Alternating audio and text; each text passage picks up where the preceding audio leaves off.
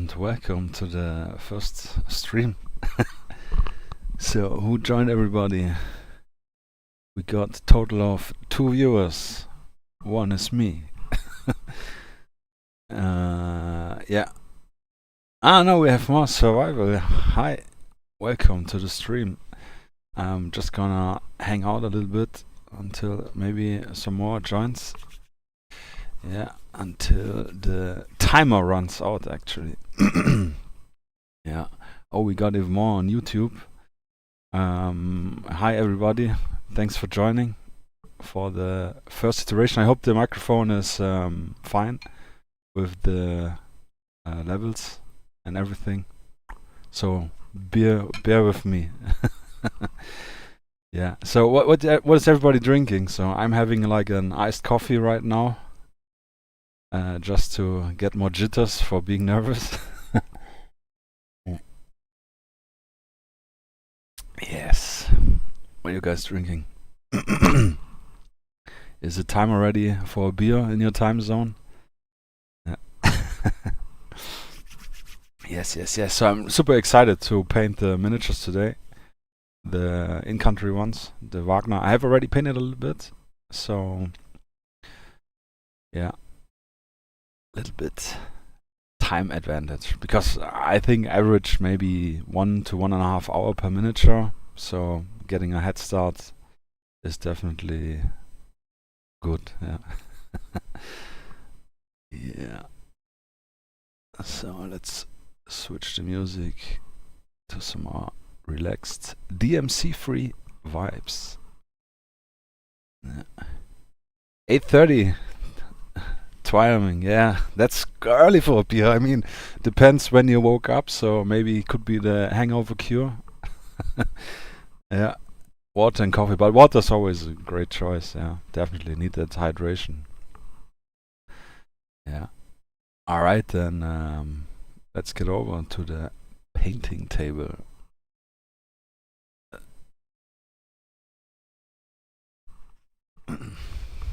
So let's get going. I need to adjust here a little bit my place and grab my trusted coffee. With a tea bag inside, but it's actually like an iced coffee tea bag thing. So, yes, you want to see the paint? The mic is perfect. Thanks, Survivor. Yeah, hi guys, everyone on YouTube. If you're wondering, I'm only having in the just chatting screen right before the what's called the Twitch chat live, because due to Twitch's TOS. So, but don't worry, because I have it here on my second screen. I'm seeing everyone. Hey, Solo Wargamer, nice to see you. Cool, glad you're here. Buzz Beast, hey guys, hey, hope you're doing good. So, here's my little paint palette, so that you have a little bit extra view of what I'm doing off screen. Here you can see my face. Yeah, I hope it's not taking too much space. And yeah, here's the beautiful canvas. And today I'm just gonna show you my little tools. I have here my trusted magnet wooden thingies. Because I base all my miniatures on metal washers, so I'm kinda, yeah, due to Spectre Operation being the first game I played, which uses 20mm bases, I'm stuck with 20mm on my Ultramodern. But the great thing is, like, with the magnets, they hold just perfect. Yeah, so just have a little bit look at those awesome minis.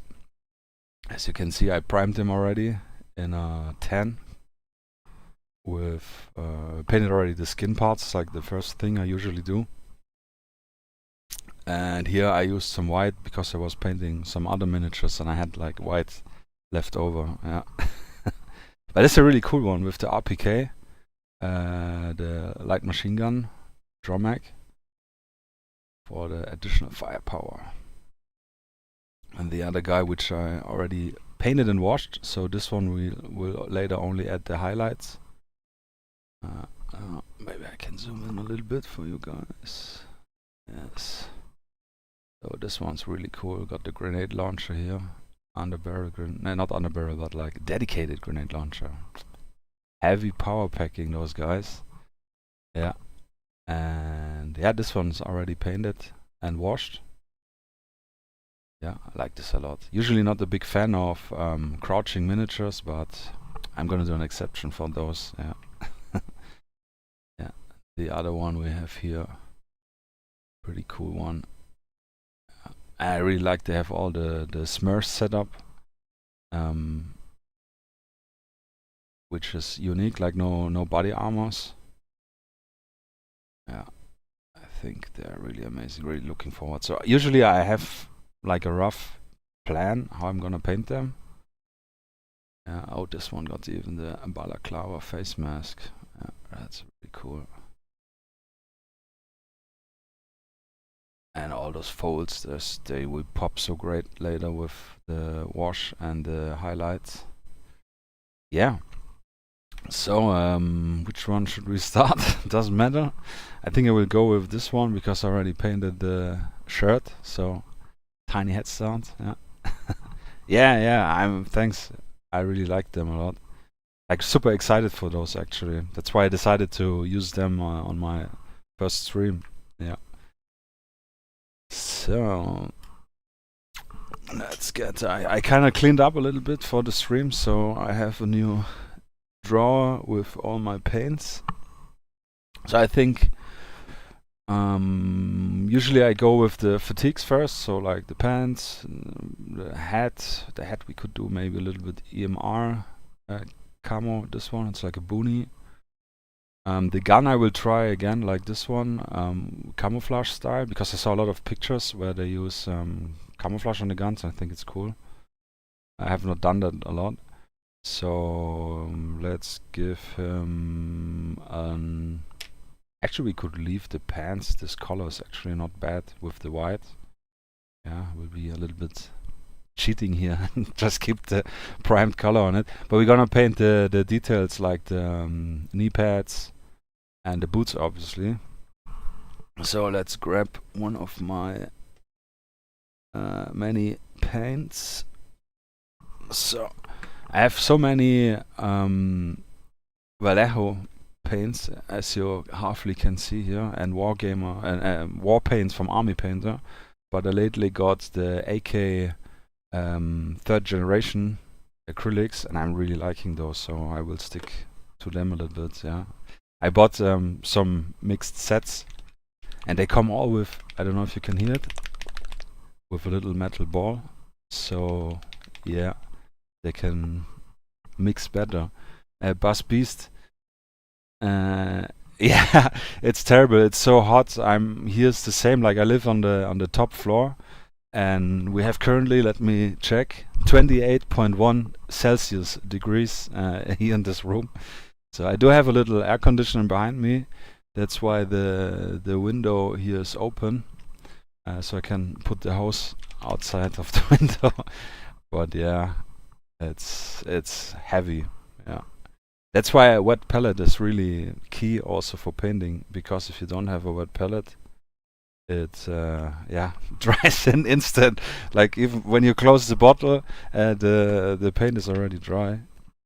So what I usually do is like I mix always half and half with water. Just gonna tell a little bit. Hope it's interesting. Yeah, like I use 1 drop. That's why droppers are way better than the Citadel style pots. And then I have a pipette which came with my airbrush set. And then I hope you can see it. Let me see. Yeah, actually you can see it. I just drop one, like not even a full squeeze on it. So it's a little bit mixed. And then I use usually the back part of my main brush to mix it a little bit up. So I have a little bit too much water in my palette, but it will evaporate in the next 10 minutes, yeah, for sure. So yeah, and then I just clean the brush off. I hope you can see it, yeah, but actually you can. Yeah, this helps me to keep the tip on my brush, and yeah, just less strain. So what I'm one of the guys who licks the brush to keep the tip. Yeah. So I'm sorry if it's disgusting for you. Yeah. But yeah, then let's go with the easy one. It's a 1.2, my main brush, 1.2 size, the Rublev. I got this set actually from a very good friend of mine to birthday 5 years ago, so 4 years ago, and they're still holding up. So yeah, good brushes is really all it is. I actually have still the first brush I ever bought, the Citadel M layer brush. I still have it. The tip is totally busted, but I still use this one for like cleanups or to do the washes. Yeah. Yeah, trying drum mag all the way. Yeah, always. Yeah, I know you play Tarkov, so I feel you. I love like every video game. I prefer drum mags. Yeah. So let me see if it's good on the camera. Actually, yeah. So when I fill in the paint, like I don't bother with the base because I paint the base like after I put the varnish on, and also I don't really care if I go over the details. I can zoom in a little bit. In this case though, because we're gonna keep the main the priming color, I'm gonna try to be as clean as possible. Yeah. But as you can see, it's already nearly dry. It's insane. It's so warm. Yeah. And like here in Europe, it's not normal that you have air conditioning. So I think in 2021 I got a mobile one just to, yeah, I mean I have like the computer next to me on, then this light is kinda, it's LED but still a little bit heat coming off from it. Yeah, sweaty, but it's good. So yeah. Oh, sorry if I keep looking up, but I have like the monitor from the camera, and then I can like check if it's in frame, because I don't wanna paint out of frame. It will be a little bit lame. And it rhymed. Yes. So where are you guys from? Or I know some of you guys. You're all from not Germany. Yeah, because I think from the time setting now, Germany, Europe usually should be the best. Yeah, that's why I kind of aimed for doing the stream later, to have like the more opportunities for everyone to join. Yes, yes. It's kind of hard to show, but good thing. I don't know. Yeah, it's a little bit dark even for me. Need to turn the lamp a little bit. I hope it doesn't blind me. Yeah, I like a good trick if you cannot reach the arrows, just like hold it upside down. Yeah, it's also like very often it's very from what's called a benefit. If you turn the miniature upside down, then you can see some spots which you might have not seen. Actually, I need to turn the lamp the other way. Yes. No, it should be better. Yes, yes, yes. Alright, less talking, more painting. Nah, actually, I need to talk.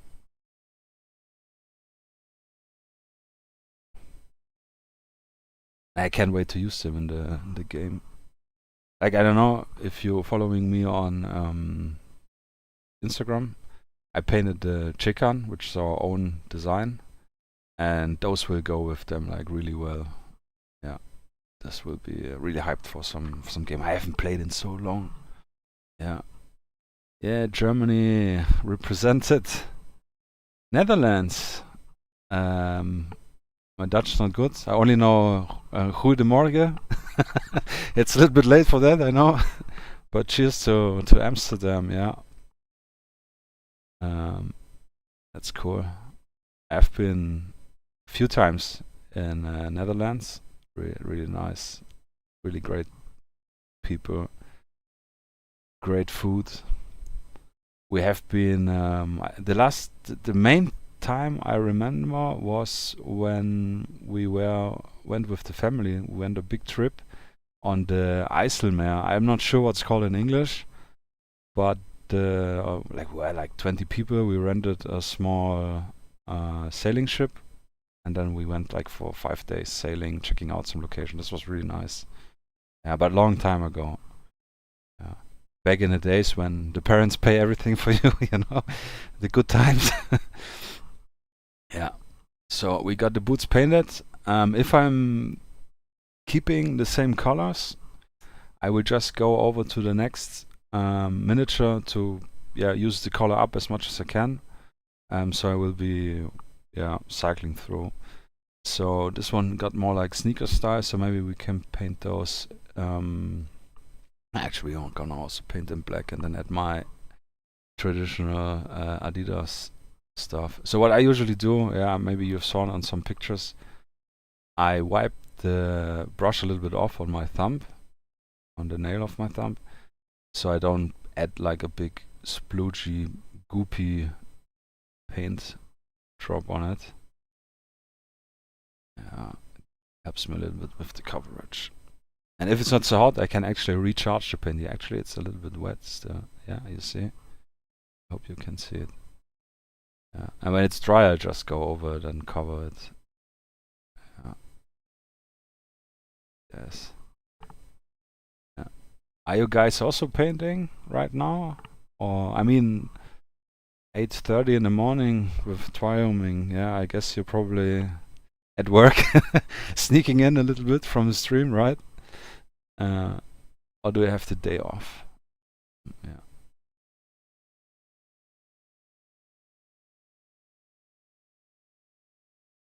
Yeah, it's good to have dedicated days for painting. Like back in the days, maybe 2 years ago, we used to have on the Ultramodern Wargaming Discord, we used to paint every Wednesday, have like a meetup. So we just hang out in the Discord like a video call style, and everybody painted something from their range. And this was cool, yeah, but then like when COVID kind of passed and people had to go back full-time working and like social life kind of resumed, it died off a little bit, which was a pity. So I tried to start it again with some friends, but yeah, it's hard,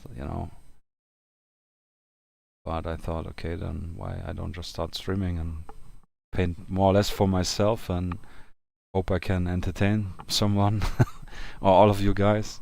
Maybe you can learn something. Maybe you can tell me some technique in the chat which I can learn from. Yeah, that's like a big motto of mine. And there are like no secrets in wargaming and the hobby. Because, yeah, gatekeeping any secrets. Why? If everyone can benefit from each other, learning, painting new techniques. So he's gonna get some black gloves.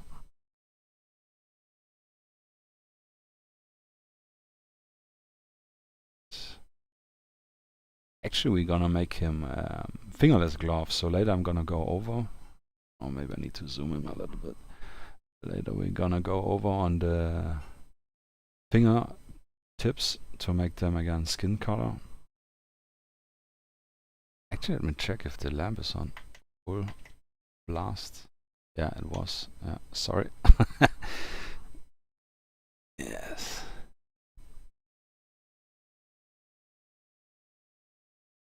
A good technique when you're painting more or less civilian style guys, figures.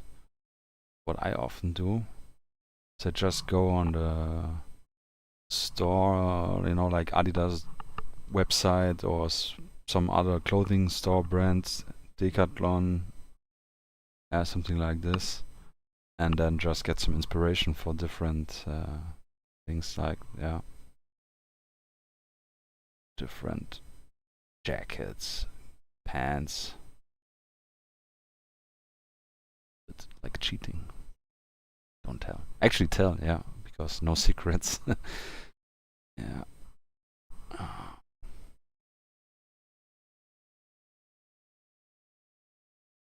Also, one big point, like I cannot do this actually, but there's this saying: what you cannot really reach with the brush, you can actually not see. So don't even bother with painting it.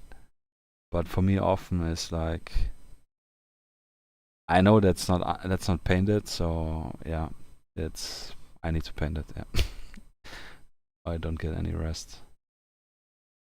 Yeah, he actually left the fingertips a little bit unpainted, because going over with a lighter color over a darker one is always difficult, as you maybe know. But I'm not so worried inside. That's a bit tricky. Yeah, that's like something I would not need to paint. I need. All right. So far, this is good. Let's check out something else. This guy we gonna give. Should we give him a black balaclava actually? Maybe an OD. I think OD is a little bit more lighter in the more arid, desert, jungly types. But we can give him black hearing aids, hearing pros for change. Yeah. Day off. Awesome. Federal holiday. Is it? Which federal holiday is it? If I may ask. And by the way, I think the stream has maybe around 15 to 20 seconds delay. So just in case, don't wonder if I reply a little bit delayed, literally. Yeah. Let's see.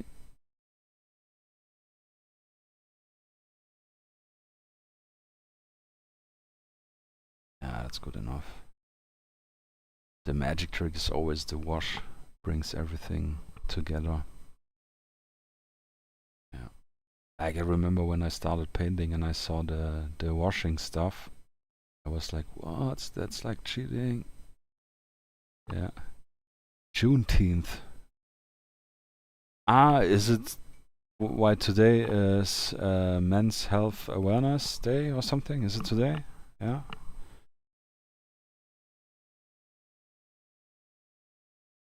Yeah, you saw me licking the brush because saliva actually, since it's a little bit gluey, helps with the brushes to stick together.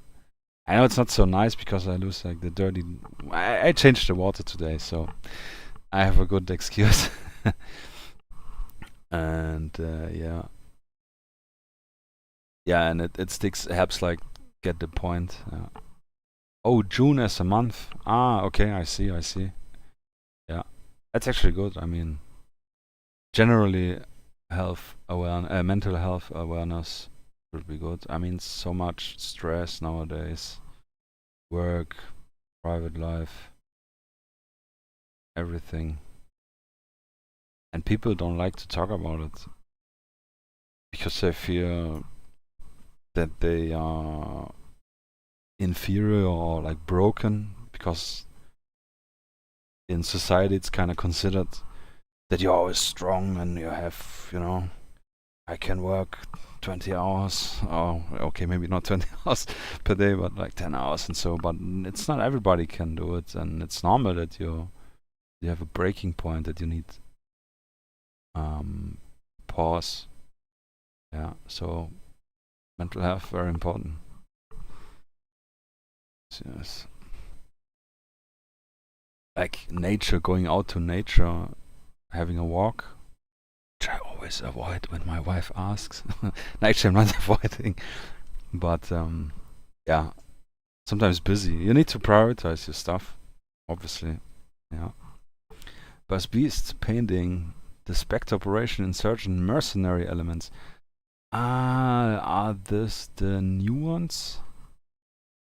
Mercenary elements. No. That's the guys with the G36. Actually, we got here a little visitor. Yeah, the G36 ones, right? Yeah, they're really cool.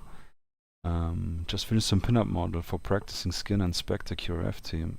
Yeah, I'm still have not painted bigger models. I got like a bunch of 135 primed and ready, but yeah, I have not yet had the.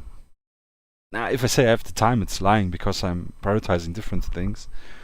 But I didn't take the time or prioritize it, and didn't have the what's called the courage to start it. Yeah, to go bigger than 32 millimeters. So let me see. Actually, we can just start with the head Russian green. Here. Yeah. You can pick out some pockets. I actually forgot what I used to paint the Smersh one, but I think it was this gray green.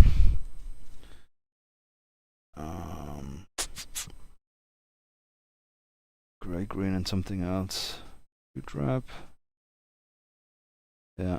That's the downside if you clean up. I should have just left the paint. Yeah, base green, reflective green. Yeah, we're just gonna. Yeah. They're like not a regular force, so they probably have different drops. So, trap another point here. Yeah, the Spectre QRF team. QRF team. I'm so bad with the Spectre with the new ones. Is it is it also the mercenaries from the insertion range?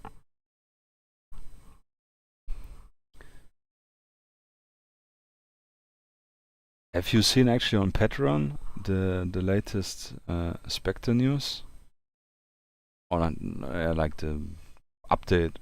Yeah, they did like a ton of Spectre. Like they redid all the previous Mina and insertion range. So yeah, those looking great. Yeah, that's like, I don't know if you remember the one with the big beards and fizzy hair. Those were one of my favorites.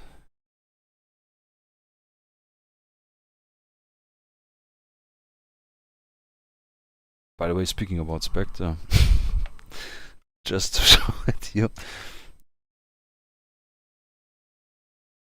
these are all my based Spectre miniatures, and these are just the 3D printed ones from the previous campaign. Yeah, and I have still a lot of somewhere a tablet with the metal ones. Yeah, it's so much to do, so much to paint. Yeah, but I'm looking forward for it. The guys in the civilian clothes with the gas mask. Yes. Oh, those are fantastic. Yeah, I like those. Yeah, I bought the STL. No, actually, I have them even printed there. What I just showed. Yeah. Let me paint the head, and then I'm actually gonna grab them quick so other people can know what we are talking about. Yeah, those are really cool. Yeah, they have really aggressive stances, like really mid-fight action. The only thing that bothers me a little bit is they have like wide stances, so they really barely fit on 20mm bases. Yeah. But yeah, they hang a little bit over. It's not that bad. So right now trying to paint a little bit below the brim.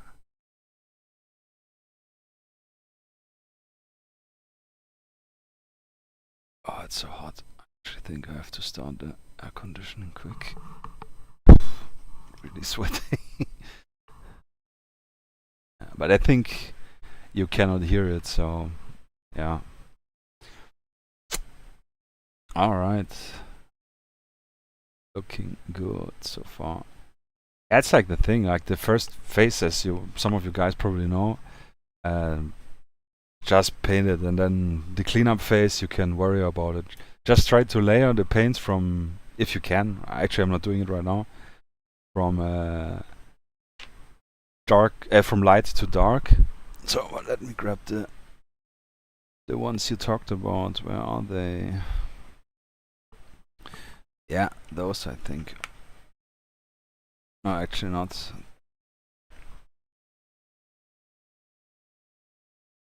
Those. Yeah, and those. Yeah, those are really cool from Spectre.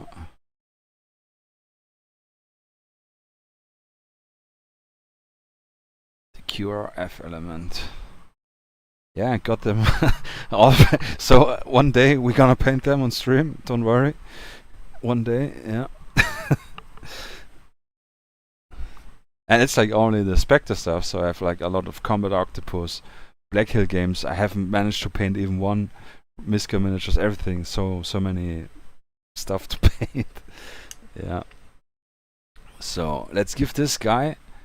So we're using already the Russian green, a Russian green pant, and paint it later in EMR. I'm gonna show you the easy trick to get EMR or Cifra, which is called like digital flora. Actually, a little bit too diluted. Need to drop one more paint in it. Oops. Yeah. That's right. Thicken it a little bit up so we got better coverage. It's like one thing I really like with this AK Interactive, that they have really nice coverage.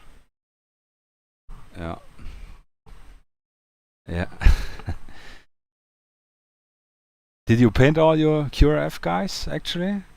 Ah, yeah, you wrote you just finished painting the QRF team. Yeah, cool. Yeah, really nice. I think. Or did you post them on Instagram? If you did, I will check them out later after the stream. Yeah.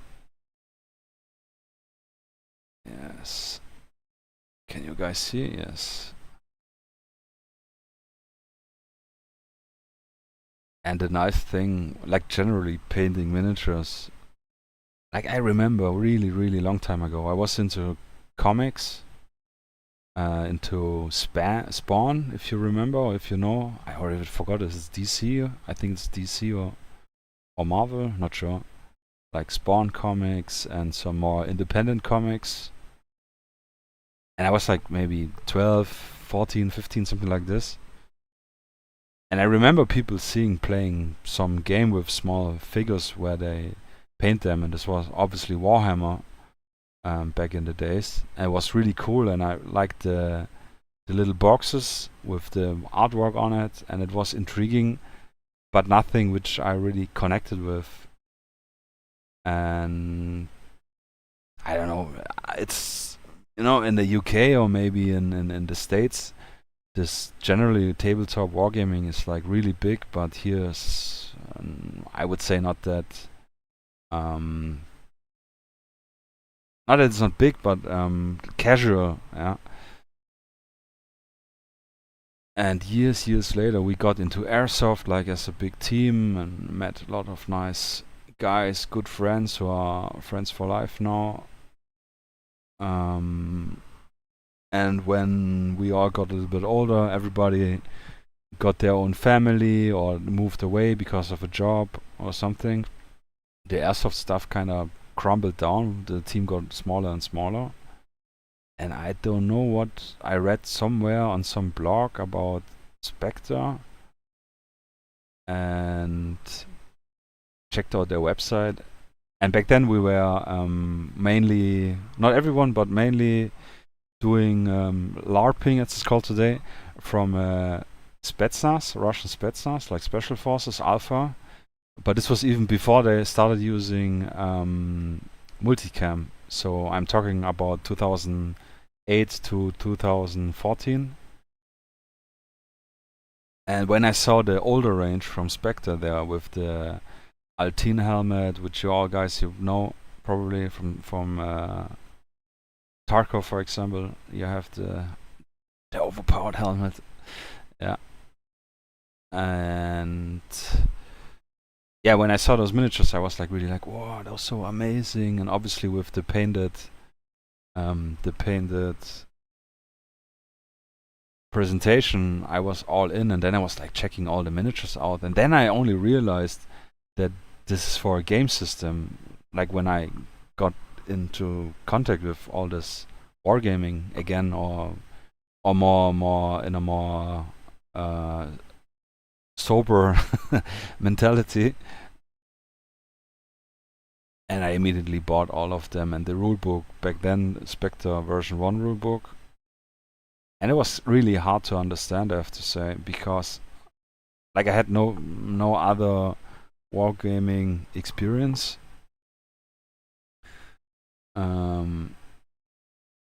Not on Instagram. This weekend I'm gonna play a game so I can make scenic pictures. Oh, nice. Yeah, then I will keep an eye open.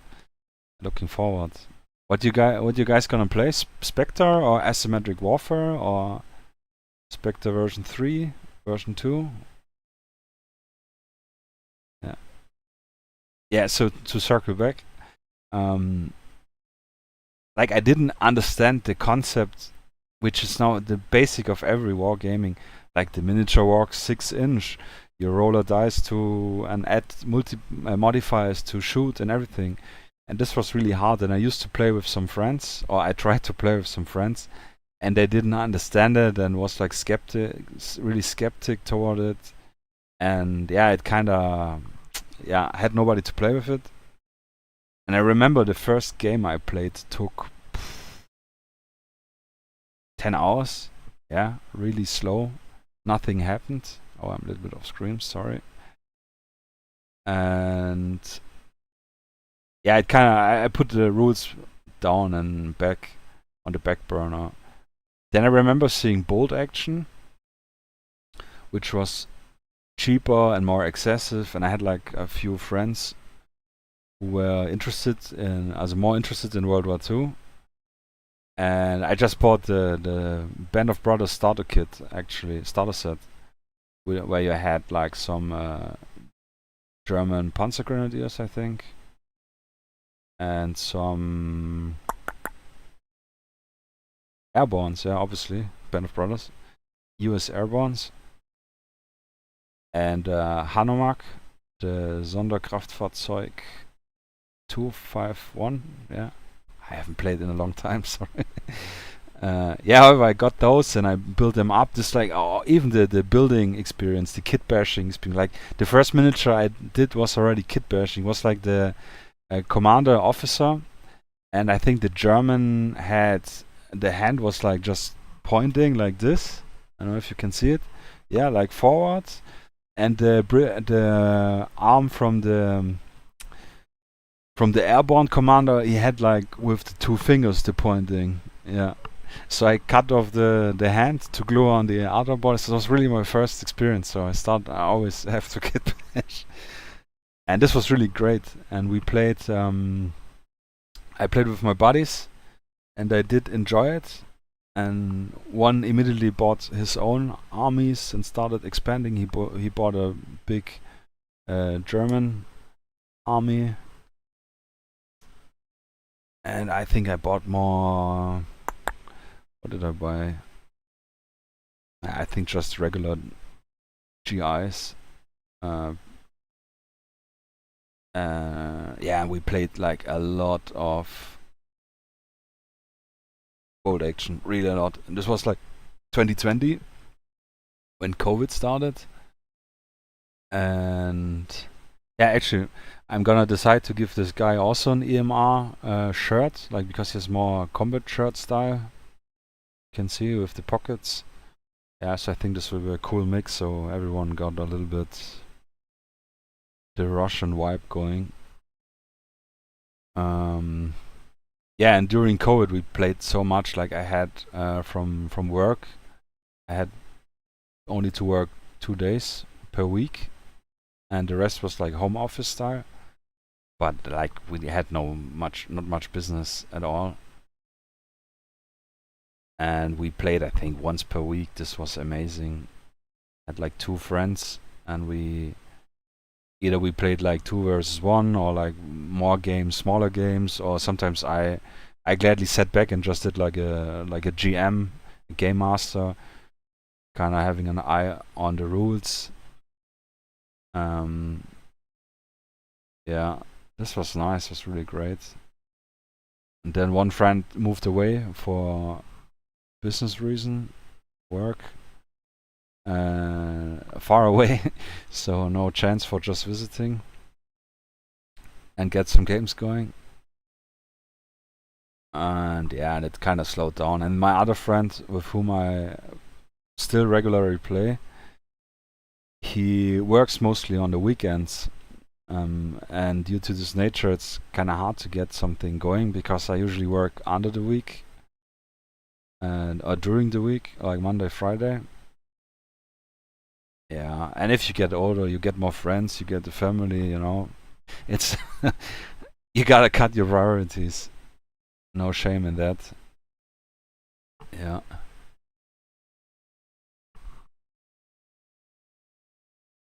One second.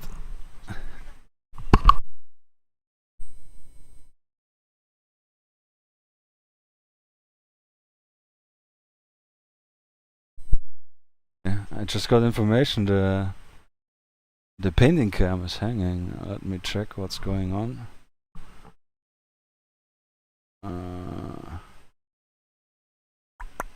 That's strange. Big cam deactivate and activate. And we are back. I'm sorry for that.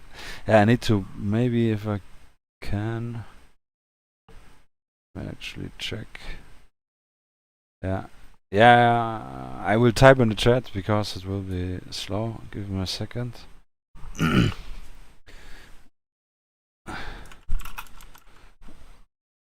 Sorry.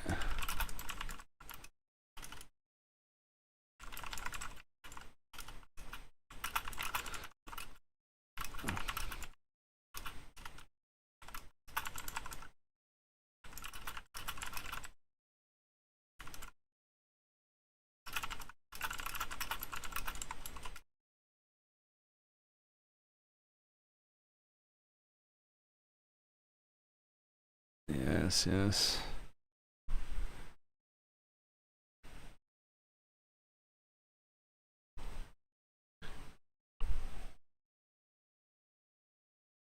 Grab a quick drink.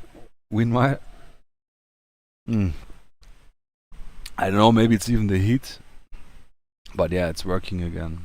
But good. I need to. I don't know. I cannot pop out this window. But what I could actually do is go on my. I'm sorry for the delay.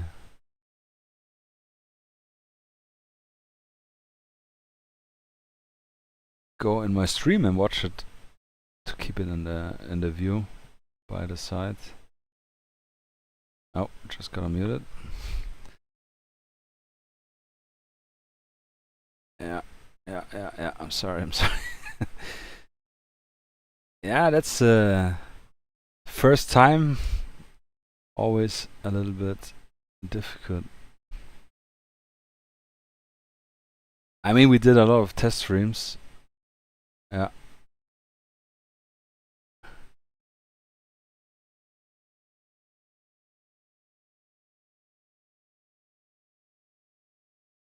Yeah. It should be all good now, right? Yes. Oh, now some water for change with fresh lime. Naturradler, I'm just reading. Sorry, I missed that. Yeah. Ah, good. Naturradler. After a good barbecue session with the family. Nice. Yeah. So, Naturradler for the other guys. It's shandy, like beer with Sprite, soda. Oh, really good. Really refreshing. Gives you all the electrolytes, I assume. Yeah. What were you barbecuing? Burgers or spare ribs? Or even better?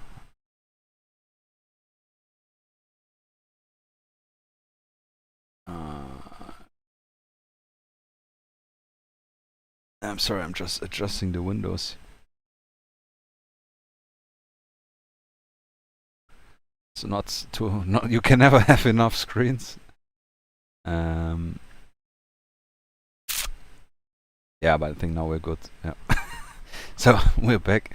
Yeah, maybe we need to move the camera a little bit back so that you guys can better see it. Yeah, I think now it's more in the center. Yeah, I just got a message regarding this. So then let's continue. Because I think I'm really slow. I'm sorry. Like with talking and painting, I need to get a little bit used to. Yes. But the air conditioner already doing its magic.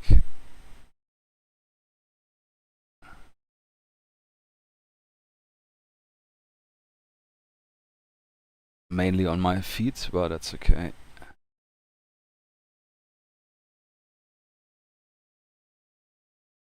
The worst part is like my bedroom is even one more floor upwards. So, and I don't have air conditioning there. Yeah. It's tough. It's crazy. Like I don't really remember. I mean, I remember we had hot days in Germany, like decades ago, but I don't remember it being so hot. But I don't know if it's actually only because I'm now living on the second floor, you know, and there you have more temperature buildup.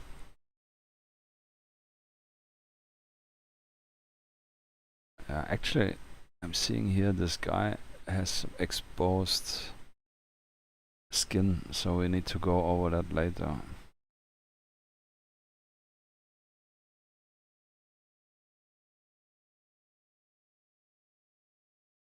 Yes. Already looking good. It's like crazy. Like the difference between a gray miniature, a prime miniature, and like just adding 2 or 3 colors. I mean, if you just paint, like for example, just to showcase, this guy you can see it better. Like just adding the skin color on the hands, this figure looks already completely different. Not like completely different, but like game ready, I would say. You know, like if you now paint the boots and paint the gun black, and you're actually ready. So there's really no. And what means no excuse? I mean, depends on what everyone has for their own standard, how they want to play. But like just prime one color and spend 10 minutes on each figure is doable, actually. And adds so much value. Like I remember the first time we played a scenario, and we had like a proper painted table with painted terrain, and it was such a crazy, complete different feel.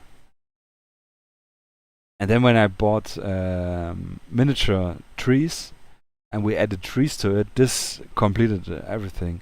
Like trees and vegetation is something which adds really the like if you look at your table and it looks great, and you have the feeling that something is missing on your gaming table, it's usually vegetation or the trees. Yeah. But the downside for those who used already trees, you always knock them over. So it's also a little bit of an annoyance. Especially when you have like a sweater or something on, and you know, like the sleeve is hanging, and you go grabbing the tree, and then you hit it with your arm. Yeah. Okay, now it's a little bit more difficult here to paint the color. Let's go. Oh, chicken wings filled with stuffed with mushrooms. Nice. With cheese. Man, I haven't eaten chicken wings in decades. Not in decades, but in ages. At least a year. No, actually not true. At least 2 months. Yeah. Nice.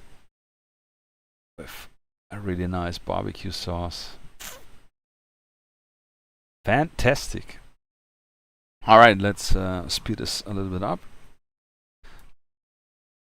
to manage to get them completely painted. I mean, the only good thing, or what means the only good thing? A good thing that it's so hot is that we will be able to probably highlight them pretty fast if the wash is drying fast. Yeah. So for everything is the upside, not always the downside. So another little drop of water. Little mixing. So this is a really it's called gray green. I know Vallejo has also one. They have different ones for just for fun. Gray green is actually emphasized on gray, but there's a gray green which is very similar from this one. Yeah, the different numbers. Yeah. Someone followed. Thank you for the follow. Yeah, appreciate it. I hope I'm entertaining. Oh, festival, Matt. Yeah. Yeah, I appreciate every follow, every like. It helps. If it helps me, it helps you. If you like the content, if you like the stuff I'm talking, painting, I super appreciate it. Thank you, guys. So, yeah, I'm gonna, yeah, like I was saying, gray green, AK. This really light one, I will paint the Smersh, the load-bearing vests from all of them in this color, and then we're just gonna pick the molly parts, and paint them in a darker tone. Yeah, like the buckles and the borders to give it a little bit more depth. Yeah. Yeah. Easy going little thumb palette. And in this case, it's like, it helps if I just cover everything and then just paint over. So there's no chance in missing a spot or something. Which is, can be a nuisance. So also painting the belt. The pouches I'm not gonna paint, or am I? Just cross check. Yeah, I think I'm gonna paint them as well. Yeah, and then just paint over it. Doesn't matter much. Sloppy slop.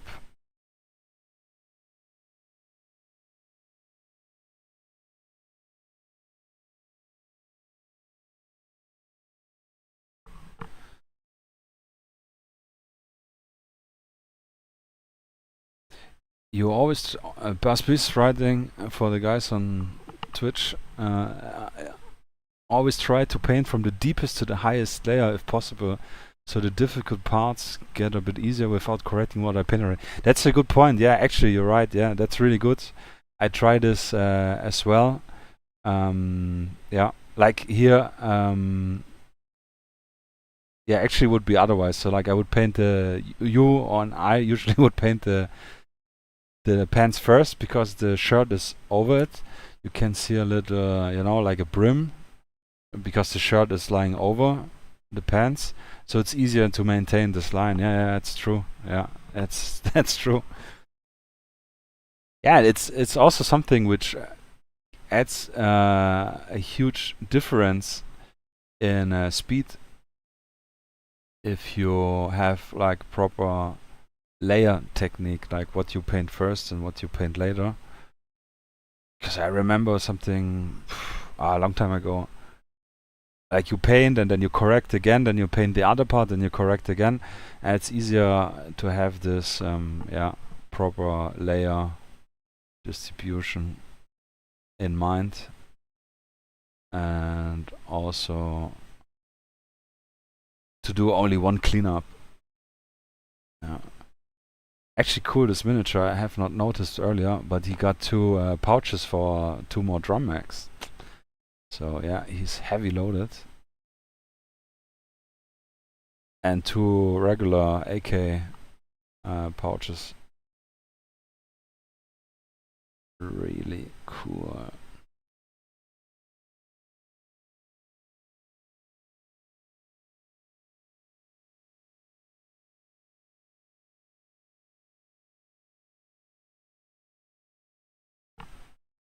Oh, chicken wings, yeah. Actually, I was so excited for this day, for painting and for the stream and everything, that I kind of I completely forgot to take care of dinner. So just right before the stream, I mashed something quick in. Yeah, something my lovely wife cooked. Some chicken. Yeah, it was really good. But I have enough reserve, so I won't fall from the from the chair. Uh, no worries there. Yes. All right. Now paint the pouch. Little bread bag. What he got in here?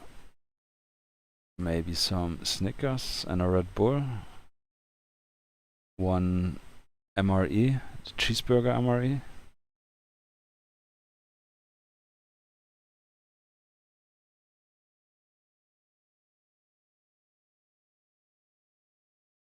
I hope the music is okay. I guess it's kind of relaxed, yeah, and not too loud.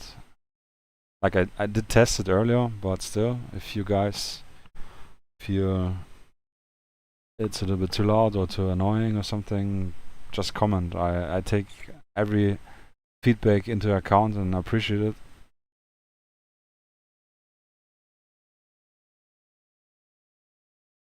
So now magic trick, turn the figure around. And we can paint the unseen spots which we would have missed. Yeah. I don't know if I should zoom a little bit more in. It's like hard to stay in the center. Yeah, and also not dropping a shadow, that's like the other thing.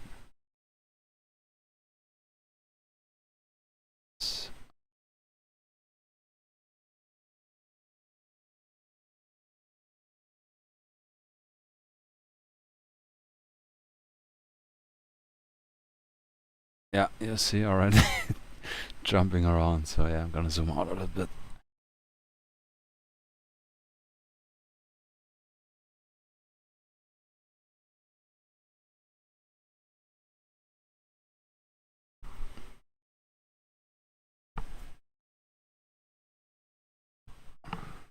Oh, you don't hear any music? Really? Let me check. Maybe it's not loud enough.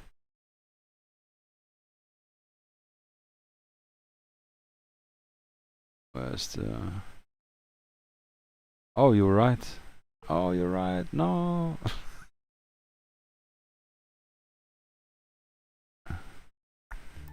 Now you should hear some music. I had the wrong window. I think I need to adjust it a little bit. But good, thank you for pointing out. Yeah, I checked out some lo-fi DMCA-free music to have something in the background. Yeah. Yeah. No music. Fail.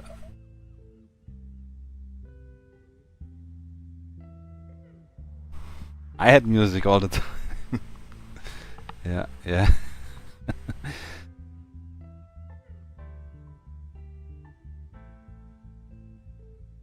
Yeah, a little bit behind the scenes. So like I decided to use to just capture the music player as an input source and have like everything else the desktop does and peeps and meeps and moops, all the sounds, so they don't pop up. But if I don't know, if a different song is playing and I don't change it, then it hangs now. The face cam is hanging, I guess. Is it? No, actually not. It's because the stream is delayed. Yeah, I'm watching the stream as well for thing. Yeah. We'll need some time to adjust, I'm sorry.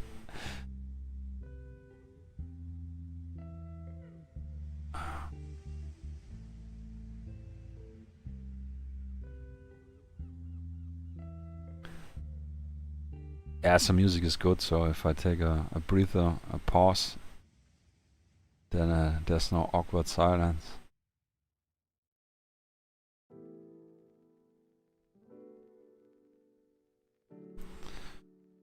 So, I'm taking way too long here. I don't know why.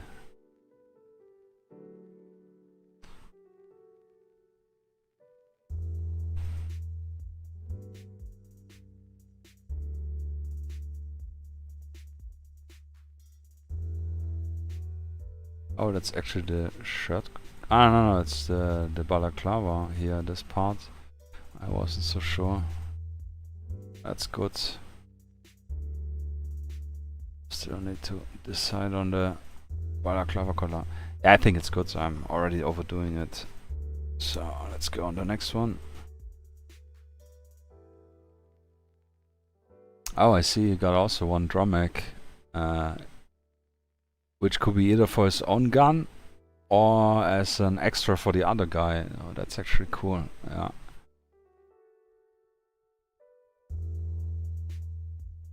What I also really like is if you paint pouches, like to mix it a little bit up. Like sometimes, I don't know if, like this one is like all green, we could do a multicam pouch as an kick-in because, I don't know, at least in my experience from airsofting, you have, I don't know, I have so many different pouches for different setups. Like I don't have a multicam loadout. I do have Italian airborne, 9th Col Machine, 9th Regiment in Vegetato. So I have different Vegetato, but often you can not find pouches in your desired camouflage. Then yeah, I have a lot of mixed colors. And if you look at military and law enforcement stuff, then you can often see them having also like a black pouch in between. Like especially law enforcement, you have often a black pouches or just main color. Yeah, that's really cool. Yes, hey Caroline Cox. Thanks for joining. What you doing? What you having? Do you grab a cold one before you're coming? What you drinking? Like I'm having my cold coffee. Yeah, actually I should take a sip. Actually just quit it. And I got some good old hydration liquid. Yeah, water. Actually not so good. Coffee and then lemon water. Ugh. but I got the hydration in. Can't draw on a piece of paper. Depends if it's if I can draw one on my thumb and then squish it over if you want. So scratch one in for you. Actually doesn't work so good. Maybe it does. It's good for you. Yeah. Oh shit, it's not scratched in my nail. Yeah. Paint it over, yeah. No distractions.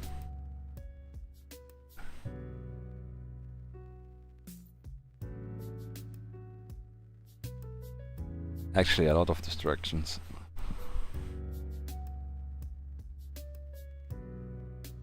Yeah. Yeah, for you guys over on Twitch, on YouTube, someone on Twitch asked me to prove I'm live. Yeah.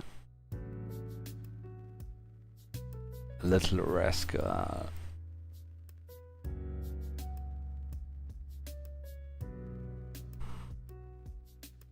Yeah, I'm definitely noticing the temperature. The paint is drying really fast on my brush.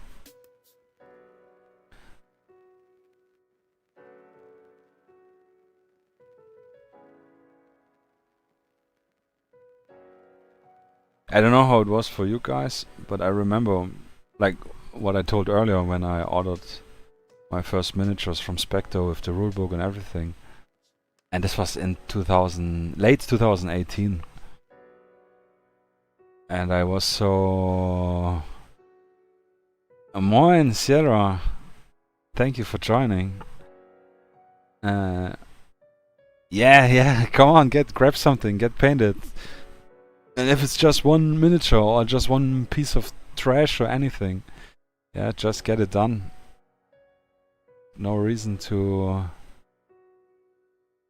avoid the endless pile of opportunity. Yeah. What was I saying? Yeah, when I ordered my first miniatures, I had like no courage. I had no idea how to paint them. Like I went to a local store and bought some paints, and I remember like it was like 75 euros for this exact brush and some paints. And to my misfortunes, I bought like from Vallejo the surface primer. Like, do I have one here? Yeah, you know, like the 70 milliliter droppers. I have still some left. Yeah, like those, a bunch of those. Just according to the color. And I was not, I don't know, not aware or not, I don't know, that it was all primers. So I had like a bunch of primers and just black and white and red or orange. Yeah, I think like this orange I bought. Like game color, I remember. And yeah, and red. Yeah, like all the base colors to have like one color for mixing everything up. And I had no idea like how to start actually. Like, what I go first, and I watched like a ton of YouTube videos. I don't know how many hundreds of hours until I had enough confidence to start actually painting. Yeah. And yeah, I don't know, when I started painting I gained confidence step by step. And that's one thing which I learned, because with bolt action, like I told also earlier, after we had not so much enjoyment with Spectre version 1 and going over to bolt action. And as you might know, in bolt action you need like a lot of miniatures. Like one squad can consist between 8 to 12 miniatures, and then you have various squads, and then you have vehicles and this and that.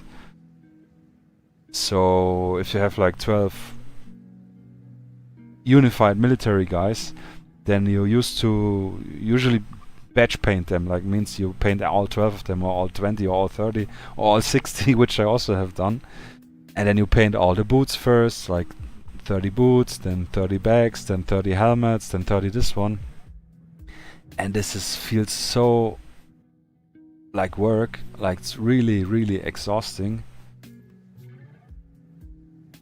It burned me extremely out also. Like I remember after painting the guy, a friend I told earlier, which moved away, me and a friend, we painted for him a Soviet army, complete army, which was over 60 miniatures. We painted this within a week. Like after work, I went always to my buddy's home, and then we painted them together, like half. Included 3 vehicles and one artillery, the CIS-3, if you know from Bolt Action maybe. Really good gun, by the way, from the stats, gaming stats. And yeah, and it burned me completely out. Like I could not paint more than 10 guys. I went down maximum 10 guys. So and then I continued always because it took so long until you get something finished. You know, like like what I'm doing now. I have only 3 guys because one guy is half painted, but all painting the same stuff, the same piece. So I went down 6 only, and then even more, even less, from 6 to I don't even remember. I don't know, 6-5 was a long time my main thing, and then to 4, and 4's already. I think it's a good suit. So between 1 and 4 is good thing. Is a good thing to aim for, which doesn't take so much time.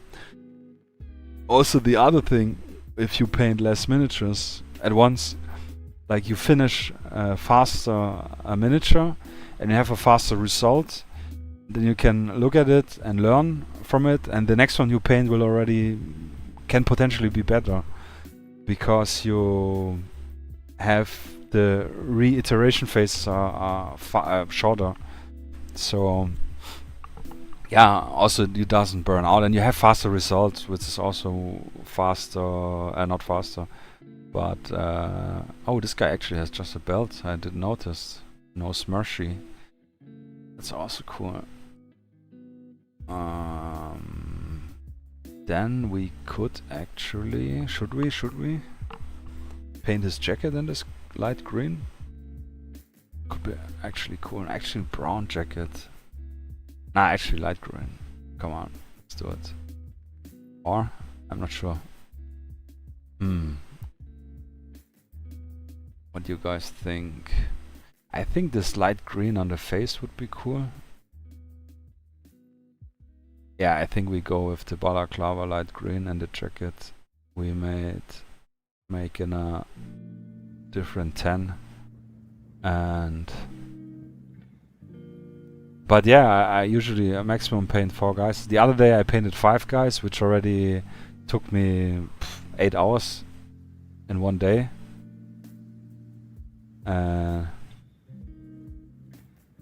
Oh, to glue the infantry platoon next, yeah. For which game? Which platoon you're talking about? Sierra is asking on Twitch, by the way, for the YouTube guys. Yeah, it's actually one of my favorite hobby parts is to assemble the miniatures. Like I'm a big fan of Combat Octopus miniatures, which are modular, and like for example here. And like you have like the legs, the torso, the guns, and the head separately, and I take like I usually print like a lot of the parts, and then I just mix and match and assemble like I did with the Bolt Action sets back in the day. I still have a lot of sets. Yeah, we actually want to start play Chain of Command, because I heard it's more realistic approach game. Yeah, it's like I don't know. I don't wanna talk bad about Bolt Action, but personally for me, it's A little bit too arcadey, too gamey now after we played the heck off on it. Yeah, we played the full Stalingrad campaign, the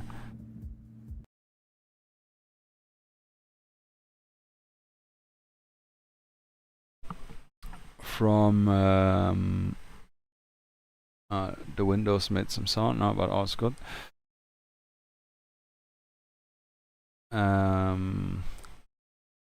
Andrew, the guy, he's from the Chicago Dice Club. Chicago Dice, yeah. I think Chicago Dice, yeah. I'm mixing up. I'm getting old. And he organized the bolt action event at the Adepticon in the United States. And he sent me all the Adepticon like scenarios, and they're pretty cool because they do combat patrol, which is just 400 points, no vehicle, no flamethrowers, and they have also a time limit of 1.5 hour per game. And we used to play them a lot because then we would manage more games in the evening. Like if you had like big 1,250 point game, it took quite a long. Festival Matt on Twitch is asking, isn't there a modern COC rule set? COC is chain of command, COC, or was it in the making?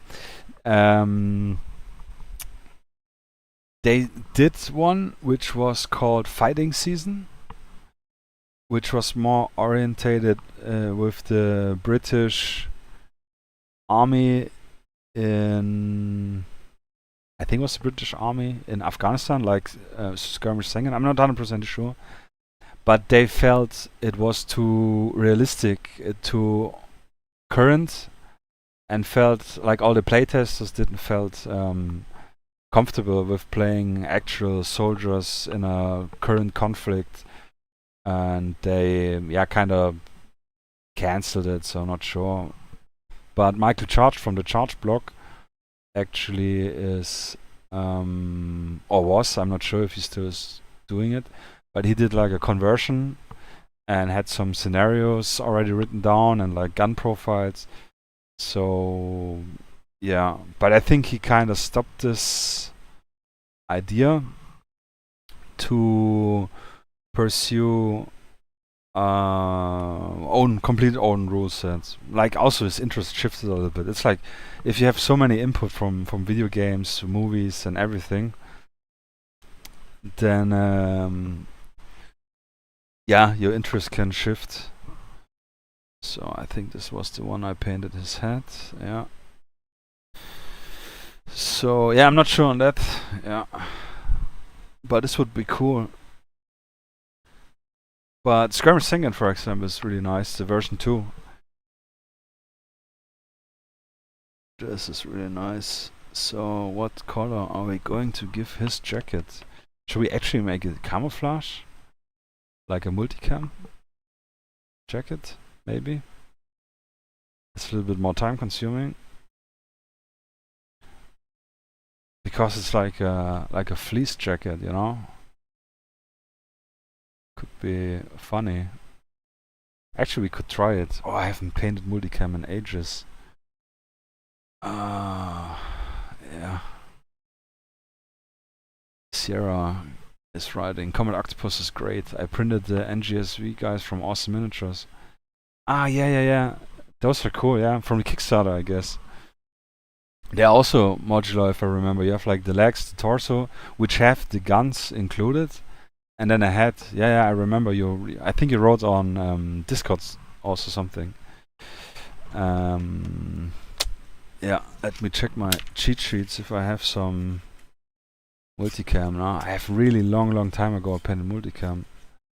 But yeah, I usually, if I do a camouflage, I use those actually old from bolt action sets. They're thick paper. And I just try out the paints in camo flash. I have some more, but I have no idea where they are. Yeah, but it was, I know we used green wash. I used bone white or like off-white. I specifically bought this striking green citadel, which is actually No, it's actually lighter. Yeah. For multicam, it's like I think the Spectre um, painting guide, which included it. Ah, can I manage it? Buzz Beast also wrote something. For me, what works is one test model fully painted, so I know how to attack the model with the colors, and now the puzzle. Then I base code all models and then do also 4 at a time to finish. This is a good idea, yeah.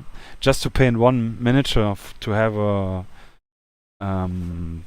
like a benchmark on to see if a paint scheme works. It's a good idea, yeah. I think I've done this once, but I'm just too impatient. Just paint one guy. I need at least to paint a squad worth of it. Yeah.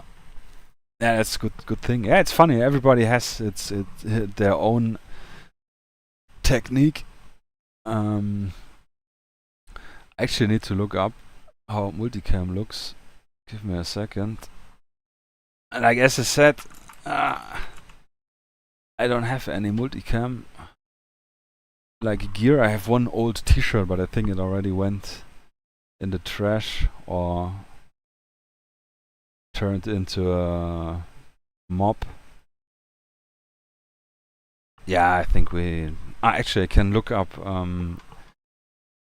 one of... Like, if you haven't joined, join the Ultramodern Wargaming Discord if you're interested in modern wargaming stuff. Huge community. We're nearly 1,000 members, and actually I didn't even post it. I'm gonna stream today. I should have done that. Never mind. But we have like also dedicated painting, work in progress, and so on channels. And there's some guys like Paulidius. And obviously Solo War Gamer made really great multicam painting recipes. Actually, we should just try one out from them. Let me check it. We have also in the work in progress channel all the painting recipes pinned. So where's one? Actually here. Solo War Gamer posted a video. I'm not gonna watch the video now. Maybe it's in the finished one. I'm sorry for the delay. But really, I don't know when I painted it. So Polydius, he's painting, he's using 5 colors, yeah. Chocolate brown even, okay. Yeah, this we can do. So I have here chocolate brown. Then we use the Straken green. German Camo beige, yes, I remember this one, correct. German Camo beige. He uses olive green. I also have olive green here. Actually could use olive green to just be trusts accurate. I mean, to Polydius olive green. German Camo 825. I also have this one. I think 843. 825 German Camo pale brown and white, or I'm gonna use off-white. Where's it here? So here we got Paulidius, Paul's actually Paul's multicam recipe. Yeah. Actually, it's hard to hold it in the hand. I'm just gonna put it down.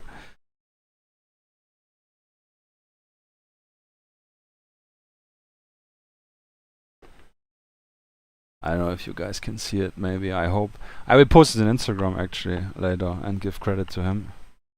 Yeah, I'm gonna make later a picture with the painted multicam part.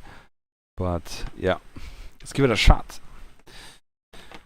Give it a shot. More painting, less talking. Yeah. Yeah, I'm not a fan of multicam. I think I painted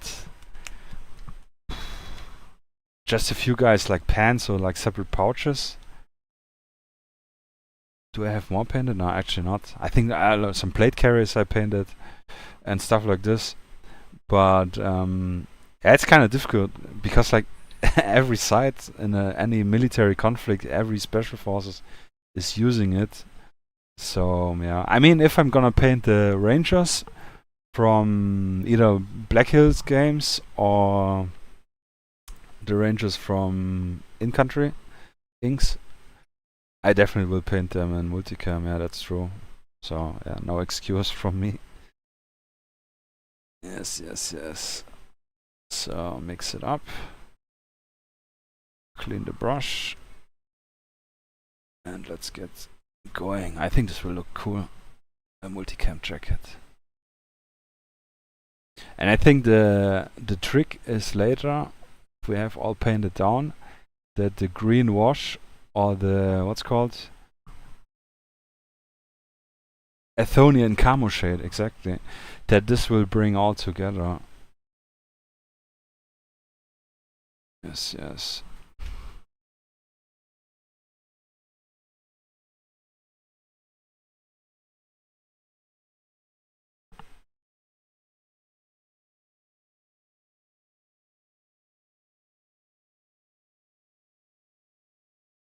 Ah, the room is starting to cool down now. My legs are already cold, but my head and all is still very warm. Ah, here we have some. That's the thing when you don't use your paints a lot. You have like, I don't know if you can see it, but like dry pieces sometimes in the paint. Yeah. But to imagine, like all of those I bought in 2018, 19, 20. So over 5 years ago, and they still are holding up really good. Really, really good. Actually, if we're gonna do now multicam, we can definitely paint some pouches on the other guys in multicam just to mix it a little bit up. Yeah. Your by speedwriting multicam recipe I got from Spectre tutorial with small changes. Citadel Death World Forest. I think this is a green. I literally have only a few. Yeah, I have all the. I'm stupid. Yeah, the palette witch flesh, dryad bark, flesh, and the Strucken green or what it was. Yeah, but what is he saying? Death Guard green XV80. Death World Forest Death Guard green XV88. Flesh dried bark. Yeah, gray sear and thin down Athonian camo shade. That sounds good. Yeah, a lot of colors there as well. Like 1, 2, 3, 4, 5, 6. The gray sear. I guess you make the thin lines then, because it's the lightest, probably near white color, I guess. Yeah, that sounds good. If you haven't yet, you should post it on Instagram, maybe. If you want, if you like. If it's not a secret. Obviously, it's not a secret because you told me. Yeah. I have to check out your Instagram later. Have a look at it. If you have some miniatures posted there.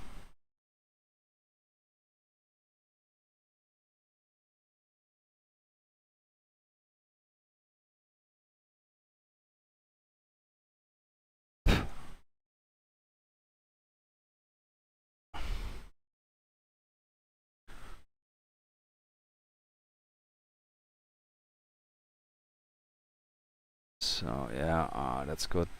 Great coverage.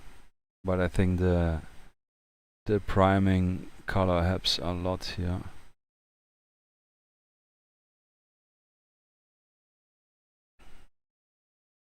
This guy also has some exposed skin on the arm, and even a little watch. I don't know if you can see it. Yeah. Awesome, like really cool. This is probably one of my favorite in-country miniatures.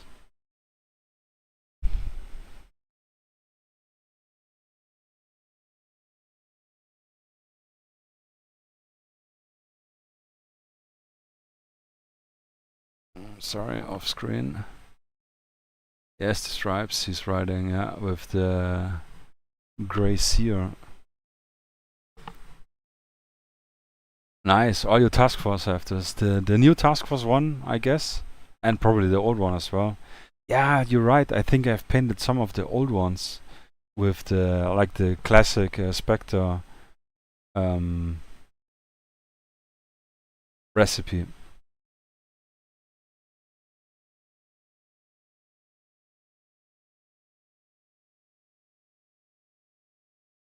It's hard. I am not cannot show this probably, but like painting underside of his arm, which you won't see, but like I mentioned earlier, I cannot leave it without painting it.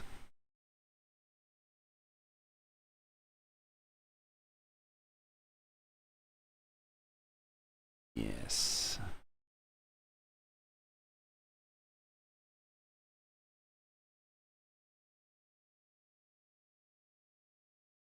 Yeah, here we have again the case, like what Buzz Bees mentioned earlier. Actually, we have here a little hair. Removed it. With the layer, the shirt is on top. So if I paint now over it, I will obviously spill into the pant, but then later for the cleanup it will be super easy because I just can go over the line. As here the same. Camera jumped off.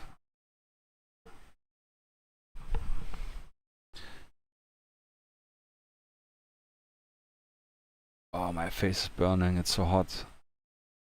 Can't wait for the shower later.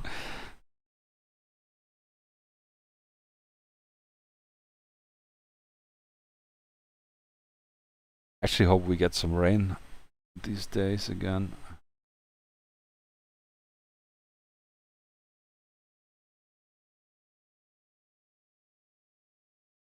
So, looks good. So, we let this guy dry a little bit. We're gonna hydrate.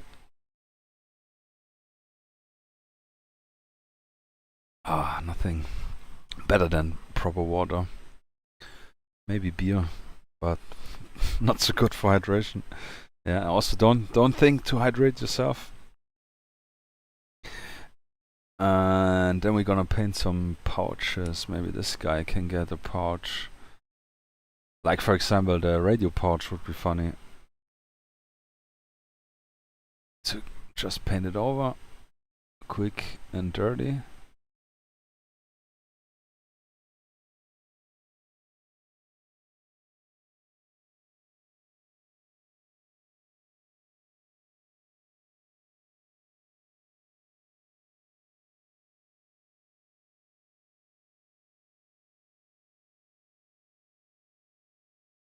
Yes.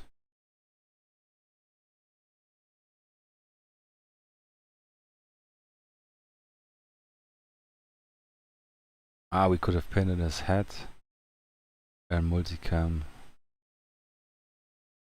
We can still do. Come on, let's do it. Let's go.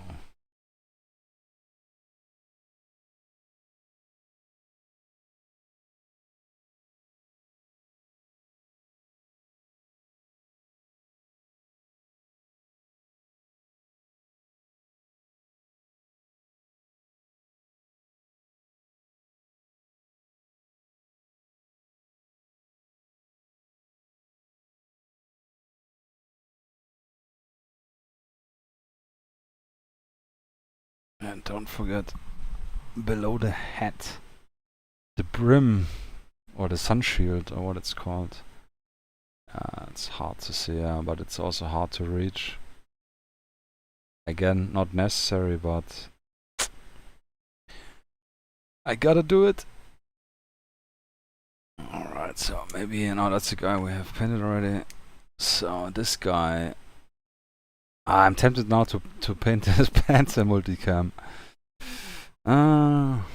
Should we not? Come on, let's do it.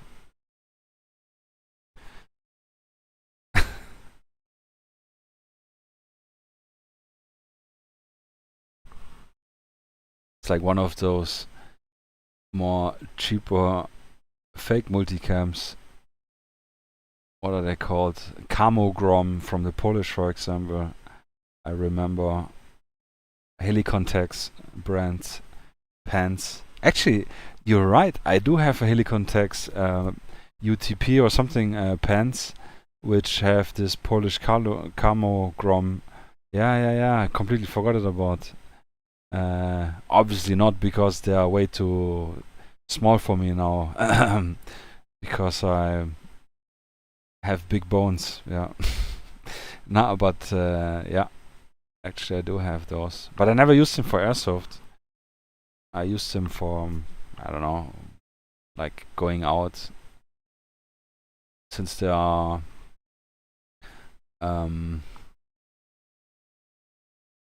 what's called cargo pants. Yeah, it's quite handy to have extra pockets.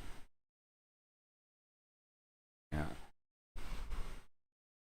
By the way, I'm still using my 1.2 brush. I do have bigger ones, and I should actually do stuff like pants, which are bigger with the other brush, just to speed things up.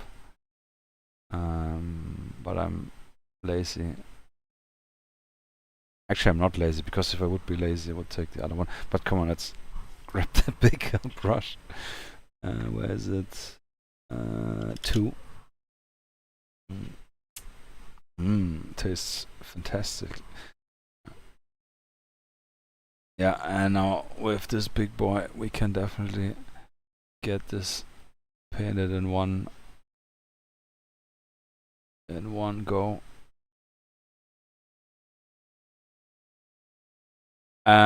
Sierra asking if I'm still playing airsoft. No, I haven't sold my gear yet, so I'm still holding onto it.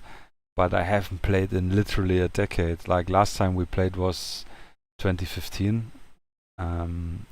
We used to play milsim games like Border War. I don't know if in Europe you know about Border War. It's one of the biggest milsim events, 50 hours non-stop. And yeah, we used to play there a few times. Then they had like a limited player invitation, which was called, I don't know what's called, Black Ops, I think, Border War Black Ops, which was only like 400 players. And this was cool. And then we had friendly team in Munich, Airsoft München, and they organized really like 100 player, 120 player events with limited tickets, and those games were amazing, like really amazing. I only missed one because I was sick with flu, but this was really great. Yeah, like with role-playing elements and stuff like this, really cool. Yeah, but I haven't played in a long time, and honestly, I don't think I'm fit for it. Yeah, to run around, but I still have my stuff, so maybe soon again. I don't know. We used to play paintball, real action paintball, actually. And then we transitioned to airsoft because there were more events for it. Yeah. But this asking if I also have a book for my recipes. I have a book, but it's completely empty. Like I have like a lot of those hand-drawn things, and I wanted to collect them, and I wanted to start a book and redo the recipes. Actually, like those one are bad, but the other ones I have in some Ziploc bag somewhere. I actually don't know where they are. No, they have even made like little squares of the color I used, and wrote the number from Vallejo or something like that. Yeah, to have a little bit. What's it called? So, yeah, so I can redo them. Yeah. Hey, Potan. Hi. Glad you're joining. You managed to find the moment. How you doing? Are you also painting today? What you gonna paint? Sierra stopped in 2014. Beer Zone organization team. Yeah, it sounds like more fun and more relaxed, more fun. I'm not sure, but pretty fun. in northern Germany, it's not easy to get back to airsoft. Why is that? Because like no groups, or you mean no areas to play? Because I remember we, besides the events from Airsoft München, from Munich, they were always in Austria or in I think in Poland even we had one event. But in Germany we went always to North Germany as well, like North Rhine-Westphalia, Northern Palatine, or what it's called in English. No, that's North Rhine-Pfalz. Yeah. Podan is gluing some stuff together today. Some stuff? What stuff? Sounds good.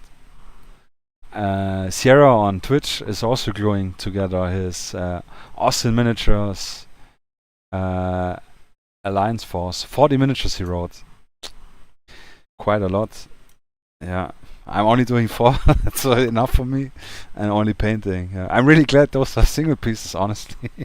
So, I mean, gluing a head together is fine. I'm not gonna complain about that. So, pants-wise, what we gonna give this guy? Maybe give this guy a little lighter shade of pants. Like,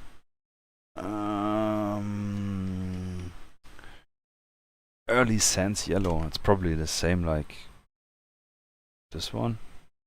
Not really. Yeah, just to keep it a little bit more arid. Oh, so run away. 2 hours in the stream already. I'm too slow. Too much talking. Okay, but we're going there. Now with the number 2 brush, yeah, we will speed things up. Don't forget the water drop. Little mixing.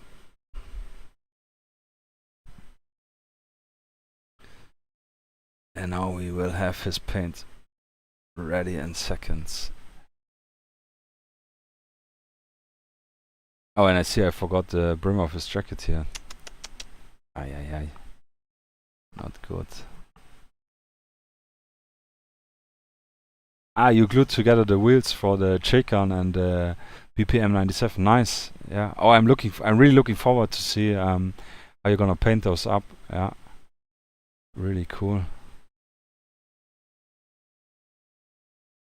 I've printed so many of the, like every variant of the BPM for myself, but I only managed to paint one yet. Just so much to do and so hard to decide. And then I watch a movie or something, and then I have already, for this moment, different interests in different topic for miniatures. Yeah. Yes, it's tough life. First world problems. Yeah, so this actually, I don't know if you can see it, but it's a little lighter shade than the priming color, but it's okay. Yeah, just mix things a little bit up.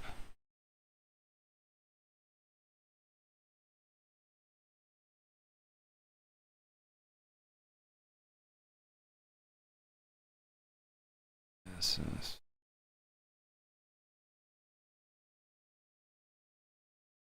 So, see how fast this was? Damn, I should have used the number 2 earlier today.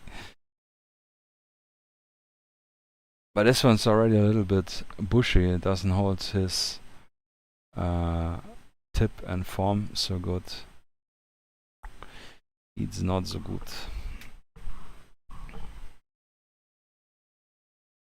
Wagner propaganda movie Best in Hell is actually pretty decent. I have not even heard about it. I watched some, I don't know, last year or 2 years ago, what was it called? The Tourist, which was also a Wagner propaganda movie from some guy going to Africa and depicted as the hero. I don't know if it's a true story. I think it's called on a true story, but yeah. Was okay. The fighting scenes were decent, but the movie in itself was okay, yeah. I mean, I didn't pay for it, so I watched a limited free version. You know what I mean? Yeah. Okay. Less talking, more painting. But yeah, thanks for the tip. I will gonna check this one out. Best in Hell. Yeah, sounds good. So continue with the multicam. So I guess which layer would be the best one to go first? So long time. Okay, we go first with the green and then with the brown. No, first with the brown and then with the green and then with the darker brown. First with the brown, then with the green, then with the dark brown. And the white one last. Yeah, should work out. Sarah writing in Schleswig-Holstein, Hamburg. Always long travel. Yeah, that's true. Yeah, for airsoft. Yeah, I mean, for us was like minimum 4 hours driving, and usually we try to drive in the day before to sleep a little bit before the game, because driving in the morning 4 hours and then you play all the game is really exhausting. Yeah.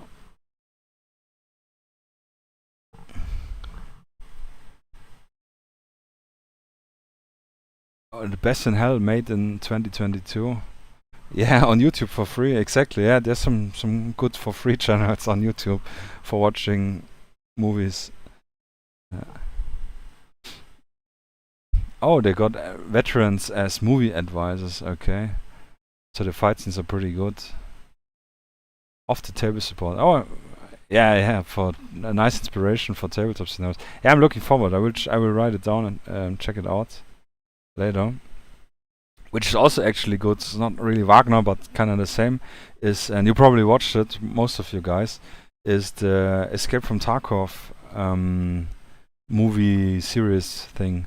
I think they have a full cut now where all the episodes are put together in 1 hour or something. This was the fighting scenes are really well made.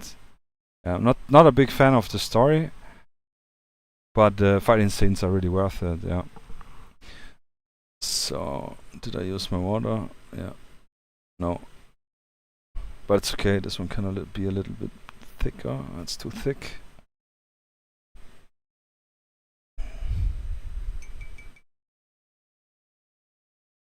Yes. I feel like chemist mixing various ominous liquids.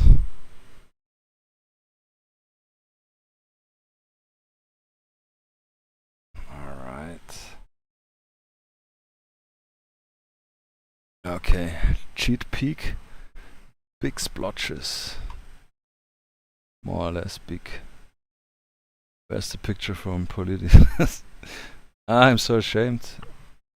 I haven't painted so long. Oh.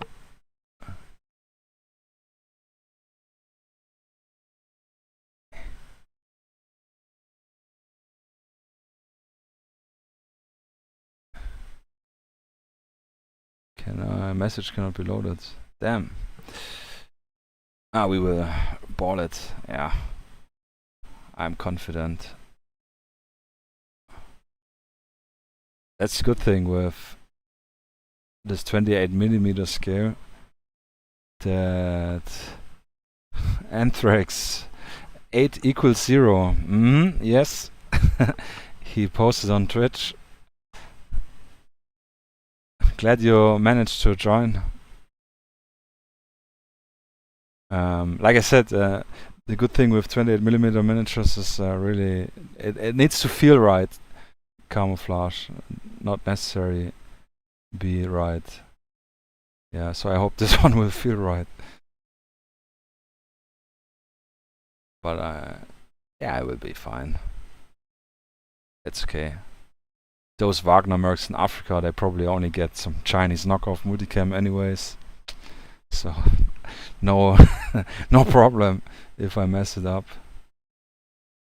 Oh, I should actually paint his belt first before we continue. We will use this one for his belt. Like Buzz Beast said, with the layers. Yeah. because cleaning up camouflage is a little bit difficult. Yeah.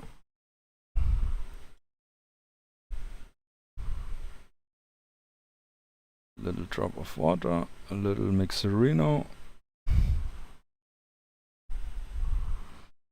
a little charge the brush, the small brush, yeah, for more precision.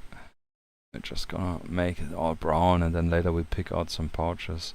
This pouch actually we could have done in this light green, because it's this. No, it's actually not the same. It's a different one. Doesn't matter. Procuring the gear on AliExpress.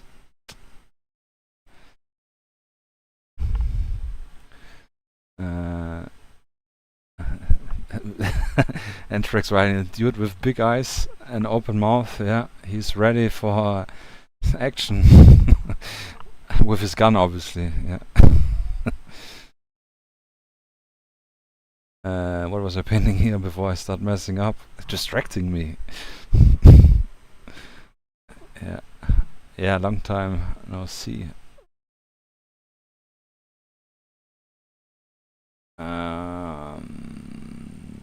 Belt. What is this actually?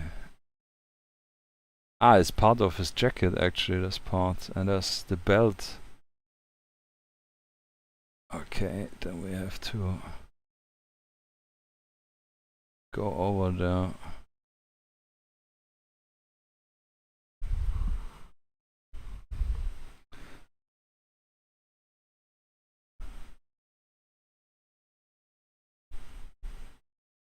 Actually, I'm just noticing we haven't painted this guy's shoes yet. So we'll just use this light, earthy, tanny color to paint his shoes.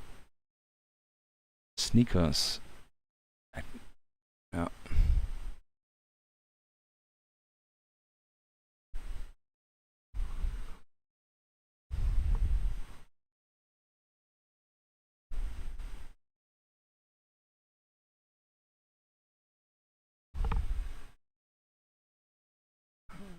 Yeah, we need to cook Jesse. Exactly. Yeah, Potan wrote on YouTube. Yeah.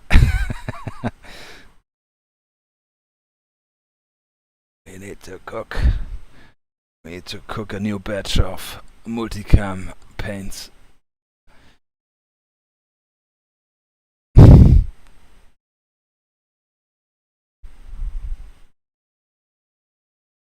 Yeah, so for now I'm gonna paint those pouches as well brown, but those we will do definitely also in this lighter green, just to have some mixed stuff, but yeah, just to have the base color covered.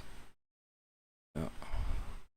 Alright, then I'm gonna paint the jacket rests, which I missed. Yes, a little bit. Oh, here's a little bit. And this part actually. And here I didn't paint.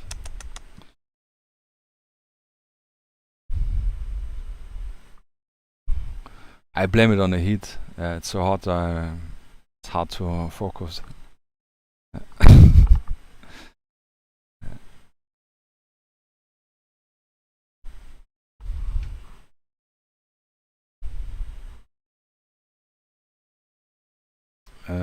What do I wanted right now?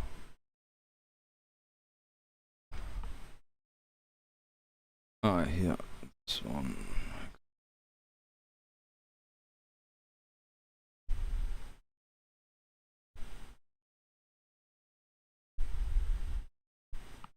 Yeah, good to go. Good to go. Actually, if I'm seeing this, can paint his headset band green.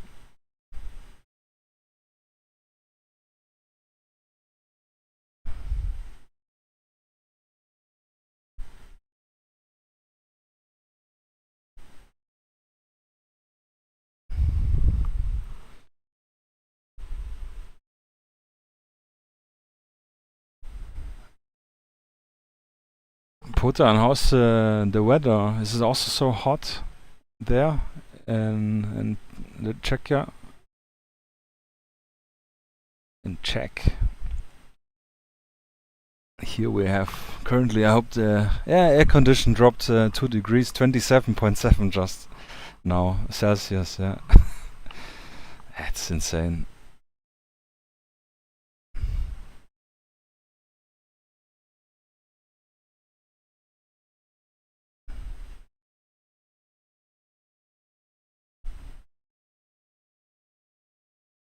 Oh, we didn't paint his glove. I'm actually saying we paint later.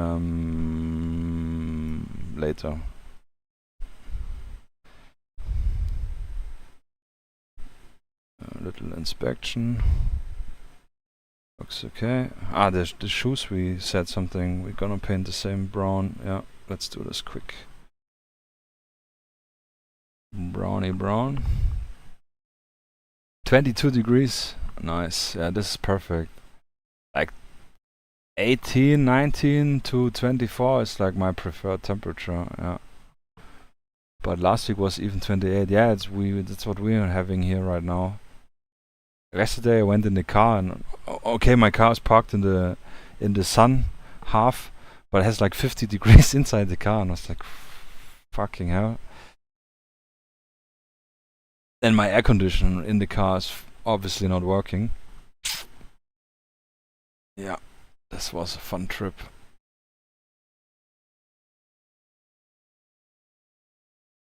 But usually here, at least in Germany or in South Germany where I'm living, we have like maybe maximum of 6 weeks, which are extremely hot, like right now. And then it kind of tones down, and then maybe in end of August or September we have one more. Ah shit, last week your AC broke, Potan, in the car. Tough, yeah. And the worst part is it's not even cheap. Yeah, if the... what's it called? It's not the pump, but you know, what's it called in English? Yeah, but it's like the compressor, exactly. If the compressor breaks, it's expensive, yeah.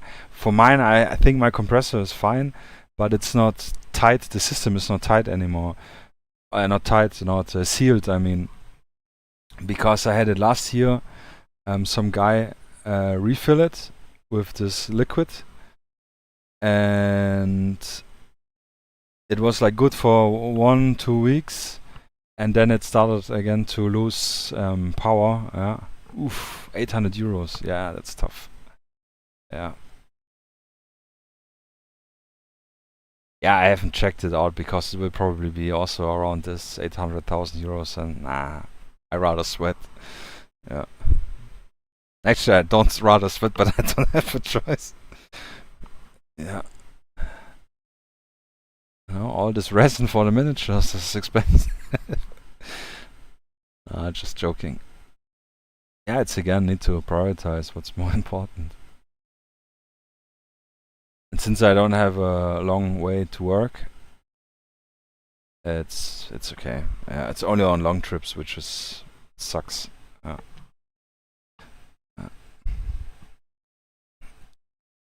Yeah, the compressor, yeah, and some electric sensor. If it's electric, then it can easily, quickly go unnecessary expensive. Yeah, all those sensors and stuff, they charge quite a lot. I used to repair my cars myself, like also a decade ago. I used to drive mainly Opel, German brand. I don't know if most of you know, but probably most of you watching from Europe. And yeah, those are fairly easy, like all cars from the 90s, so there's not much which can break, and if it breaks, it can be doable. But yeah, I don't know, I lost a little bit interest in repairing the cars, and it's also time consuming, and and another fair reason is we don't have any more an area where we can just screw around, literally, like do the repairs. Like we had a shared location with a friend where we paid monthly rent, and then we had like 2 parking spots, and together we had a lot of tools and stuff like this. Yeah, it was cool. It was cool times. Just after work, going there, hanging out, having a beer or a Red Bull or something. Just talking, getting hands dirty. Yeah. And I had like this one friend. He bought a lot of like cars which had some issues, and then he repaired them to resell them. And yes, I helped him sometimes, but like all really like 90s, late 90s cars, so they were all really nice to do, or easy to repair. Yeah, and cleaning and polishing. Yeah, it was fun. Good times. Good times. Yeah.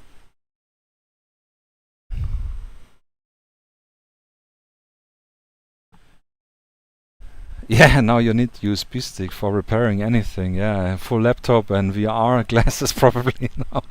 Yeah, and fight the issue. Yeah, that's true.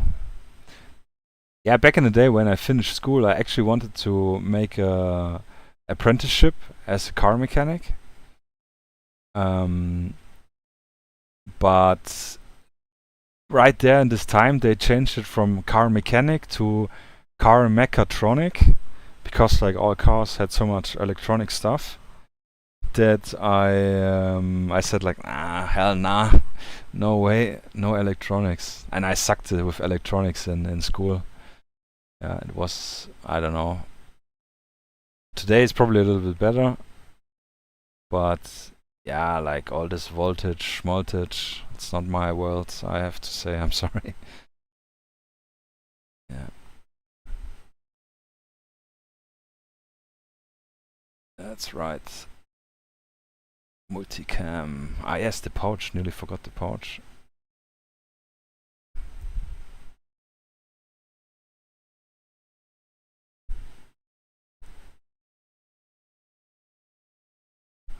I'm really curious if this Chinese multicam will look good. But I think yes. Did we say this guy has also fence? Fuck, I think I painted the wrong. No, this one we said has only this 10 pants. Yeah. Yeah. Yeah, all good, all good.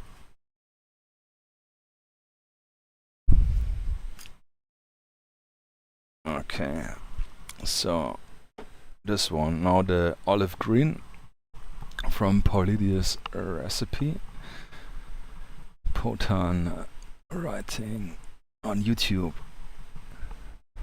It could be that some of the cars we worked on or something went to check. I had a lot of guys when we had some cars which were like older or not so interesting, that went from Eastern Europe, like from Russia. We had guys from Ukraine, from Poland, from Czech. I'm not actually sure.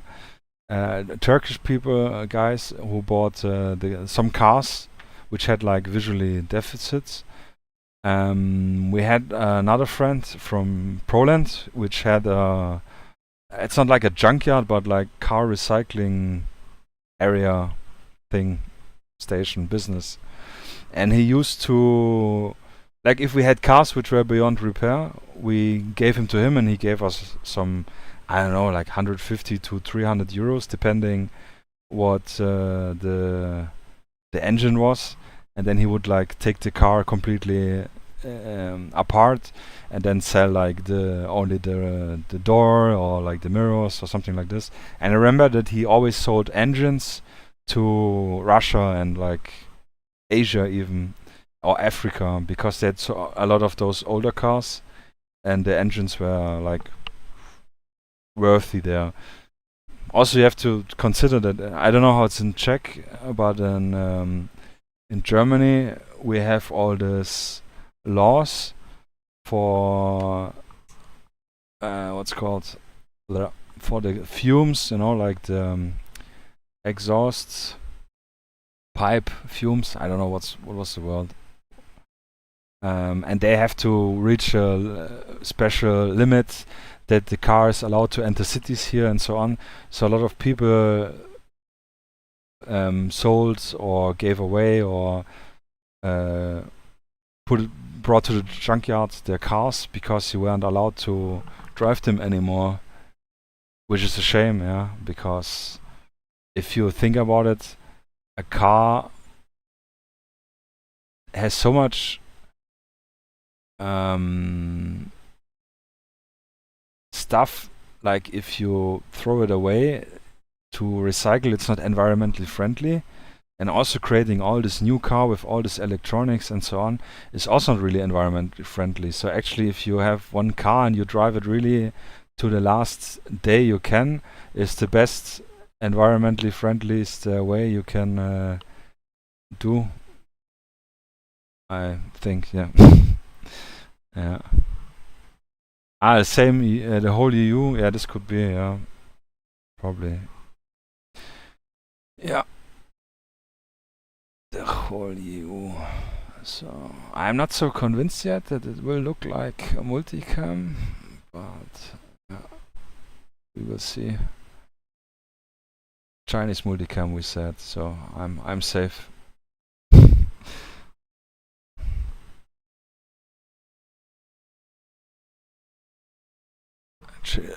Cheating look.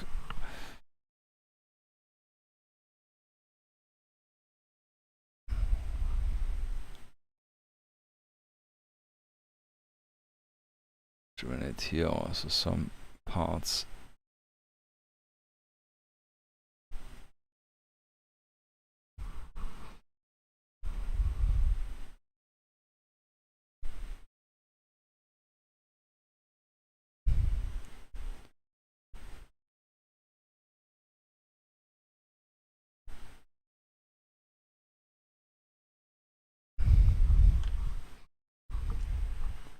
Temo camo, yes, exactly.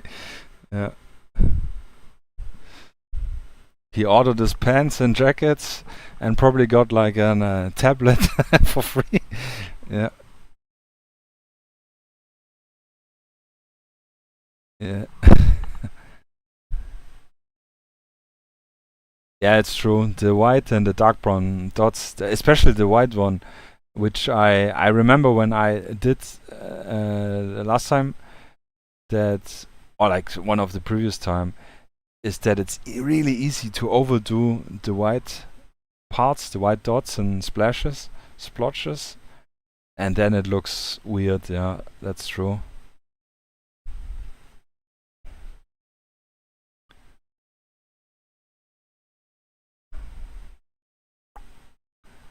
Little green here, little green there. Also, this like olive green is really bright, but I think with the Athonian camo shade, it will tone it a lot, really a lot of down.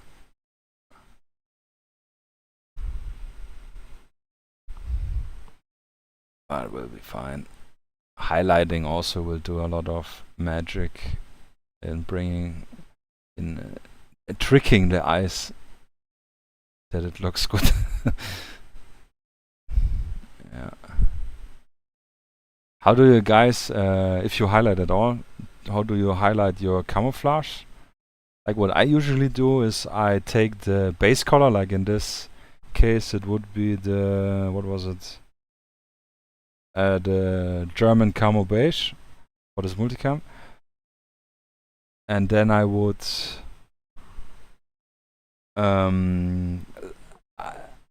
would I highlight it? I think I make like 1 to 4, like 1 drop of 4 drops of this and 1 drop of pale sand to lighten it up a little bit, and then I only paint the highlights and give it a look. But because if I start painting every camo color highlight, it will be really a lot of work, and I'm lazy, like I told earlier.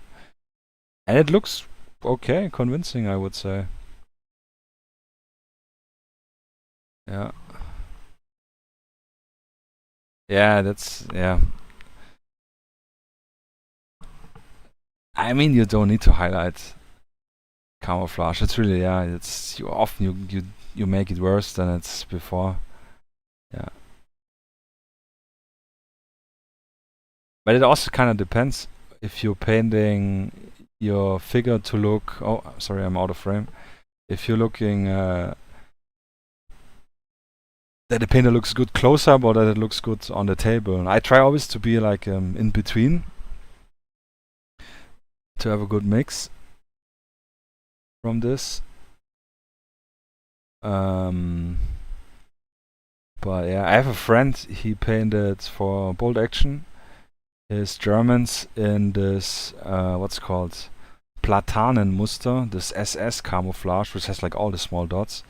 And he painted it like scale accurate with like a needle tip, just crazy. Yeah, it looks amazing, but if you put them on the table, they're like literally camouflaged. So often that he missed, and even I missed that they are like figure standing when we were playing because they were so good camouflaged. Yeah, really cool. But he took a lot of time. I think he said something about 6 to 8 hours per miniature, which is crazy. Yeah. And I think it was the Pioneers, the German Pioneer set. He painted them, yeah. Really amazing looking, but damn, 8 hours. Nah, thank you. So, this. Ah, there's the head. Already nearly forgot the head again.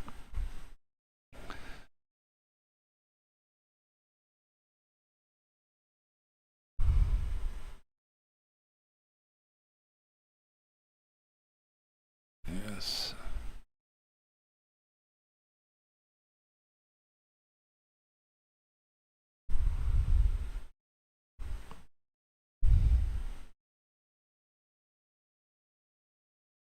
Yeah, big gloopy, doesn't matter. Temo cam. Yeah, like you said. Busby's writing, he does download Camo as well, doesn't highlight. Vallejo glaze medium to thin my shade so the colors don't get. Oh, that's a cool idea. I have this glaze, I think. No, I don't have a glaze. Thinner medium, something. Decal fix. But that's a good idea. Yeah, I like this as well. I remember I painted some. I don't know, some camouflage which was a little bit also complex, and then I washed it and it looked so like shit. Oh, I was so annoyed. I was so annoyed. I think it was Flecktown, yeah. German Flecktown on the KSK figures from Combat Octopus. Pff, so pissed. But yeah, that's how you learn. Every mistake you learn.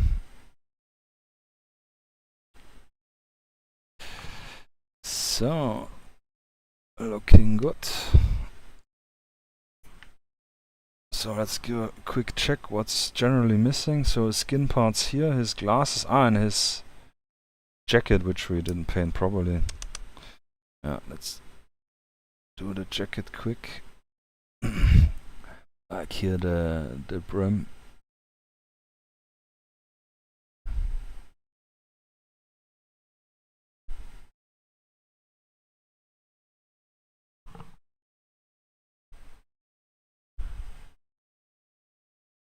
On 15mm Field of War Germans LSHR embroidery, not bad.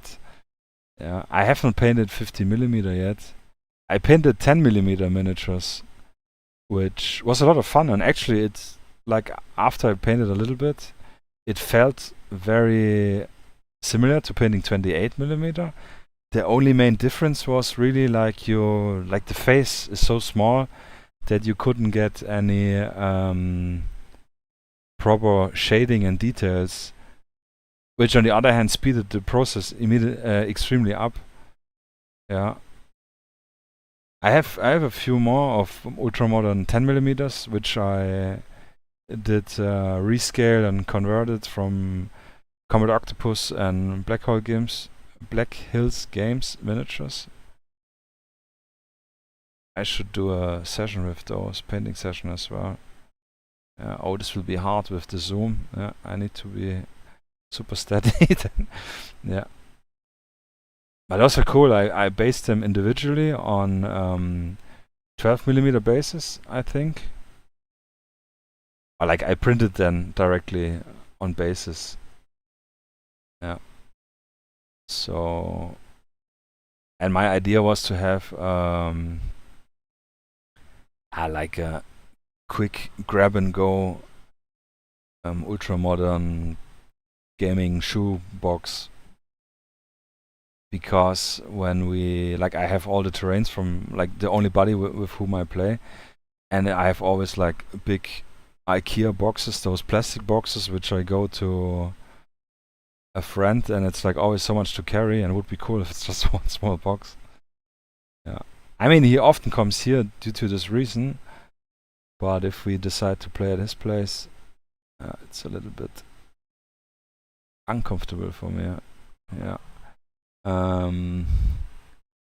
Yeah, Flecktown in 28mm is a interesting. Yeah. I usually use a toothpick or like one of those if they have a point. I like barbecue sticks, and then I just dab the paint, and then you can make like 3 or 4 dots or 5 something, and then you just rinse and repeat. It was really cool, works really great. But it's a little bit out of scale, but it's okay. Yes. Alright, his jacket is so far good. One spot I missed. Yoink.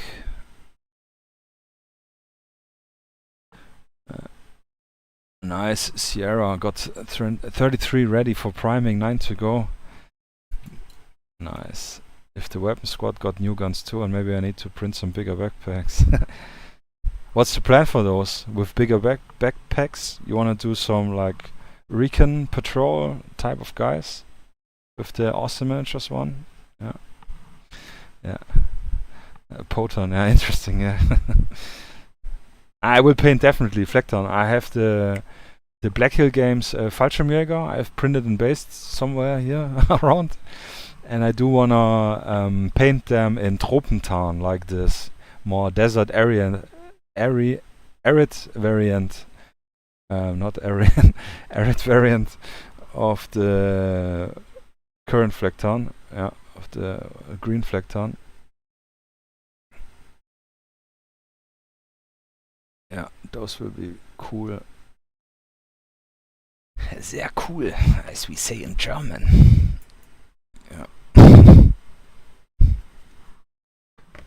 So, alright. A face mask I wanted to paint, and actually his headphones. We're gonna make the headphones in another green, one of the many greens. Reflective green is actually cool. And we could give his headscarf actually like one of this brown, which I used for the pouches for this guy with the belt. Yeah. Yeah. Potan needs to paint some Flecktown in the future, yeah. Maybe we can line up and then we can parallel paint Flecktown. Be funny. Okay, not to mix my paints. This was this one.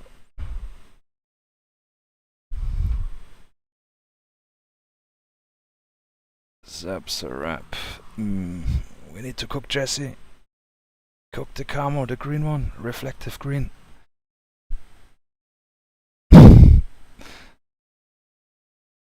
So this was for the ear pros.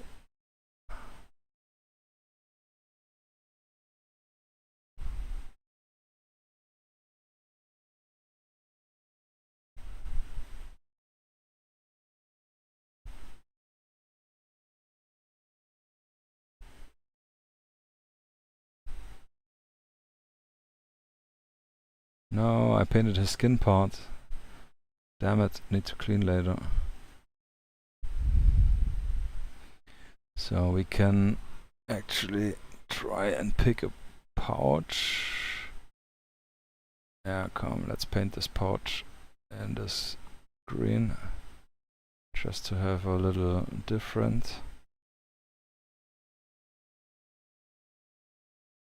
Zap the wrap.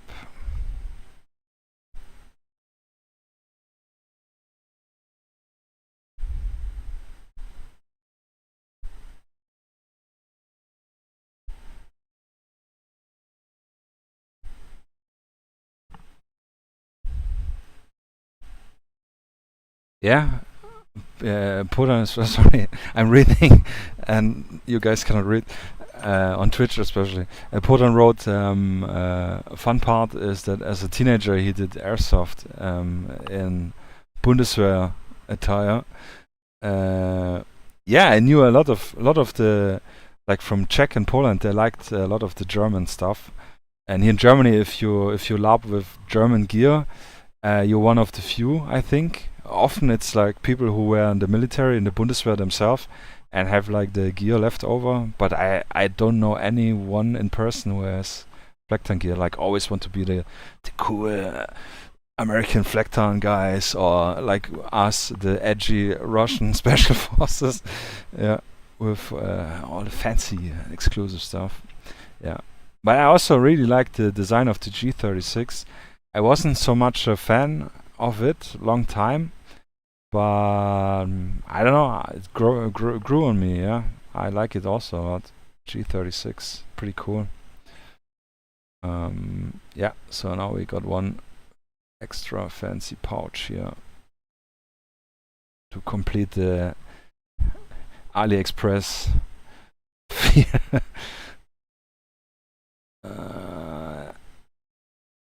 Yeah, I think we're good on this guy. We need definitely later to use some more green. Here we can actually paint his Ultra Tactical knee pads in the same green. Which green was this? This one, yeah. I actually have Ultra Tactical knee pads in my gear.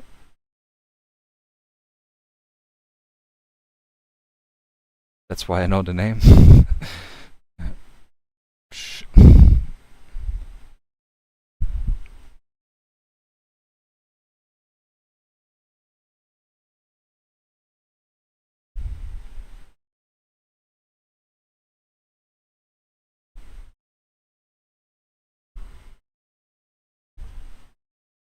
Little thumb palette.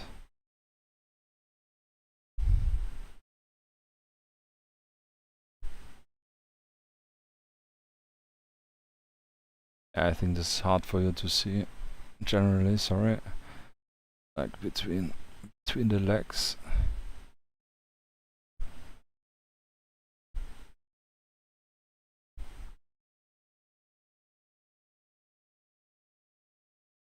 Yeah, this looks good. Later we're gonna pick the knee pad part maybe in a different green, in a lighter one. I think the original one also are lighter on the plastic surface than they are on the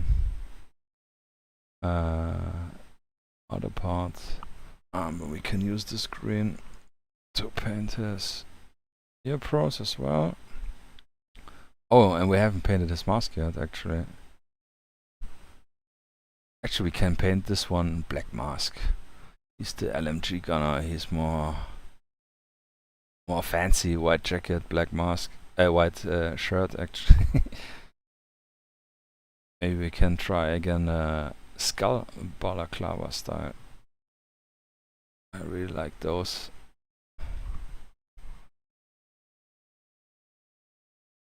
Yeah. Let's check if our black is still good. No, it dried completely. Where I have brown black, actually we go with brown black.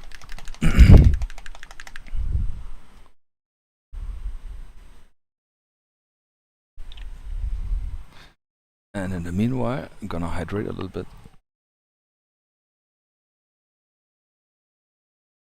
Yes.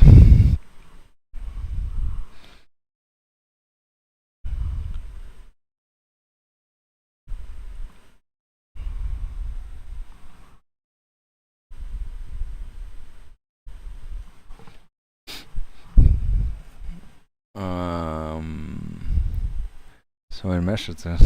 Sierra's writing about his squad. Weapon squad carry javelins and M240s when all the others carry M24. Because of the new generation squad weapon upgrade. I have to check if it's still the case. The bigger backpacks for ammo, etc. Yeah, that's cool. I like these details with backpacks. I don't know. I have just one few guys which my exclusive models. I have made the same with backpack ammo and so on. Yeah, to distinguish them by playing. That's true with the backpack. Yeah, it's cool. I like this. It's a good idea. Looking forward. I hope you post later on the Discord your progress, so I can have a peek on it. A little looky look. Black we were talking about. Yes. Potan.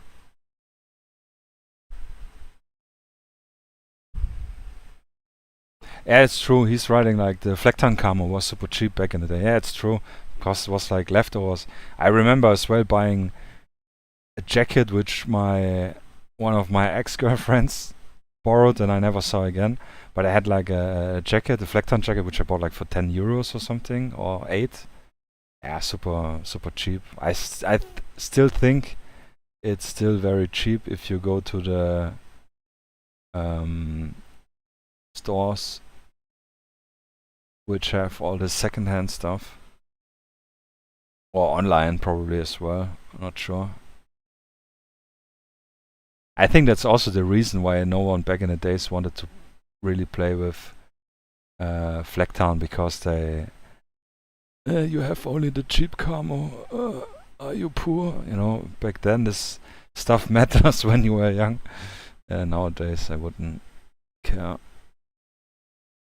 Yeah, I don't know. It's like the usual. You always want something which is different from what you have.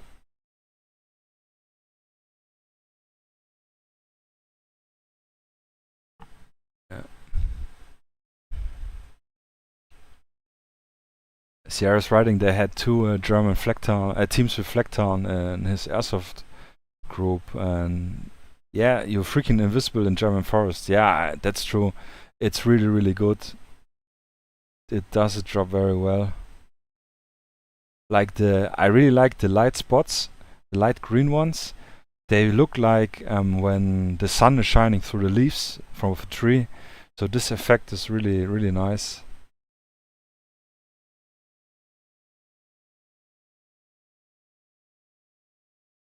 The Vegetato, the Italian one we used, was also extremely effective. This is hard to show. I'm again painting the chin.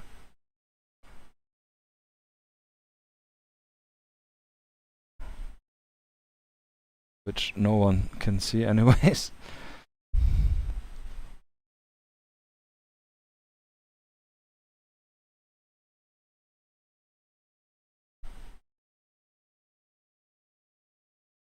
Yes, looking good. I think I will definitely not paint his eyes in this case. With this, it's too tiny.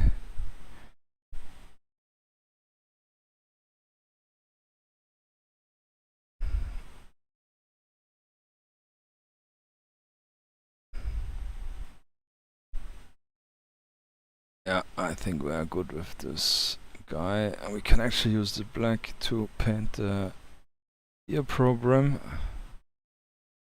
Head stuff. Actually, I should have painted this later, because if I'm gonna paint the EMR, I'm gonna go over this anyway.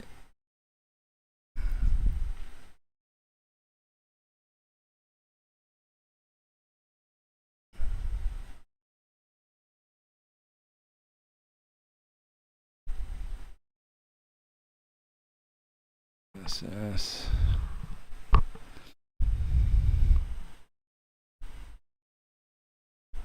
The Telnyashka shirt. This would be actually a funny idea. I could actually do this, yeah. Because, yeah, already white. That's a funny idea, yeah. I like this. Good one. We will do this.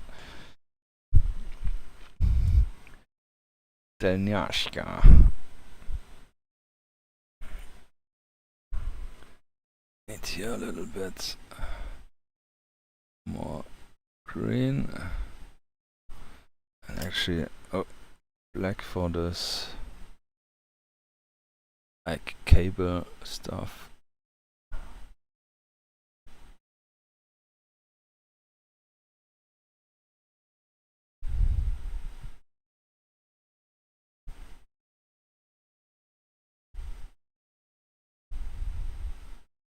Yeah, sounds good.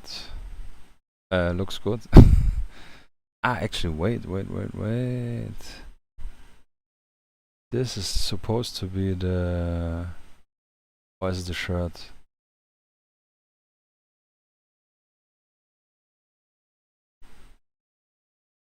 I think this is the balaclava, which is like hanging over the... Not under, but over the shirt. Yeah.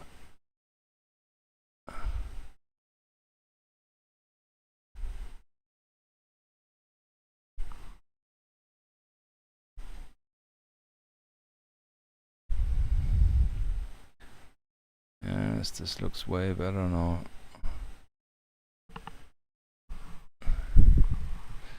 Thanks for the follow, Potan.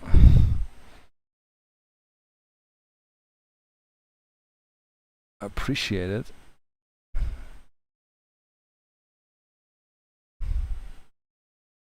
Why I'm always painting here between, so unnecessary. Yeah, I can see it. This guy with Telnyashka will be really cool, will be really popping off. And also, like what Sarah said, to make him visible as the machine gunner. Good idea, yes, I like it. So, then let's continue with our multicam stuff. Green, now we went with the dark brown. Now I will have a... yes, the dark ones are already way thinner. Okay.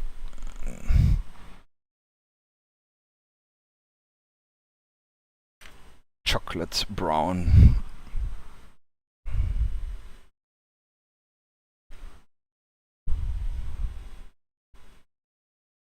Mix. Like chocolate brown is one which I use so much. I use it often for mud. I also use it for dark skin, like Africans or African Americans or whatever. Like dark skin, yeah. Works really good. And yeah, I think it's like one of the few bottles with the... Which one I used out? With black, yeah, with the normal black that I bought already the second one. The second dropper bottle.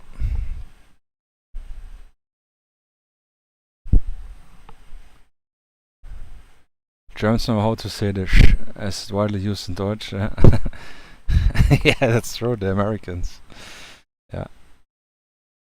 But to be fair, I did not know that the S with the snake, or like the, what's it? Like the V on top, small accent thing, is a zh. I only know in Russian it's called Telnyashka. So I cheated. I wasn't on it. Alright. Small lines with small branches and dots. Actually, you're right, Boss Beast. Just this one line already looks convincing that this is multicam. Crazy. Yeah. Funny. It's a little bit too thick.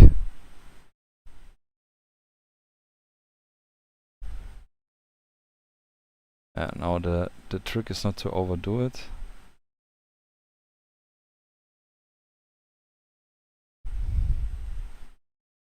Nice, that's cool. That's cool.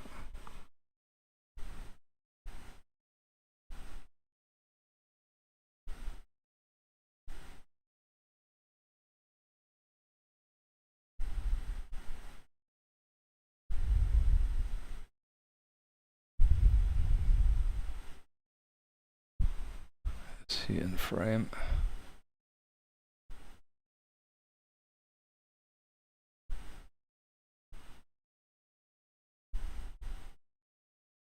Oh damn, I didn't paint his chest at all with the green stuff.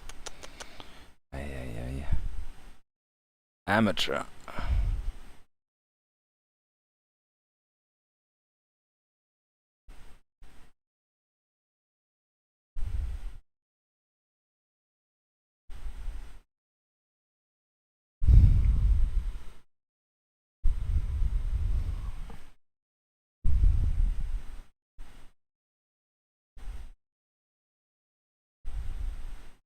Like one thing, if you need to consider, like, which you guys probably know, the clothing, the lines go like this, so if the arm turns, the line needs to go like this.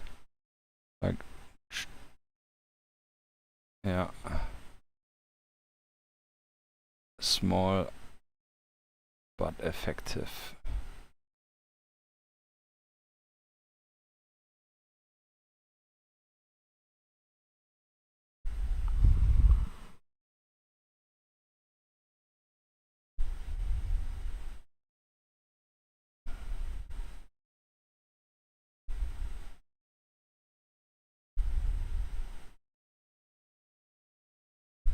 Yeah, we can actually do it here, some lines.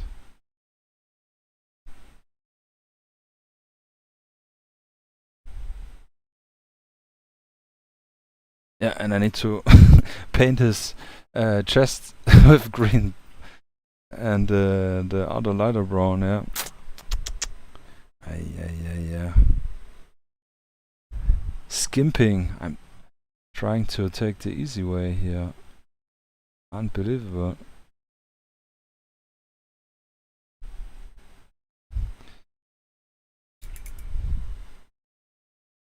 Quick and dirty.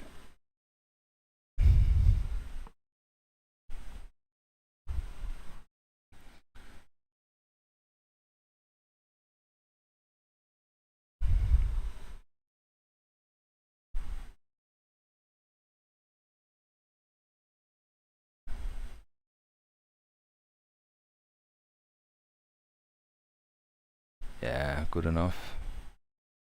Maybe here inside where you guys cannot see.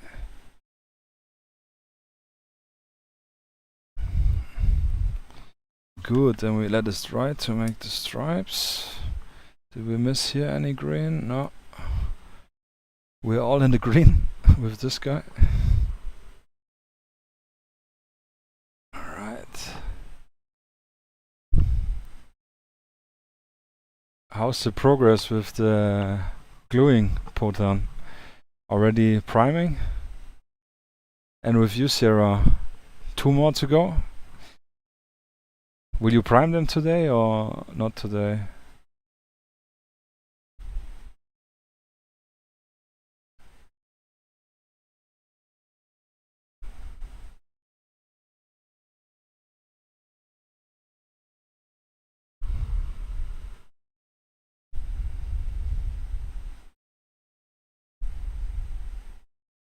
Oh, this is a fat line. Doesn't matter.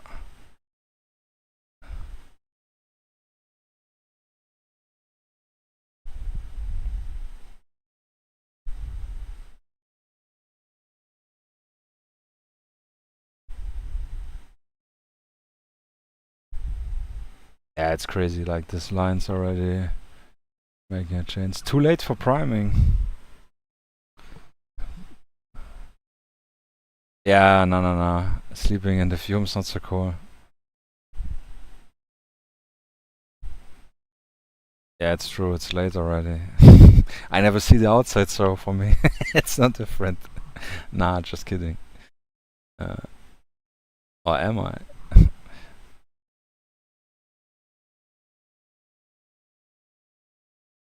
I'm out of the frame, sorry.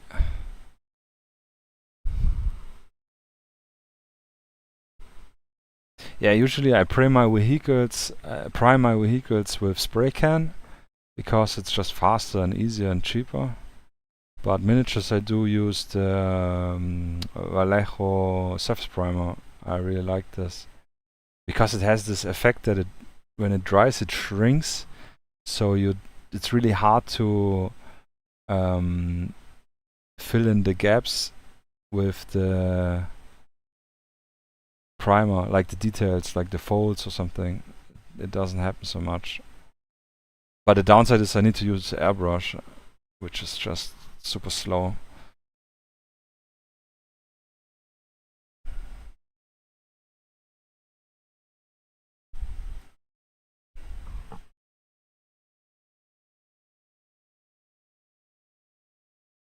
Yeah, AK, also from the can. I didn't even know they have spray paints, or like cans. And stink like hell. Yeah, that's those fumes. Not a fan either.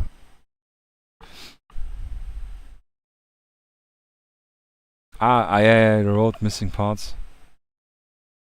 Nice, the S-Vest hostage. Are they also from Awesome Miniatures, or which from where you have the S-Vests? TVM or Miska also has one.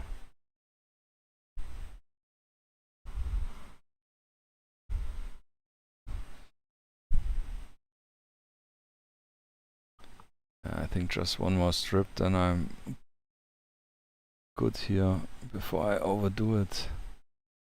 Here, so naked.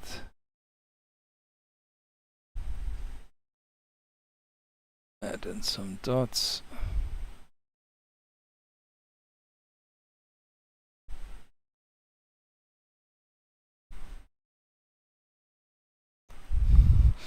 Nice, I'm really glad. This will be really cool.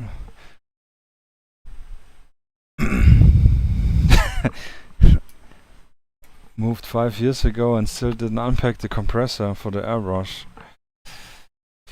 Well, I feel you. Yeah. Don't worry, you're not the only one. I mean, I have my compressor unpacked, but I didn't move, so it doesn't count for my perspective. But I have still some stuff from 10 years ago, or how long is it now? 14 years ago, which are not unpacked. Yeah. Which I think is like rule of thumb. If you have stuff which is not unpacked, then yeah, just throw it out or something. I don't know. Yeah. I actually want to do the hat.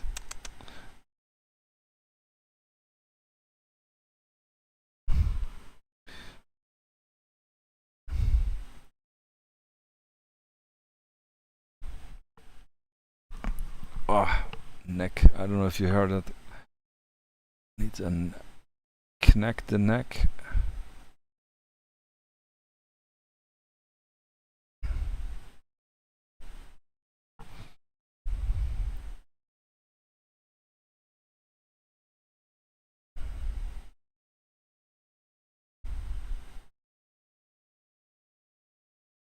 Yes, the little pouch. See, you cannot forget the little pouch.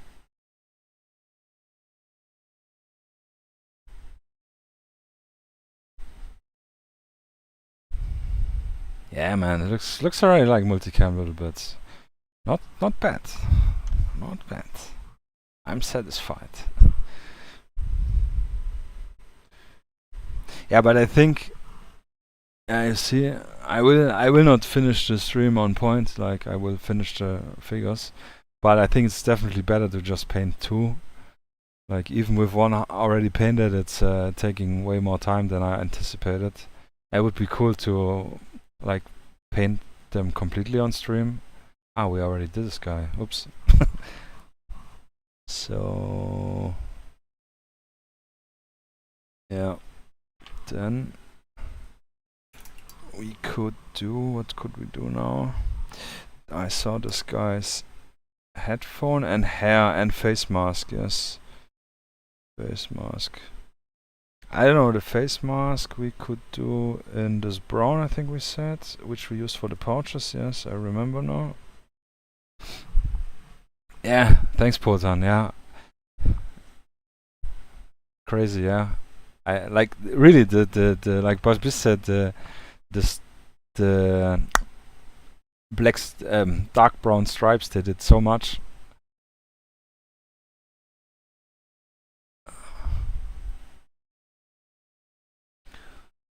And it's a recipe from Paulidius again on the Discord. Definitely have to post pics later. Give him credit.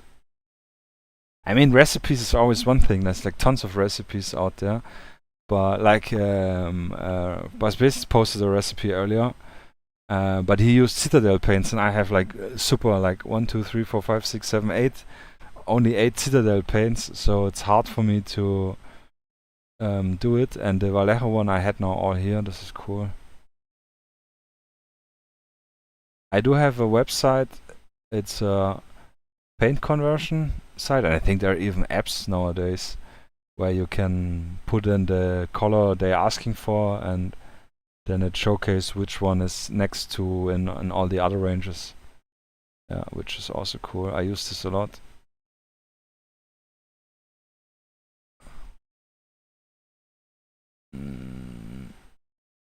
Yes. Oh man, those look so fire. Really, really cool minis. Yeah, we can actually paint his hair now. We're gonna cheat and use the chocolate brown again. It's also great color for brown hair.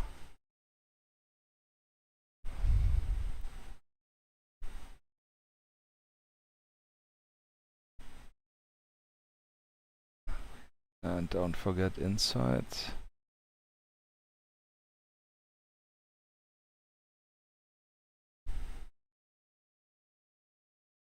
Nice. Alrighty, should we do... I think we can do the glasses of this guy, which we're just gonna paint black.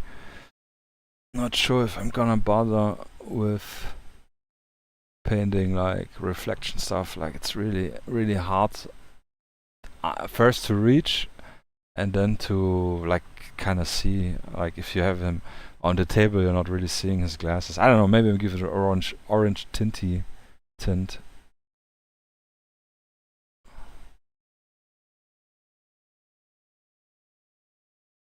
Definitely glad that his eyes are covered, so I don't have to paint them, and I'm not tempted to paint them. Yeah. It's like the worst. Oh, this is difficult.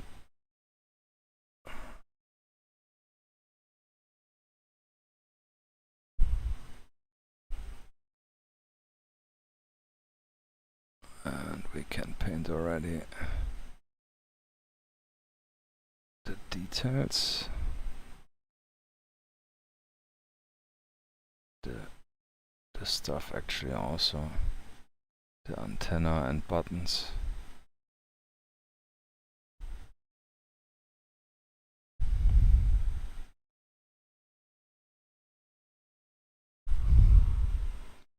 Yes, it's coming together.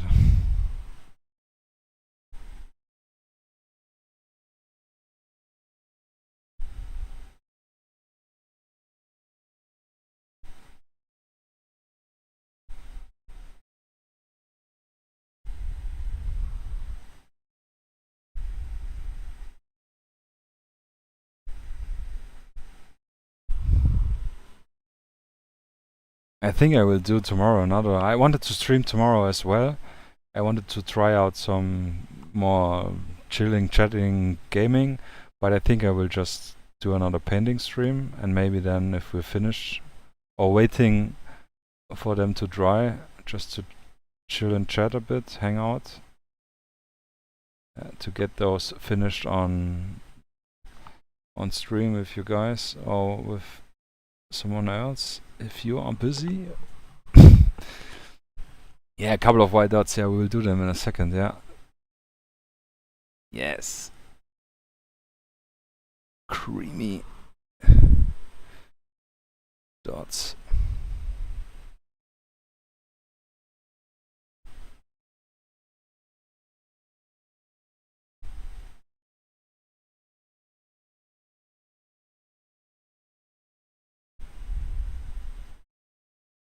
There's like one, if I hold them like this, sometimes my thumb shakes a little bit. It's really weird.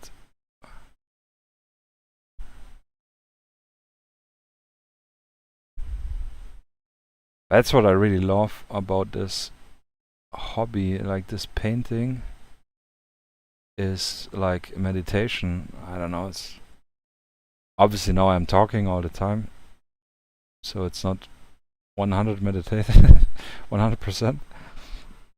But since you focus on the small details and things, it's, I don't know, it's like really like a little holiday for the brain, which brings us back to Men's Health Awareness Month. Yeah. So it helps the mental health. Yeah, I think this looks good so far. Then let's do the whitey splotches, the white chocolate chip splotches. So I'm gonna use a off-white, which is, I don't know, like generally I have the feeling all the white paints, they dry much faster than the other ones. I don't know if it's because they're super high in pigment, but I have so often that I put the paint on the brush, and especially if it's so hot like it's right now, if I move over, then it's it's already nearly dry. Yeah. Potan, yeah, thanks for joining. Cool being here and talking with you. Yeah. Have a nice evening or night. Actually, what's the timer? Yeah, night. Hope to see you tomorrow in chat. Take care. Yes. The white magic. I will post some pics later. Yeah, good night. Exactly. Yeah. Bye, Potan. Bye. Thanks again for joining. Like, I have to admit, I was definitely a little bit nervous for today. Like, not even being on camera, also, of course, but like just being, does everything works? This is good, you know. So, let me again have a cheaty look. Okay, it's definitely more sparse than the brown dots.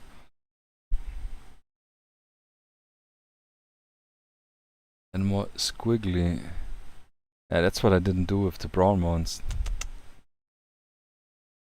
Didn't do enough squiggly lines. Oops, again.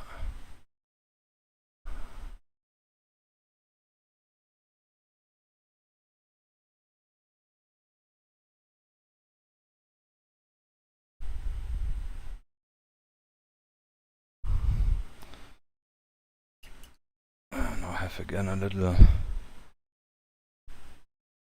Sometimes one of the hairs of the brush gets loose, and then you lose the point.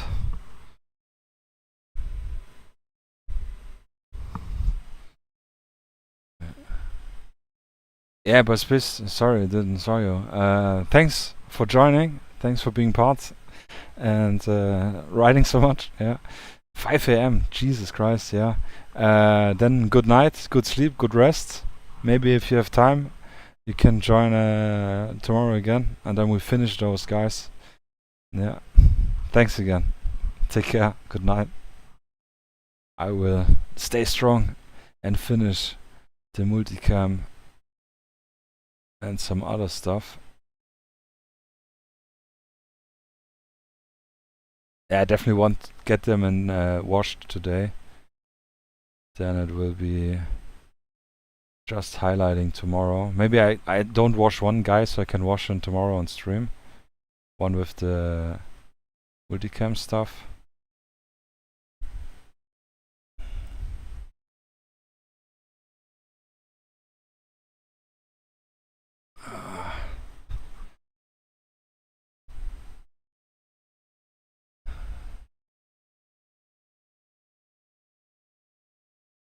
Hostage without S-Vests. Yeah, Spectre, of course. TBM has one. 1 or 2 hostages.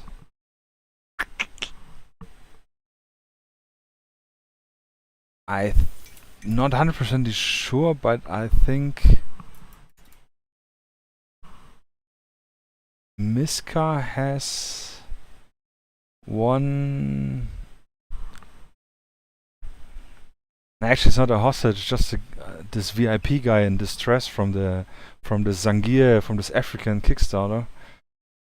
Hostage. Maybe Black Hills Games has one, but I'm not 100% sure. I know that TBM has various because he made the civilian set in February 2022, where he had this other designer doing the more realistic faces. And there he had a bunch of new hostages.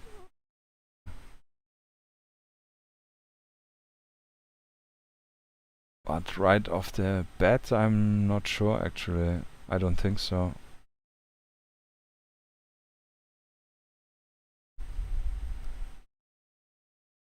Yeah, I think I overdid here with the white. Too much white. But it's Timo Cam. Multi-spam.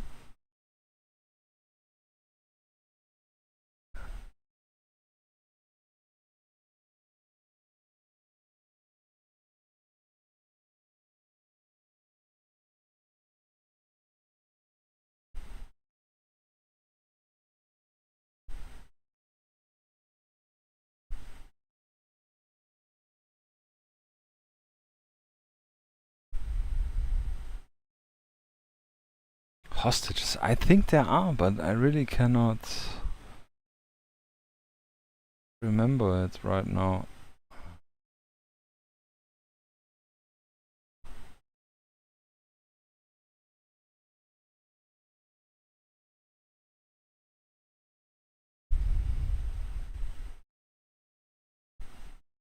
We had a guy on the Discords, Ochoa from Colombia, and I remember he did a figure in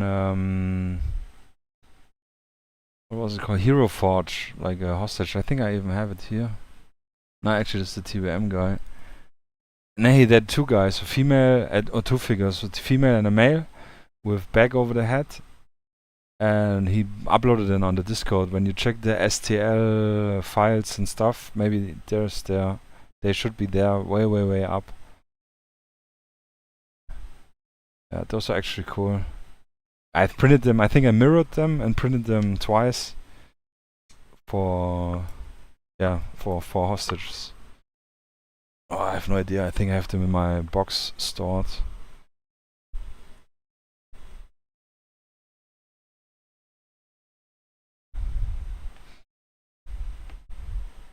Yeah, no.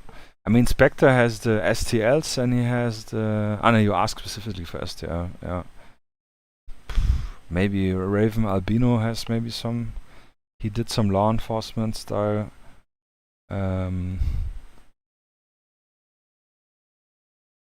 Sets.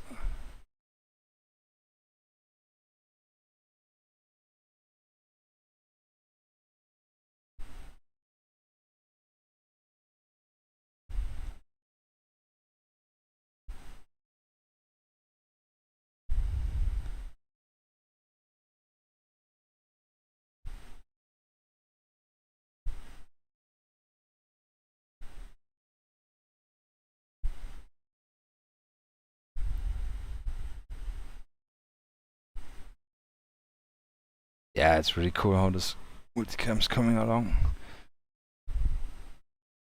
Really curious with the shading wash later.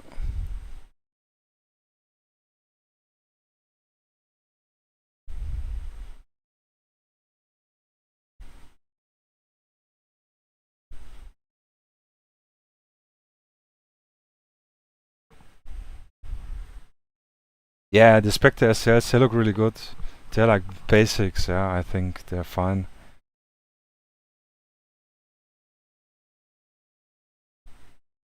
I think I have them printed, let me check.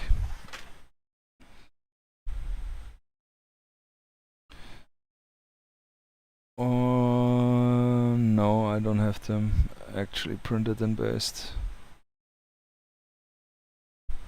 No, sorry. Hab ich nicht.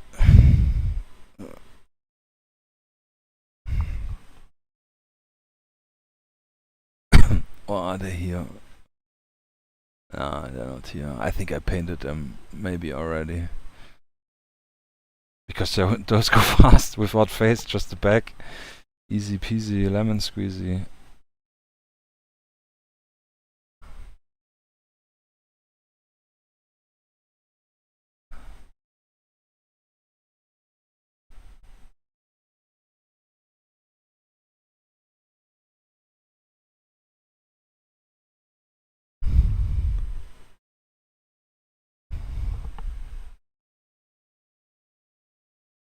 Rauschebart, Captain Rauschebart followed me. Thanks, man.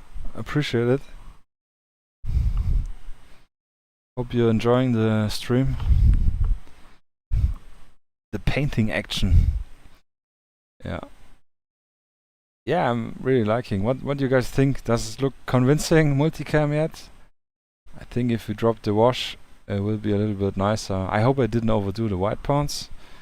That's the easy mishap. But I think I'm good for now. I still can overdo it. Just a little bit more.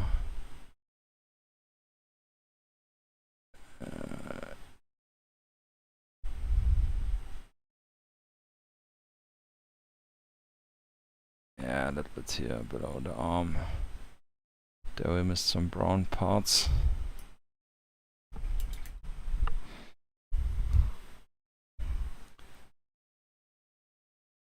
And green actually. I really skimmed on the green parts. I will squeeze some cheesy green in here.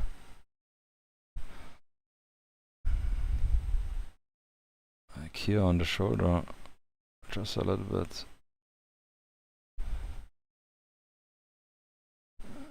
Yeah, we can put some more green.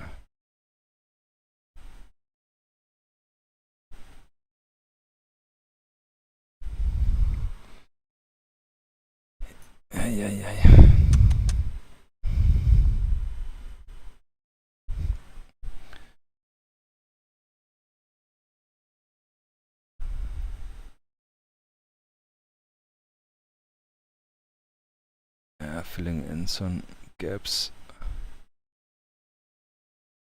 Ah, that's good. Good so far. So, what we're gonna do next?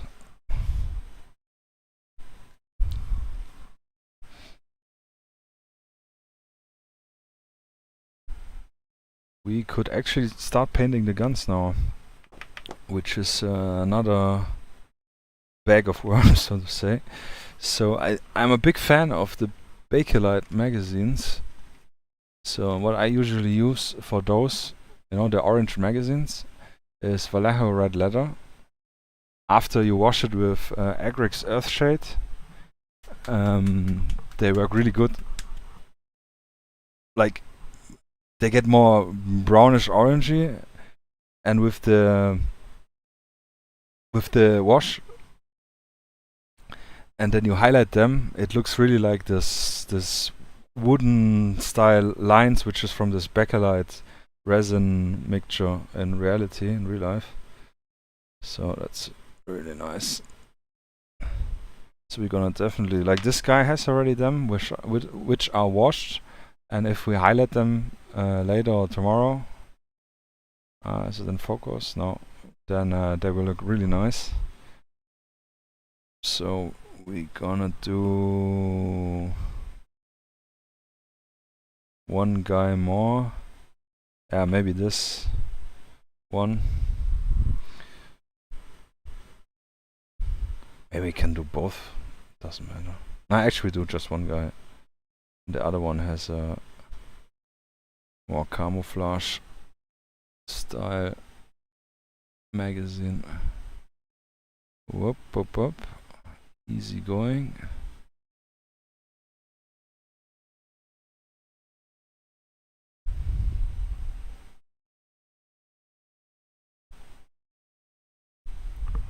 Is it in frame? Yes.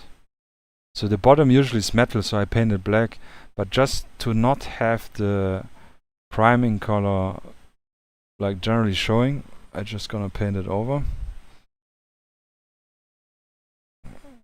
Little thumb palette, multicam. Yeah, here I did overdid the white part for the multicam. Voila. One backlight mag coming right up, and then let's just paint this in his vest as well.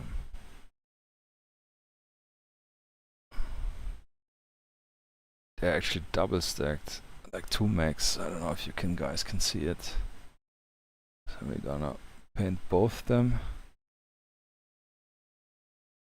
orange, and the back one even has the like the retaining rubber strip thing over the mag, which will be later hard to paint, but we will paint it with a little black. Yeah, this looks cool already. Yeah. So this guy we're gonna go with. I saw one picture from some Wagner guys. They had like super bright green gun. It looks it looks really bad. Yeah, but I liked it. So let's try to do this with this one. Just gonna paint some parts in this bright green.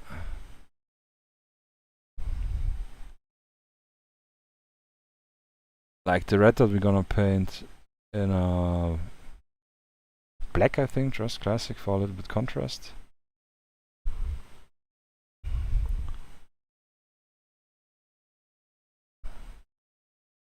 We're gonna add some stripes on it.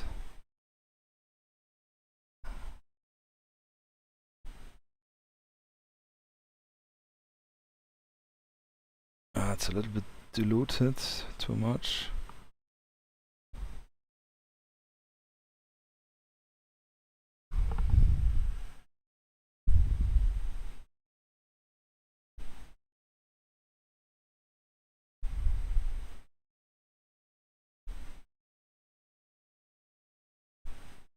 Oh, and he got the thick charging handle, I forgot what it's called, from Zenith. This one we're gonna paint black. Yeah, that's a nice thing, like with so many details on the in-country miniatures, also on the other ones like Combat Octopus, Black Hill Games and so on. Or generally if the guns are very intricate, it's like really cool to pick out so many details.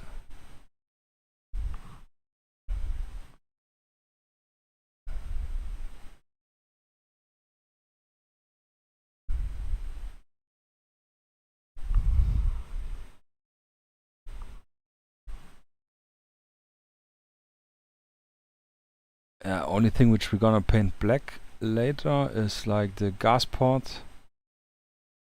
No, actually we're gonna paint this. No, we're gonna try to chip it a little bit with black.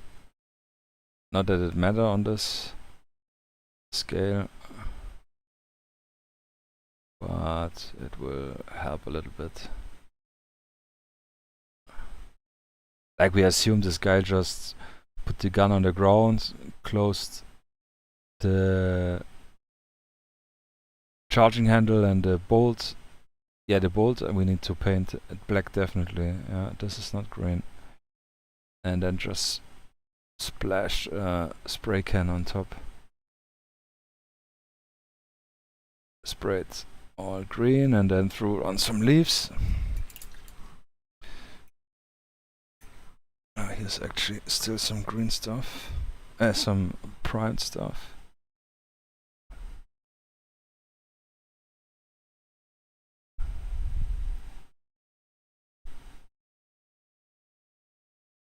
Yeah, this. Then we grab a little bit of the darker green and just do some, I don't know, like some zigzags.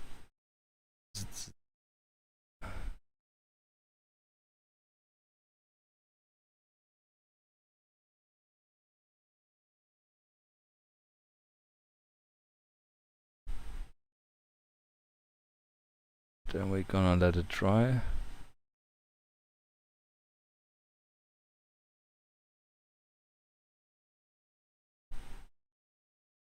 And add another green on top here. The zigzags are this way, so I need to go the other way.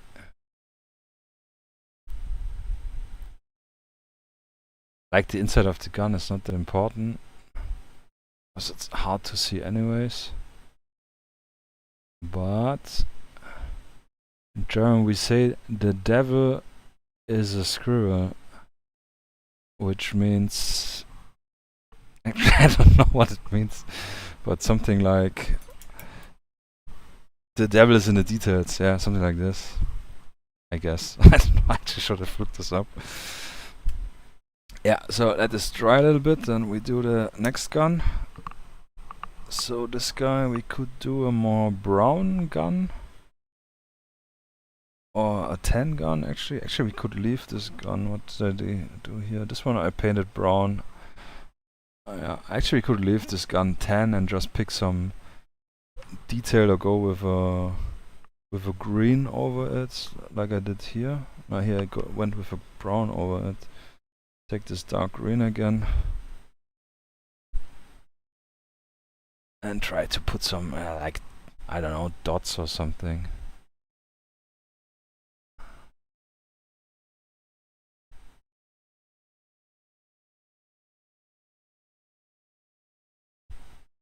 Yeah, something like this. Good enough. Just to give the illusion of a not black gun. Because like I said, most of the pictures I checked for reference, so like everyone had their gun painted from really nice to really bad, like this guy with the green one. Yeah.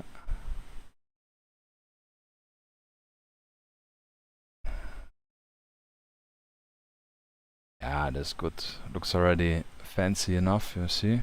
We're gonna pick some details later also in black. Or like here we can actually use this brown paint the red dot in this brown.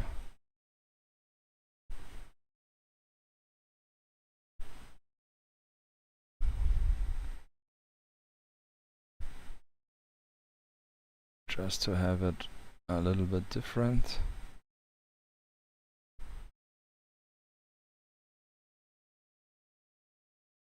And later we add a little red or something for the glass tint.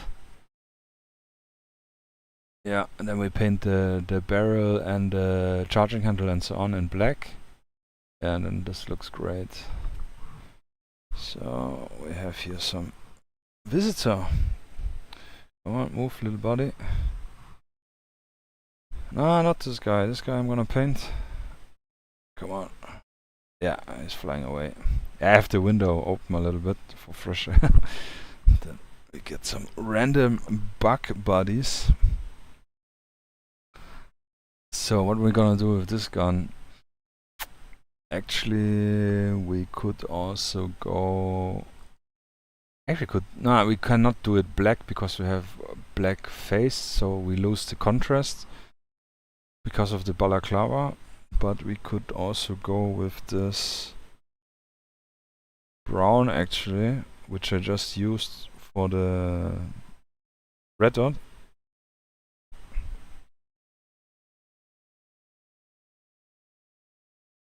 And paint then the red dot in. Actually, we can leave the red dot in 10. I know that EUTech has 10 variants.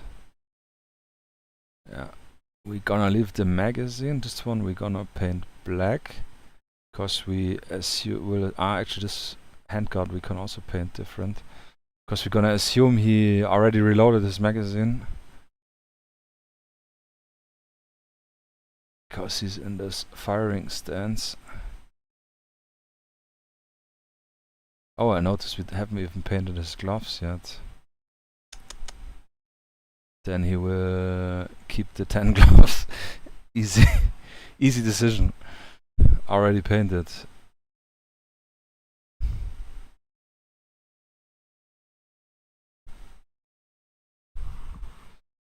Nah, actually not. Then we'll paint the red dot black, because then it's too much of the same color in one spot.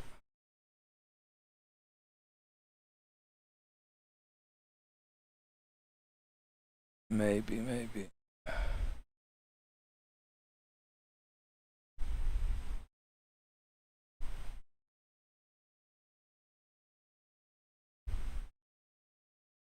Yeah, let's paint it black.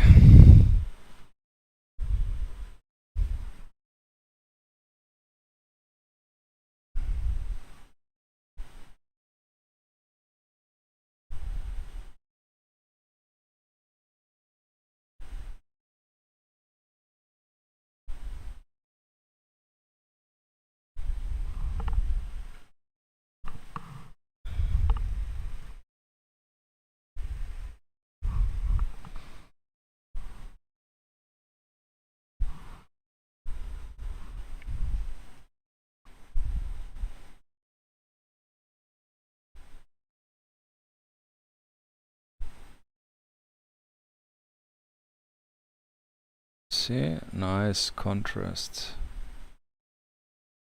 That's like one thing I always try to consider. If I mean, if you're painting classic army military dudes, and you have, yeah, like they have all the same camouflage, then you don't have so much option. But if I'm doing like this PMCs or bandits or whatever, then I always try to have this contrast, because they just read better on the tabletop, or like generally. Yeah, this guy will look cool with the Telnyashka if we're gonna paint the blue strips in a bit. Yeah, this would be. Oh, the magazine we said we're gonna paint black. Yeah, already forgot.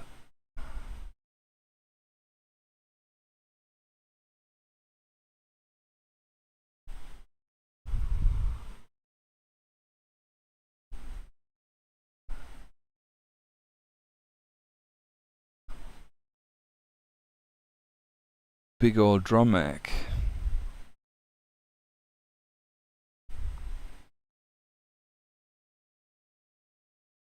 Should be 80 something. Yeah, Sarah, thank you again for joining. Appreciate it. Yeah, it's late, I know. Have a good night. And yeah, it would be cool if you have time tomorrow, same time. Would appreciate it. And yeah, if you have time, post a picture of what you did today on Discord. I wanna check it out later. Thanks, man. Have a good night. Appreciate it.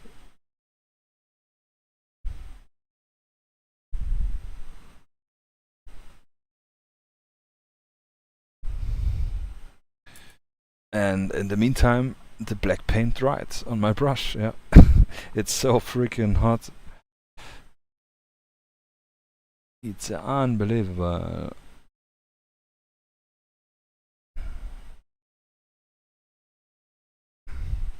But you know how it is. If it's hot, then we complain. If it's cold, then we complain.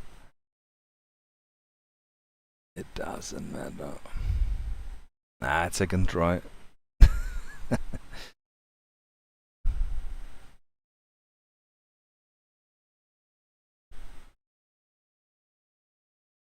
I'm gonna paint the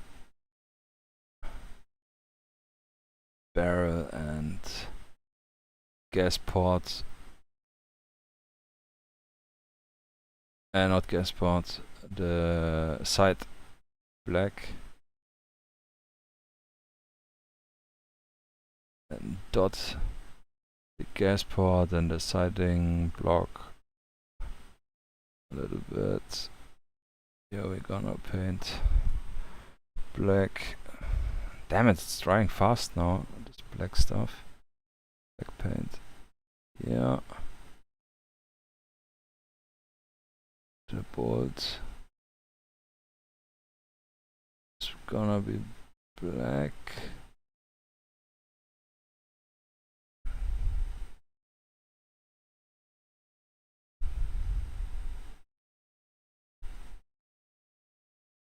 Yeah, this is fine. Ah, this looks already more used. Now we're gonna add some green dots like we did on this guy, or actually not green dots. Maybe we can use some chocolate brown dots.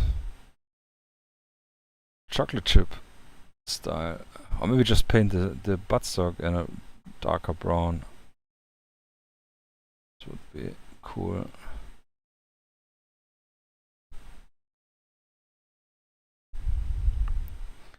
Since this is like, I think it's like the Magpul MOE, or what is it called? This angled foregrip.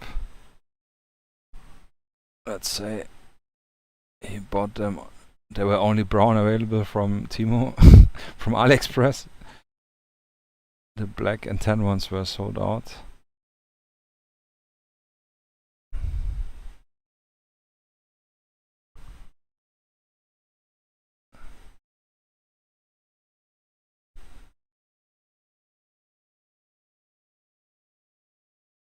Yeah, good enough so far. Maybe we add some stuff later in, but for now.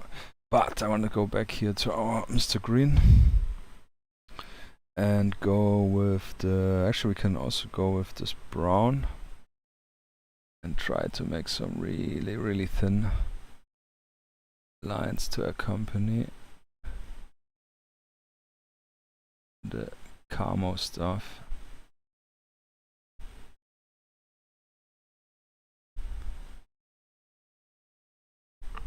Oh, sorry, off screen.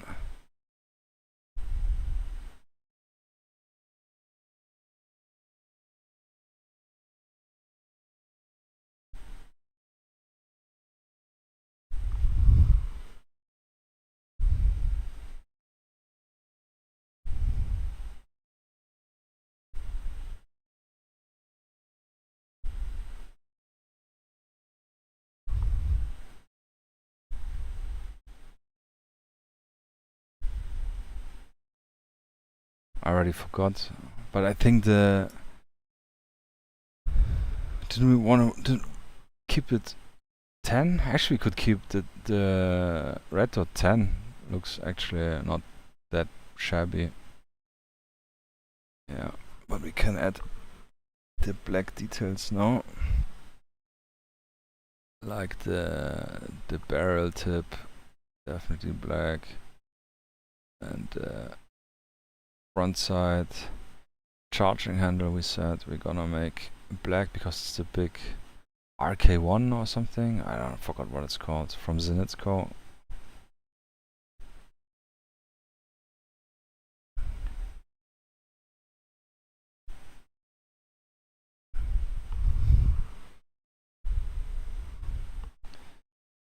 Yes. And generally the bull we make black for a little contrast. This metal part, the metal bottom of the magazine.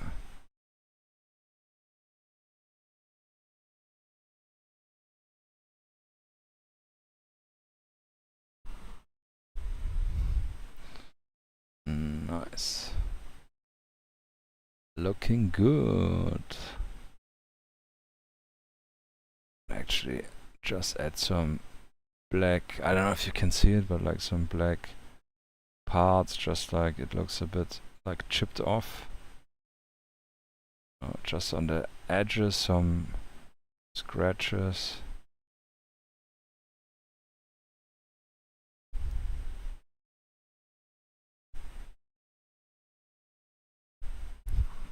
And obviously we need to paint the barrel from the other side black if we going to do it.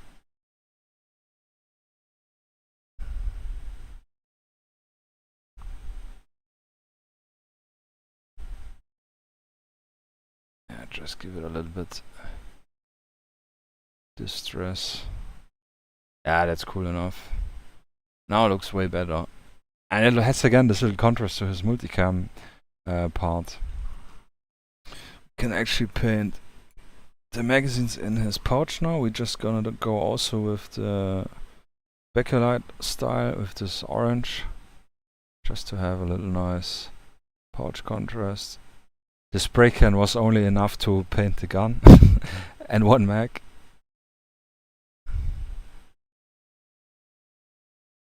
Yes, yes.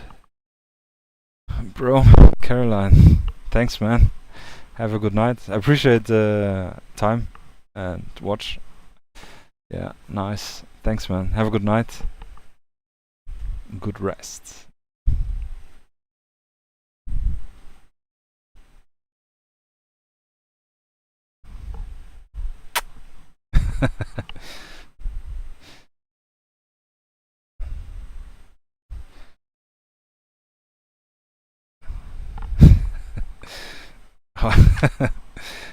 Have a good night.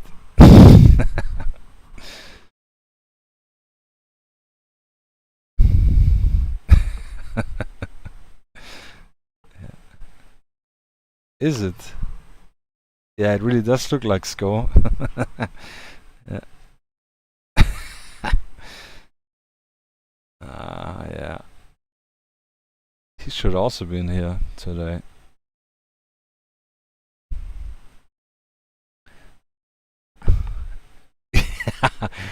Yeah, actually it's true, yeah. That's why he has no time for us anymore. Because he's actually short. Yeah. I don't think so. Maybe? I don't know. Can I see who's in chat? Users in chat? Nah, he's not lurking, but the other guys are lurking.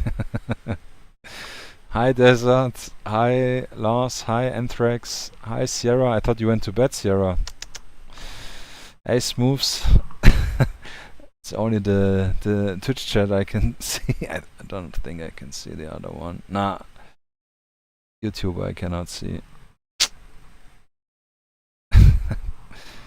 I hope you guys are enjoying it as well as non-miniature wargamer. Yeah.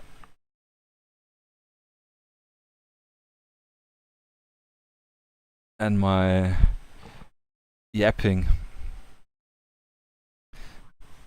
Yapping. I have you on second screen, yeah, perfect. I'm often the second choice, so it's okay, it's good. Better than be the third one. Yeah. To be fair, I have you guys on my third screen. Yeah. I have a small one which is kinda what's it called? Not landscape but like horizontal. And so I have all the chat and stuff. Yeah. Alright, so what's next? Which gun?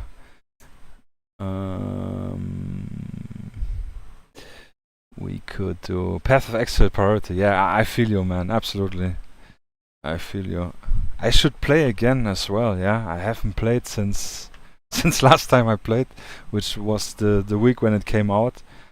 And I only... I don't even remember.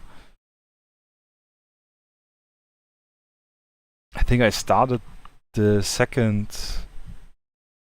what's called...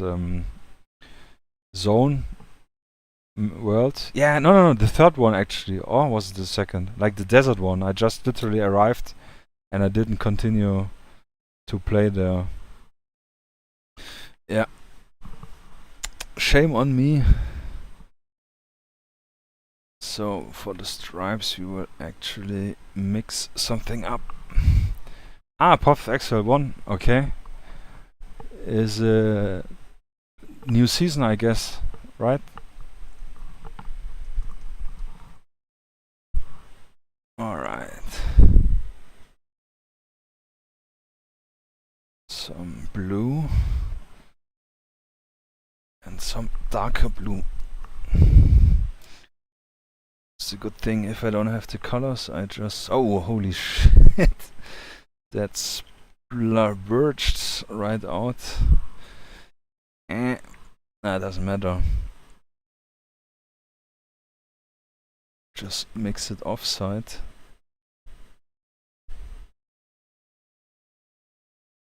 Nah, it's too much of the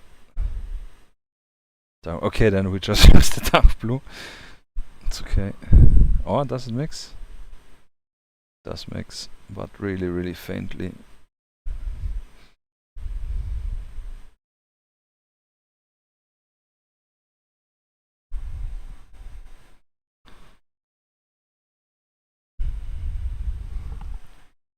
After almost a year, really, like a year that you play again Path of Exile 1, or that a new season came out?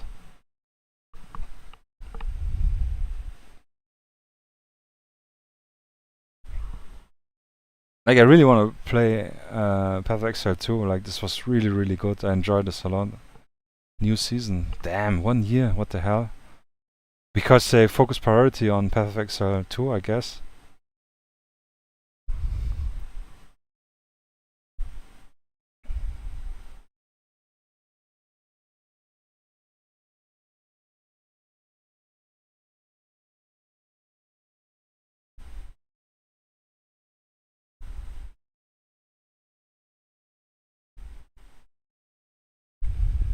July 2024. Damn.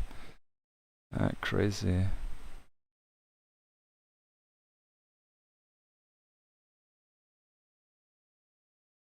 Yeah, but nearly a year. Yeah, that's quite a lot. Yeah, but it's cool that they continue in doing Path of Exile 1, because besides the fact that 2 is the newer game, like what I heard or what I remember also from playing both now, that it's vastly different in playing. And also this other thing is to consider, like people with lower end PCs, which maybe cannot run Path of Exile 2 probably. Larian,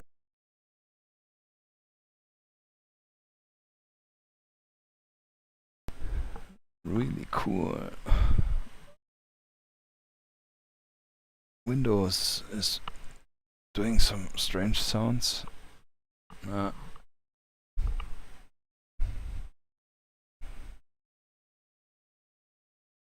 So I'm doing the lines not so cleanly,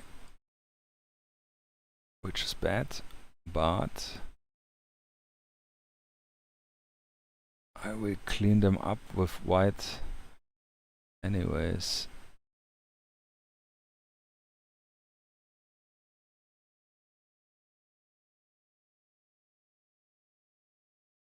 Actually I did it wrong, shit. Doesn't matter. Fix it later.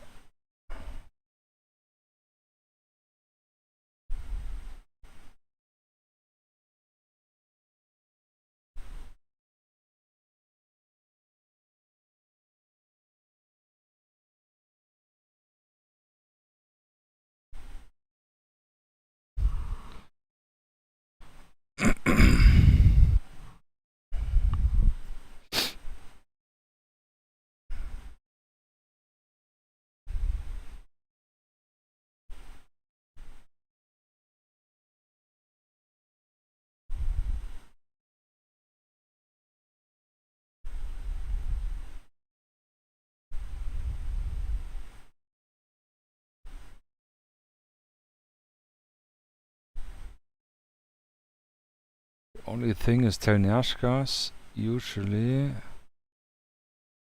are sleeveless shirts, or they are long shirts. So, but they do exist as shirts, but not so common.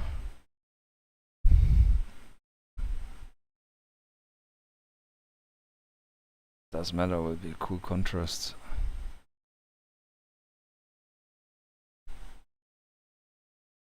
Shit. See, hurrying is not good.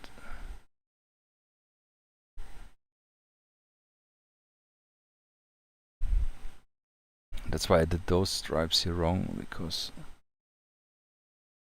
they will come to the top.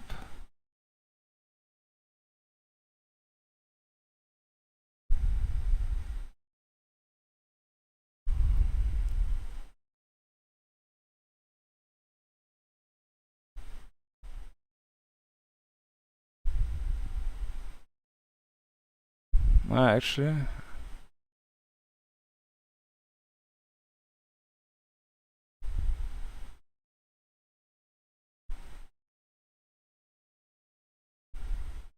I have to clean up with white a lot.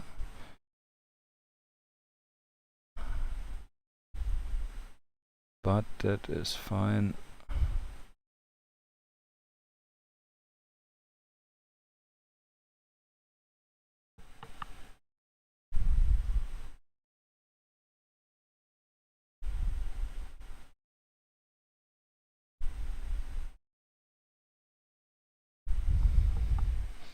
Alright, bro.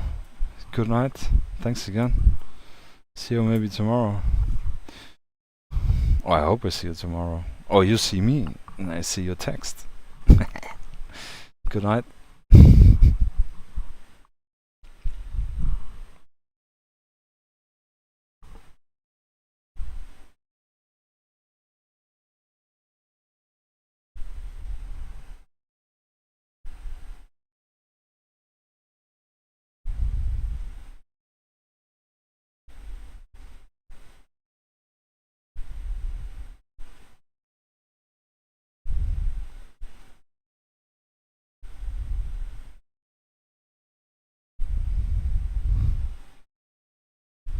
Yeah, but it already looks funny.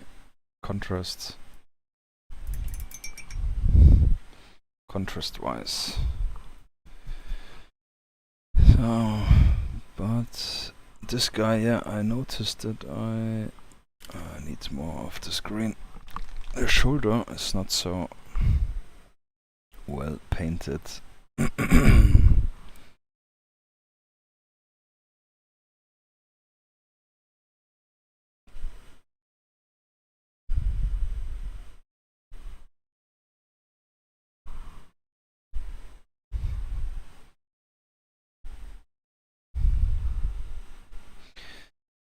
Which we're gonna need to fix now. Fix the mistakes. Which we can fix already the blue overspill.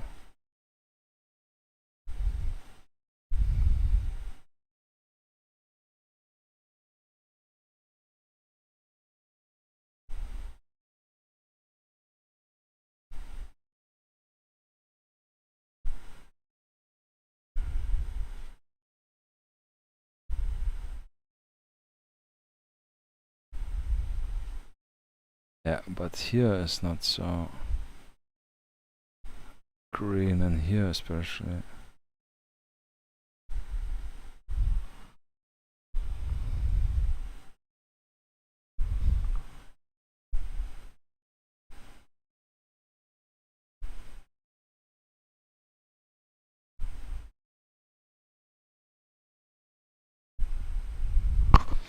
So, when I make a mistake, I take my old brush, I wet it a little bit. Then if I'm fast, I can actually rub off the fresh paint. Now, see, I'm already too slow and it's too hot. I thought I can rush where I went on the black. Then we have to go over with black. That's why it's always handy to have like an older, thinner second brush on the side to quickly rub off any mistakes. Yeah. But you see, already fixed. Easy going. So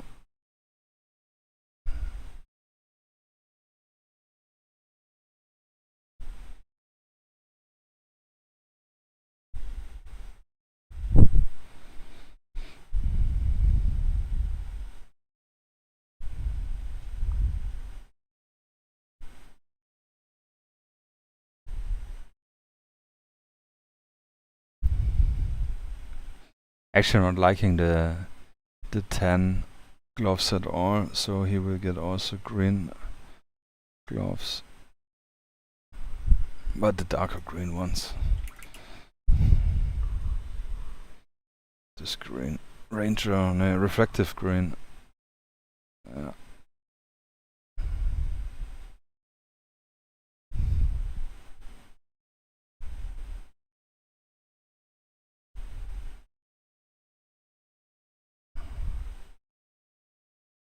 And I think we're gonna make them also fingerless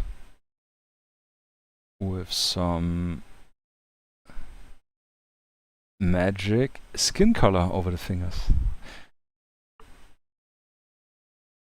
Yeah, that's like one thing I do often, is to paint the gloves like in a fingerless style. Which you can technically do with any gloves, because on this scale you really cannot see it. But it's worth to paint all the complete hand in the glove color.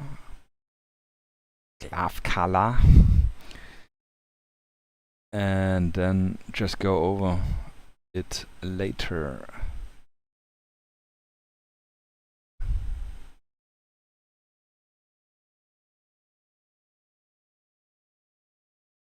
I think this guy even has fingerless gloves. Maybe.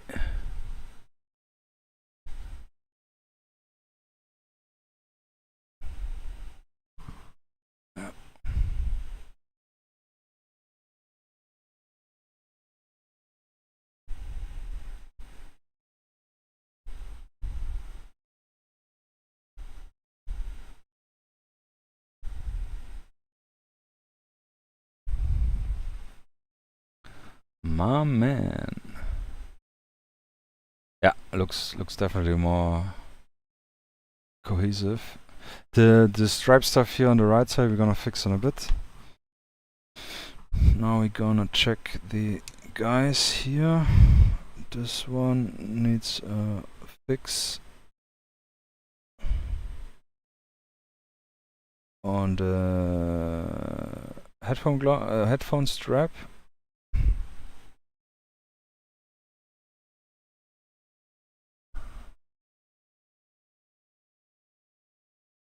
Actually it's the black part. But here. Oops.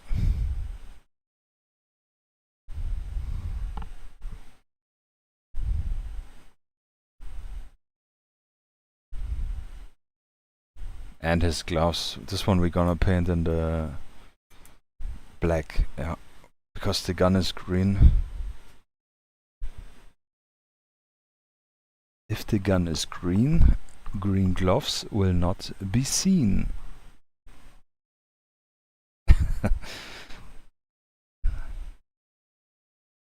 But black ones will be.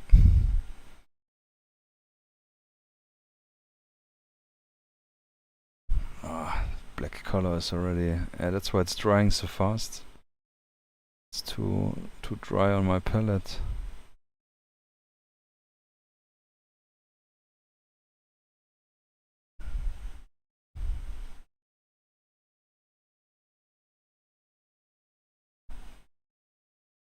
Yeah, but again, definitely two figures per stream is better suited. I was too ambitious.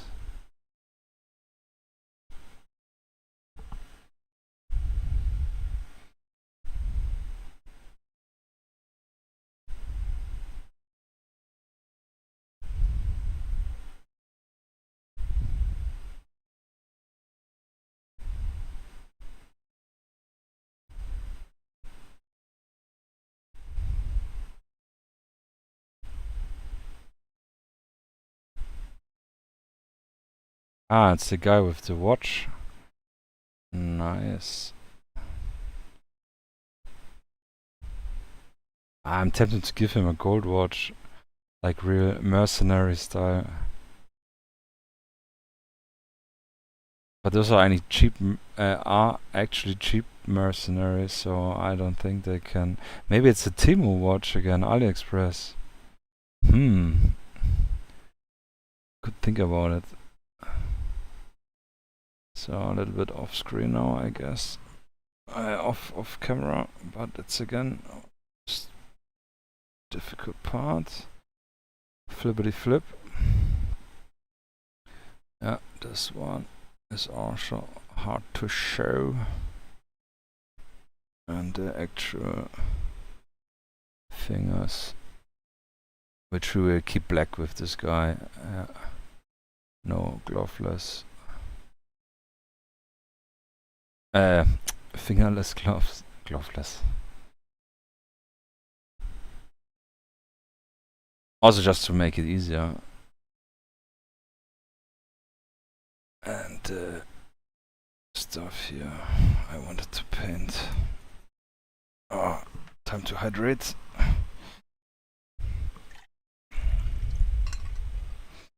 Don't forget to drink, guys.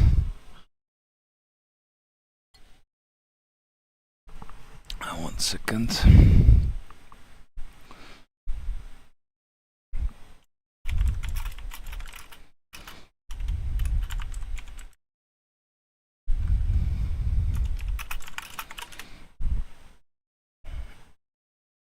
Just checking all the systems. All systems up.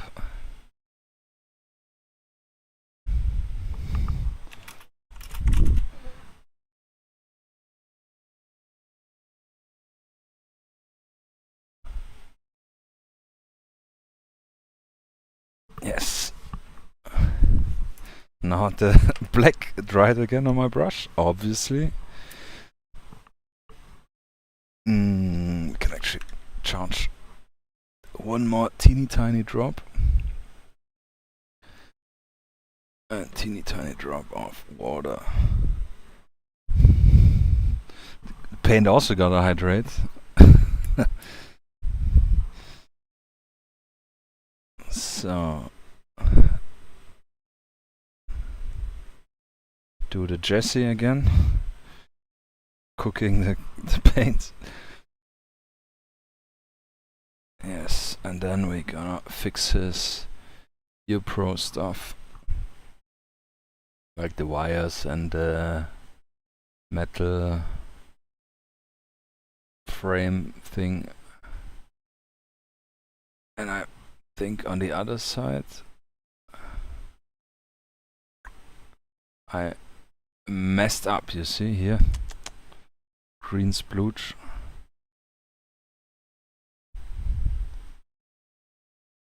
Splooge splotch. Oh, no, I messed up in his face.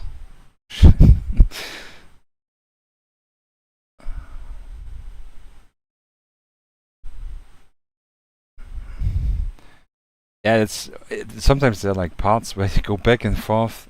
You clean this, and then you mess the other side up with the same color. Then you go and clean this again. Yeah.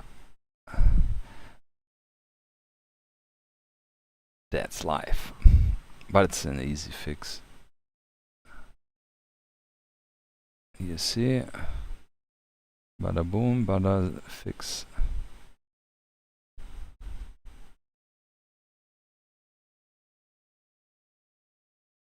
Yeah. Actually, I wanted, if you already added, I wanted to paint those pouches in this green to also have a little bit different pouch stuff going here.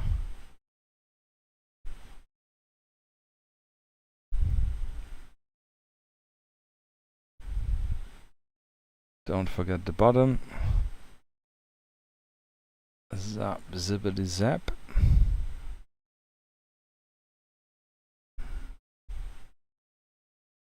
Then we can actually paint the magazine bottoms black, which I think I have not done. Ah, here I have it done, but not the ones in the pouch.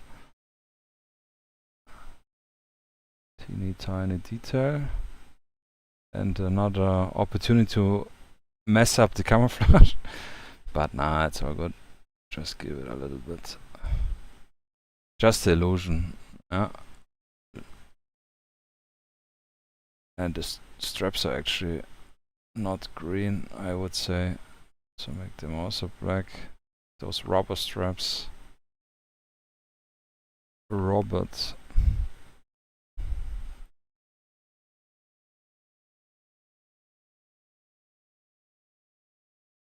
Nice. Yeah, I think he's so far complete. You could paint the actually the dump pouch in a lighter color. No, this is the color. Which color I used? I already forgot. I think it was this one. It's completely dry.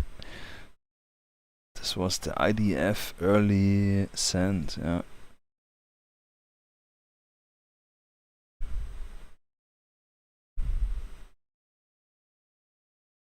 Gonna paint this pouch just to have a little bit more different. This is the color we used on the Telnyashka guy's pants. If you remember, or if you have been watching.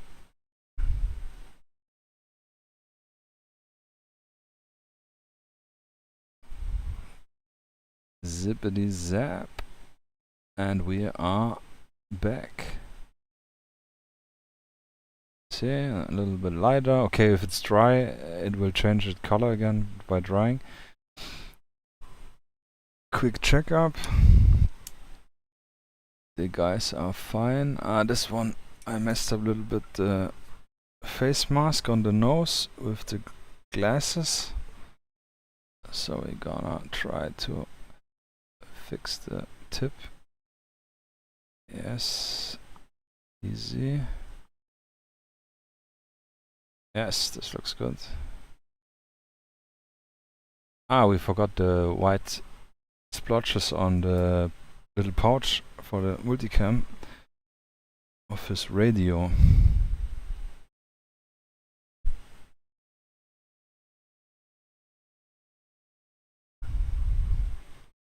I'm gonna just add, I don't know, 1 dot and 1 half stripe.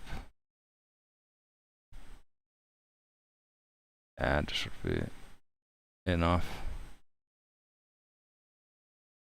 Yeah, that's not a stripe. It looks kind of weird, but it's okay. It's okay. 1 white dot here. White dot of excitement. Oops, off camera. Here. Yeah. And the max we can paint here. The max bottom black. That's the thing. If the more colors you introduce, the more complex obviously it gets, but also the more time it takes. Too much black. Ay. Take the orange. Not mix the orange with the black. I'm gonna blow quick on it, sorry if you hear it. Just that it dries, and then I can just go over it, and we are golden. Oh, actually this bottom also has no black.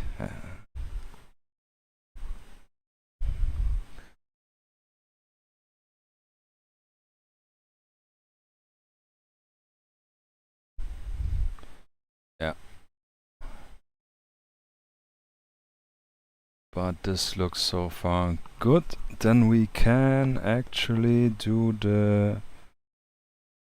Let's do the skin parts now, because it's not so much on the guys, and then we have actually to paint the Russian EMR Cifra style camo on them, if I remember my recipes, but I think it was just this one, and reflective green we have here already. Yeah, this should work. What I want? Skin, yeah.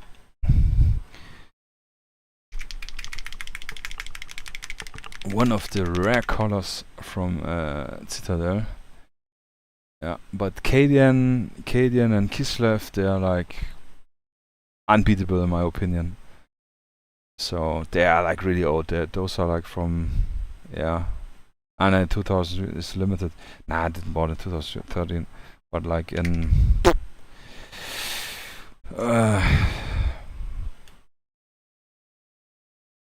yeah, 2018 I bought them. Yeah, and I sometimes I rehydrate them. Have twice maybe. I also added now a little metal BB to help them shake them up. Yeah. this helps a lot. Yeah, and it's like, I don't know. I have tried from Vallejo the skin color stuff, and yeah, actually only from them. From Army Painter I tried. This is okay. I like the speed paint. Skin color is fine, but not perfect. If you're doing speed paints, if you prime them in white. But yeah, I actually wanted to try and get one of the AK Interactive 3rd generation skin sets, skin color painting sets, and give them a try.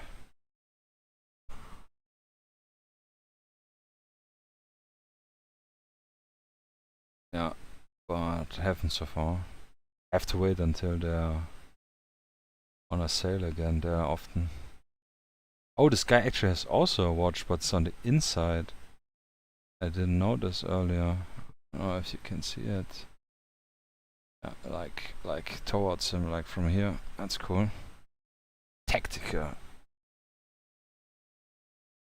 Yeah, we need definitely to clean also again the skin part stuff off.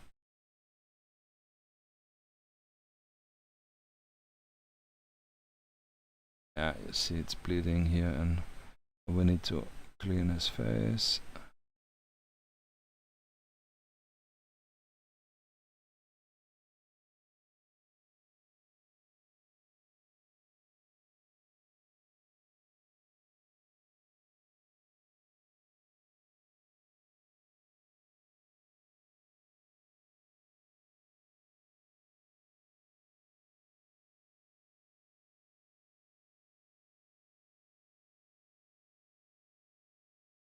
And actually, did we say he has gloveless? Yeah, I think he was gloveless. Fingerless again. Can actually paint fingers already. It's like super. I added too much water. That's not good. Not good.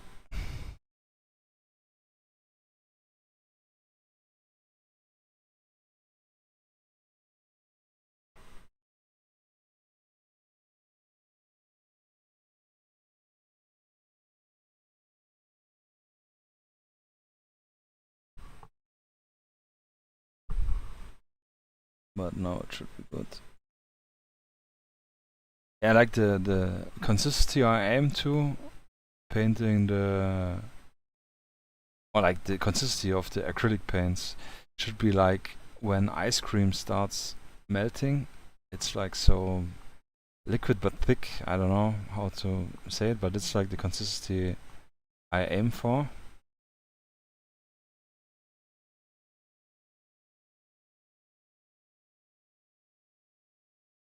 Yeah, so a little bit creamy. That's still too thin actually. Problem with this is it doesn't cover well if it's too thin. And I don't want to go over it so often.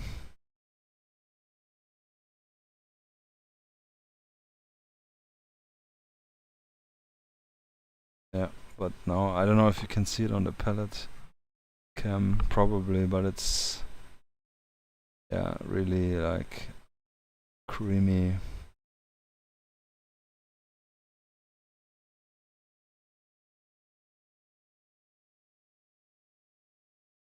Yeah, you see also it covers now really good.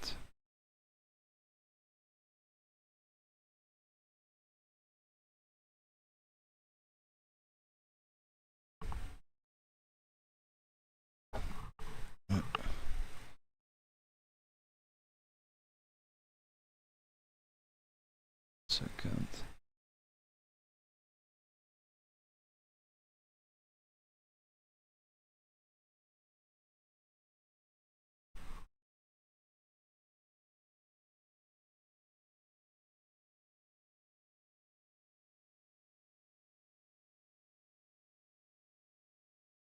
Yeah, here you can see it. It goes on like butter on a fresh slice of bread.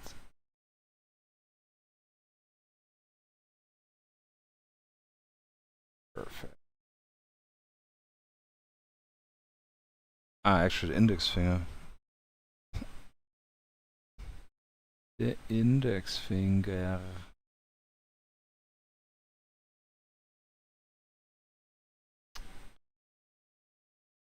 Yeah, need here to fix a little bit, but that's okay.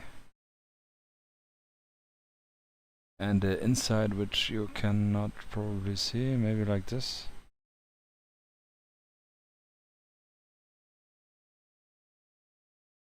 And the thumb in the inside.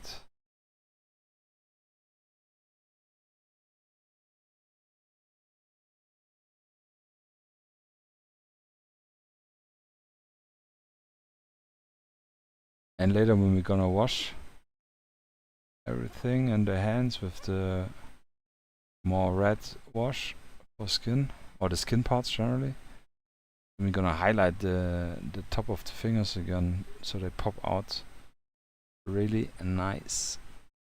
Yeah, but it's looking good. Next. This one got a little black mole here. It's gonna cover.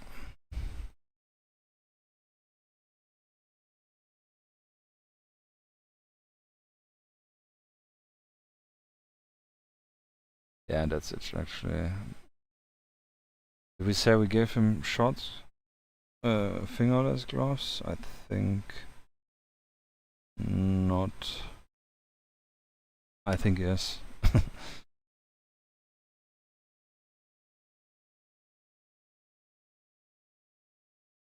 Yeah, this looks better.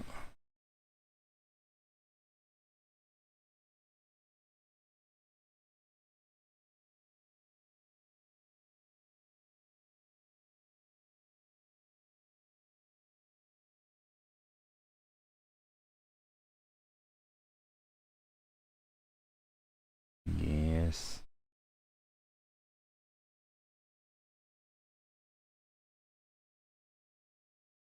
The only difficult part is, that's why I prefer to paint the figures more or less at once. Because like I use now 4 or 5 different greens and kind of remember which green is which on a, like if I'm painting right now, it's, I kind of remember, but then it gets hard. Now I have the benefit, since I'm streaming and on YouTube it's recording, going in the playlist stuff, so I can always go back. New perk unlocked. Actually not bad at all.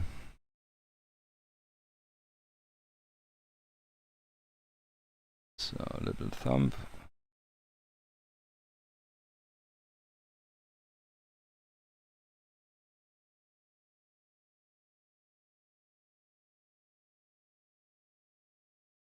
Yeah, that's really cool.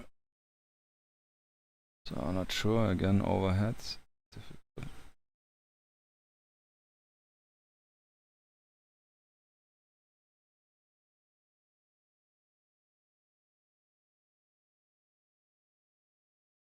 Yeah, that's good.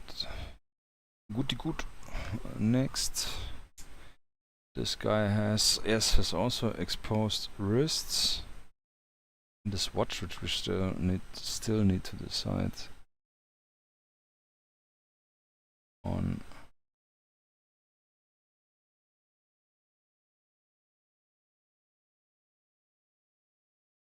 Yeah, luckily this wrist is covered.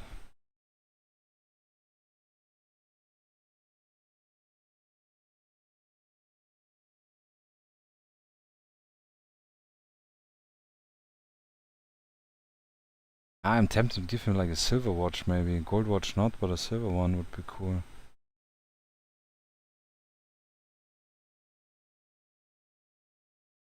As for the bling, this bling bling style.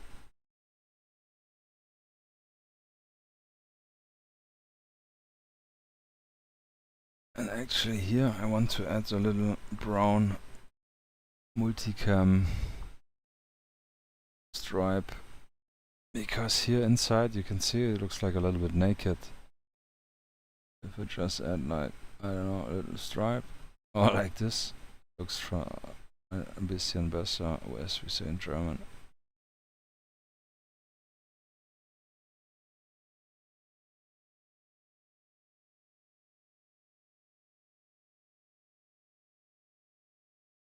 Yeah. Next. We only have two because this guy's already washed and schmoshed. No, we can clean up the skin parts. Actually, it's just this guy with the gloves. We use black,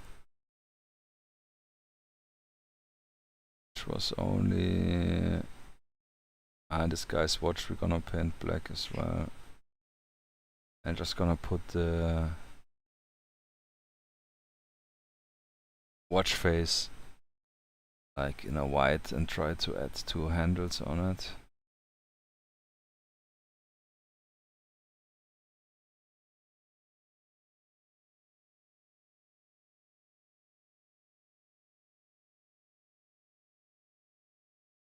And this stuff, and we are already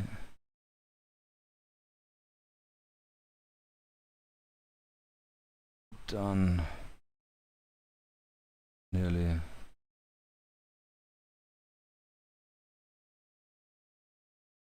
Actually the jacket got a little bit skin color on it.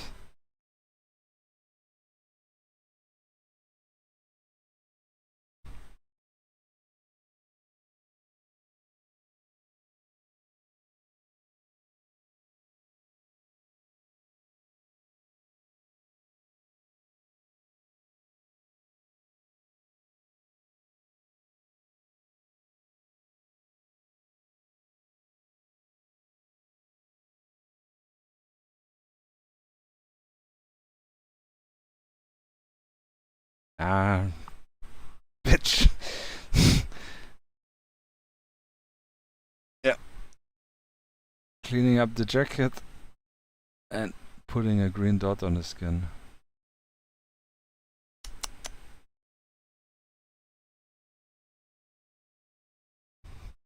But it's fine. We can fix everything, so we just need to let this guy chill a moment. So this one has the black gloves, but we set like a silver watch. So let's get this silver going. Shaky shake. And this one will splooge away because, I don't know, it seems like some paints they get under pressure here if they, with the heat or something. Tiny water. Mixerino. Cleanerino of the butt. And then we have enough silver for the silver surfer watch. Yeah, this will be cool, I think. You see, it's nice and shiny.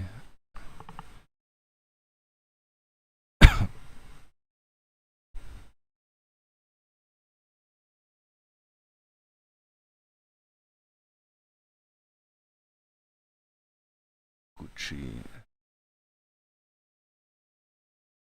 Or maybe it's like Psycho Casio watch.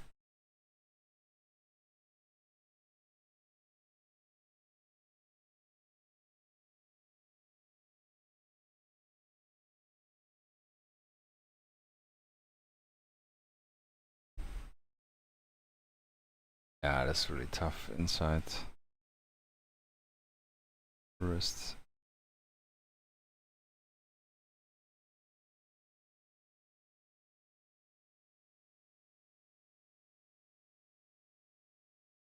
Yeah, and then we're gonna wash it dark. Then it will look really nice. Actually, we can just use the silver for this guy's watch face instead of white. A little dot.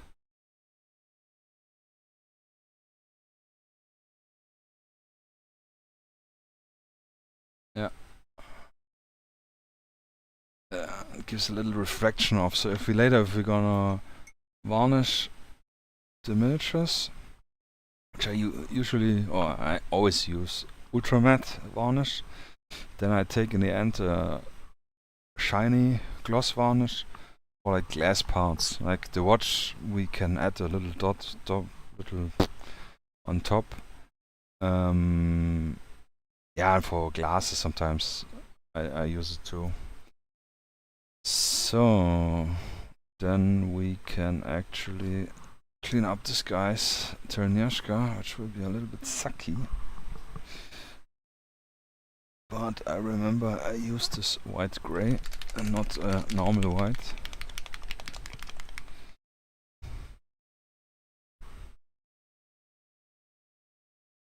Because I use it for something else, something different. I paint IS for the Adidas stripes.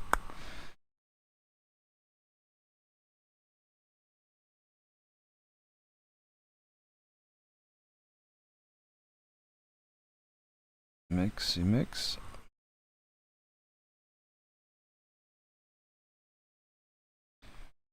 Big cleanup area here.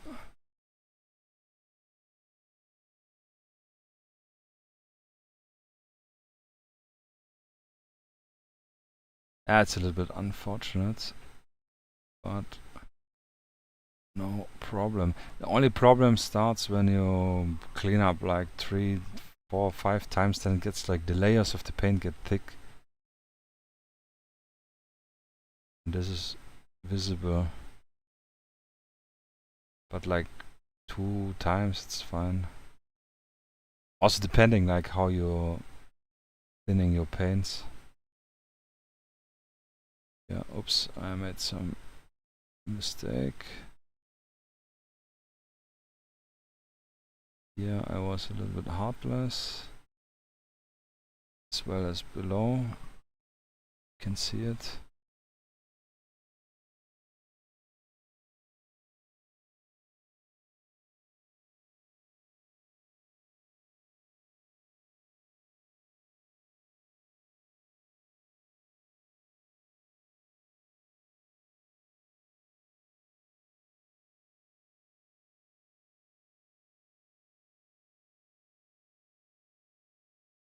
And here we got some super fat thick line.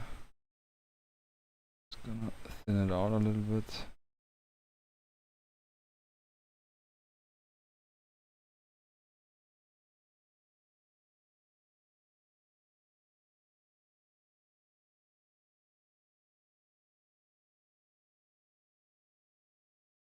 Ah, that's good. We're gonna wait for it to dry so we can paint while it's drying. The knee pad in this brighter color stuff, which I told earlier.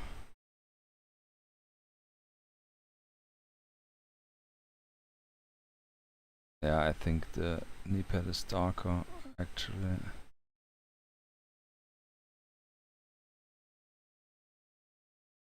The plastic part, I mean.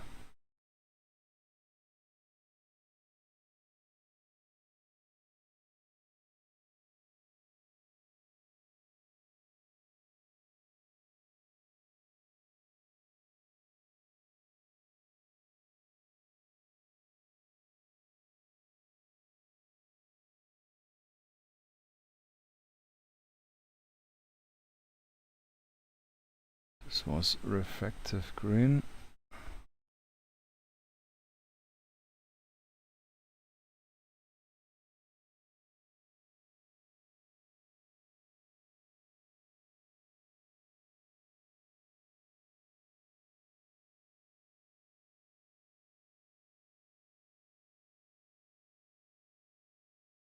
Looking good.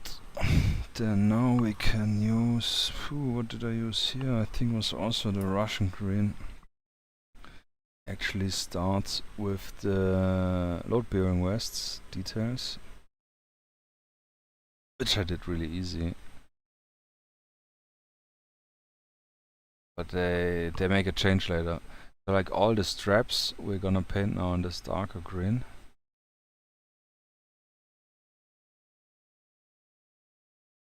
And it's legit because there was in the...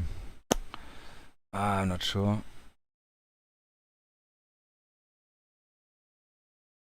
2018, maybe 16 not, but 18. They changed. Nah, it was not today. It was 2014, more like this. They changed the fabrics they used, the Cordura stuff from SSO smashes, and there were ones which had like a little bit lighter base color, and the straps, all the straps were really dark.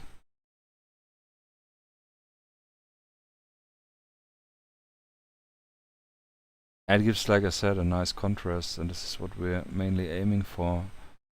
That's also the difficulty with camouflage generally, like I told earlier. I don't know if you have been here. If you paint really good, accurate camouflage, then and the camouflage works, then the miniature will literally disappear on the gaming platform, on the table I mean, which is, I don't know, it depends if it's what you're aiming for, but it's kinda, yeah, it disappears, so it doesn't pop on the table, and you kinda want to stand out or like have visual pleasing table stuff.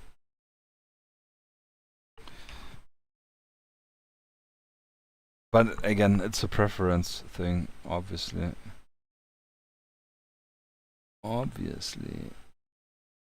So yeah, we're gonna paint the buckles this darker green.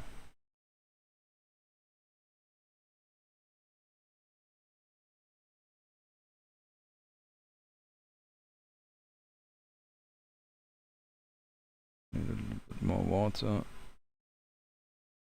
Actually, my paint palette is completely dry. My wet paint palette is completely dry. Usually here's water, and it's evaporated all. Crazy. But the sponge is still wet, so it's fine. So we're gonna imagine a little strip coming from here. I'm not sure if you can see it because of the arm of the figure.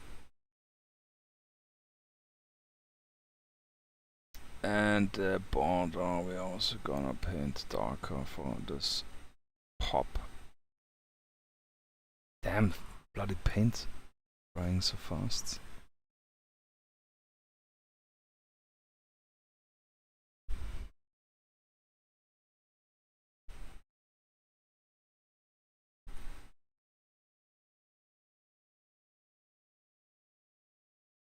Zippity zappity zoop.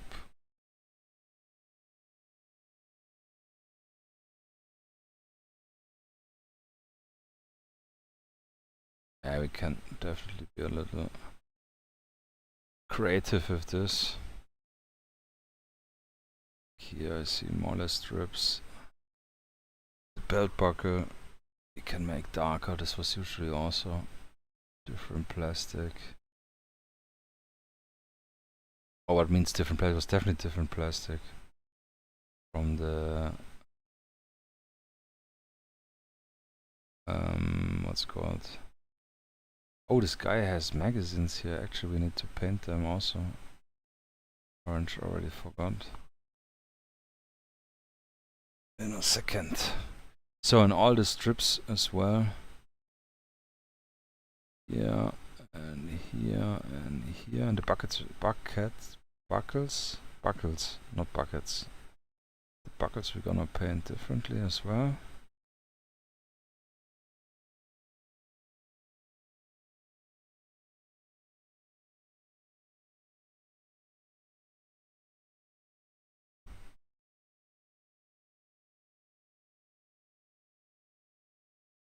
The grabbing strip thing.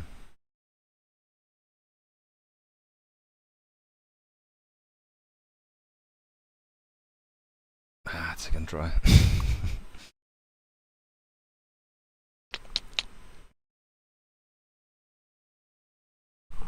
What's the time? 1 AM. Yeah, but I'm already more or less ready for the washing.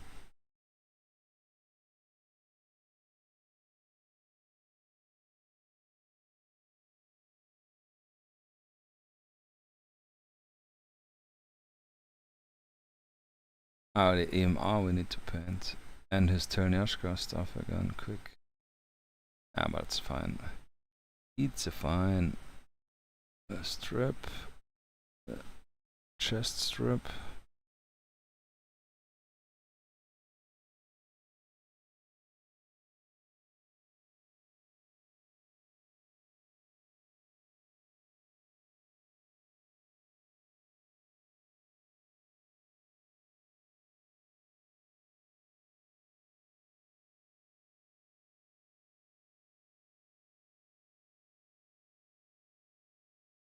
Side of the buckets here.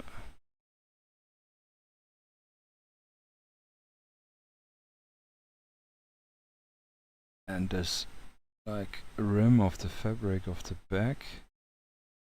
Bread bag. We're gonna also make this darker green.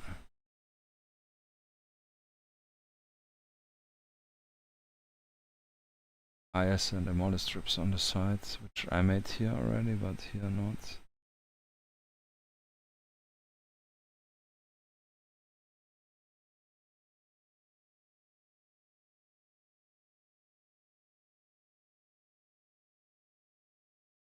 Yes. One down.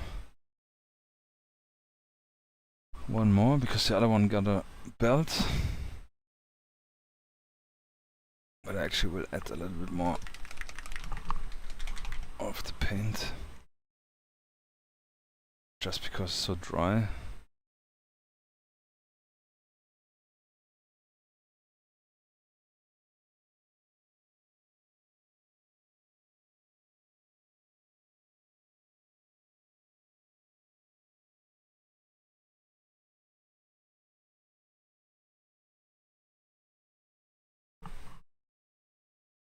Should turn off the AC because my feet are really cold. And this buzzing sound stopped. Yes, the straps.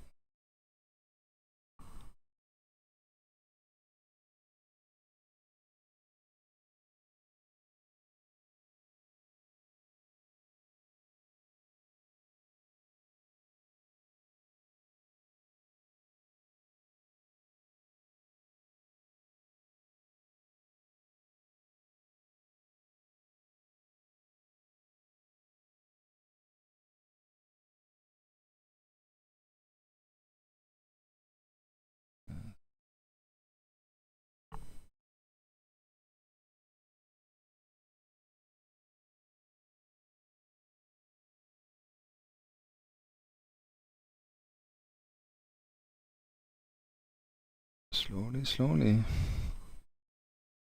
But good thing, take time. And we have time.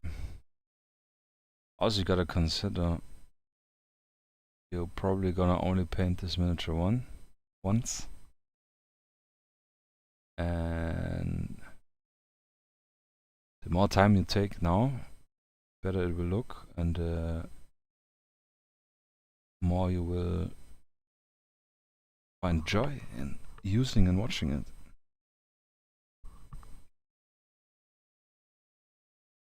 At least that's what I think.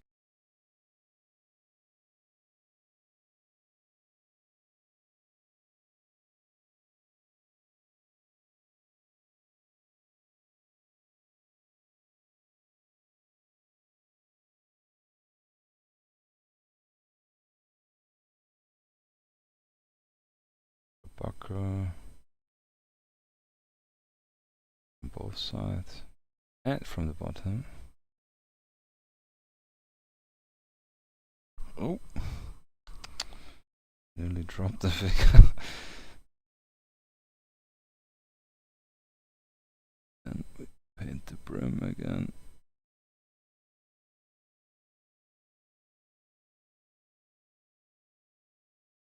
Maybe it's a gas mask pouch for this guy and not for the drum mag. He could be.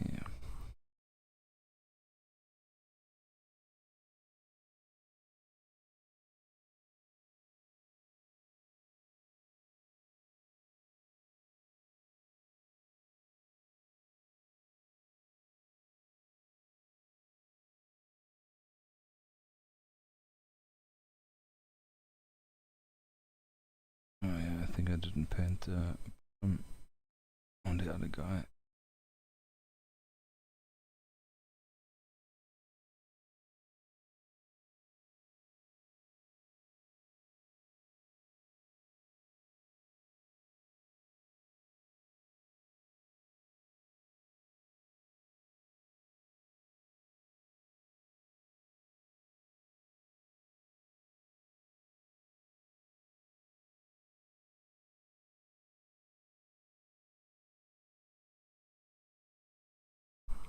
Alright.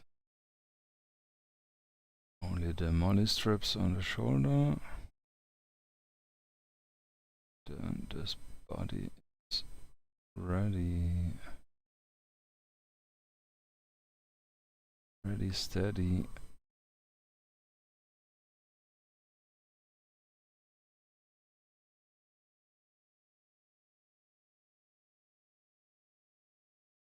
Nearly ready.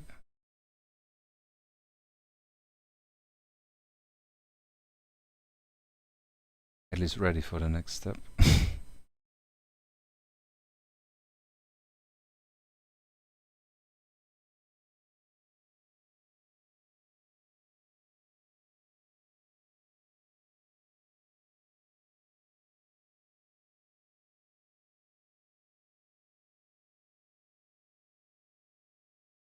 Yeah.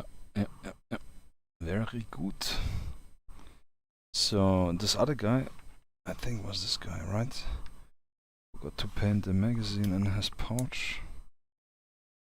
Just gonna add a little dollop of this red leather, the backlight look and feel.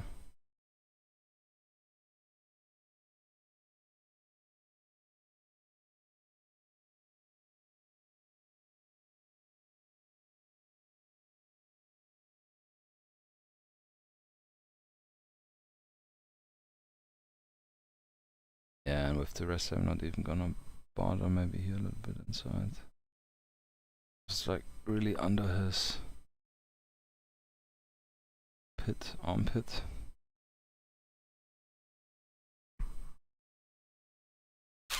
Yes. Then I think we are good to go for the Cifra or EMR, the Russian pixel camo. So for this one I actually have this, I'm gonna show you here, this rather busted brush which I bent so it's easier to hold, and it's a synthetic brush. It has hard little bristles. See it? Yes. Really hard. Yeah, this is good. And those will imitate the pixel stuff, pixel camouflage things. And for this one we're just gonna use the Russian uniform. Like we used Russian green, which you could also use, I think, German Luftwaffe camo green. That's what I used before. It's a little bit more greenier, but I think they're pretty similar. So Russian green as a base, then we use the Russian uniform to make our first set of pixels, which is very, yeah, like olive green. Russian green, I don't know. If you know it, then you know. At this one we actually gonna not, or do we? We can add a little bit of water so it's easier. Yeah, because it's really thick.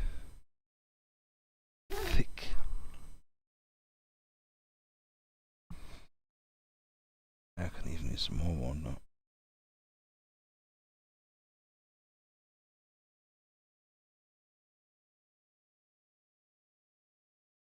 Yeah, this looks good. Then we're just gonna dab it a little bit till it's soaked, but you see we have more paint than we need. I'm gonna dab it 3 times also on my finger. Then we're gonna start with, it doesn't matter actually, with this guy's jacket. Just dab on some blotches.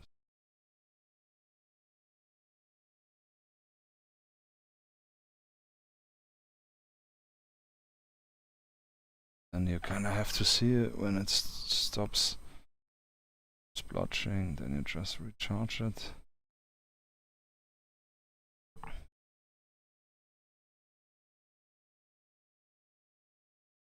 Go again. Do not cover all areas, you just go like one area here, one area here, one below. It already needs a charge.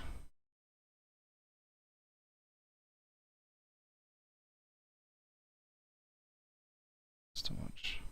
It doesn't matter if you make like big bouches. I'll fix it in a moment. And we're gonna add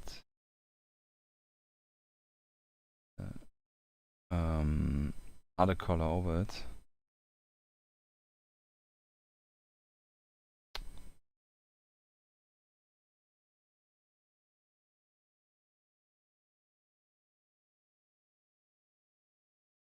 I mean, you don't need to have a brush like this, but just like some really old, and need hard bristles. So you get the dots. We had this guy's head.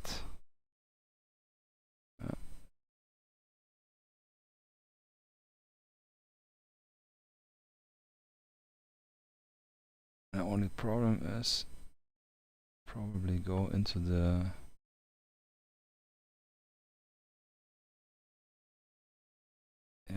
to the head strap.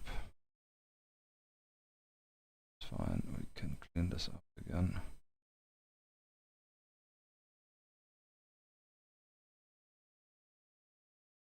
And then this guy's pants.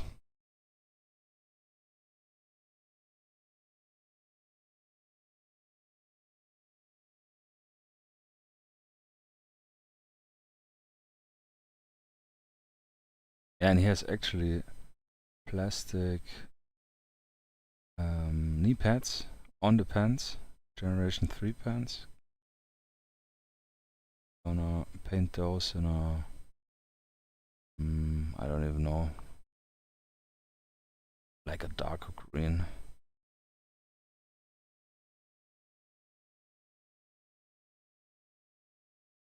Already no paint in it.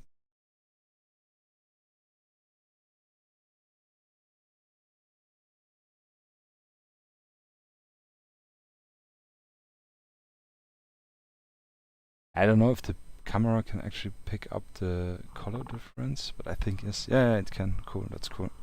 So now we're gonna wash this little brushy boy. And then we're gonna add our refractive green, which we already have here.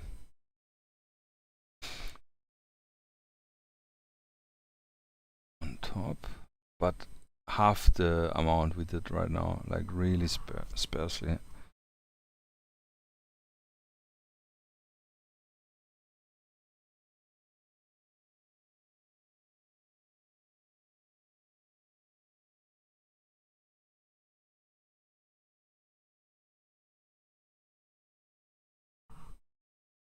Same on his jacket.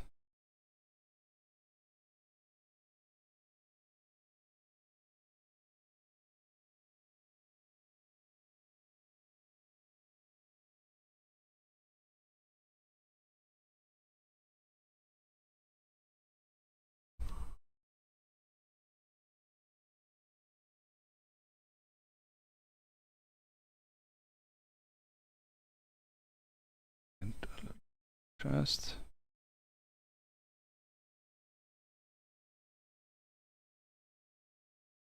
And this part will also be more.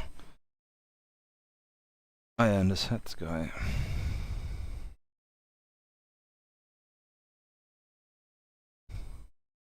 So it's a little bit of a layer technique. The layer comes last. You may be surprised. Trim again. Actually, we don't need to wash it, but we can just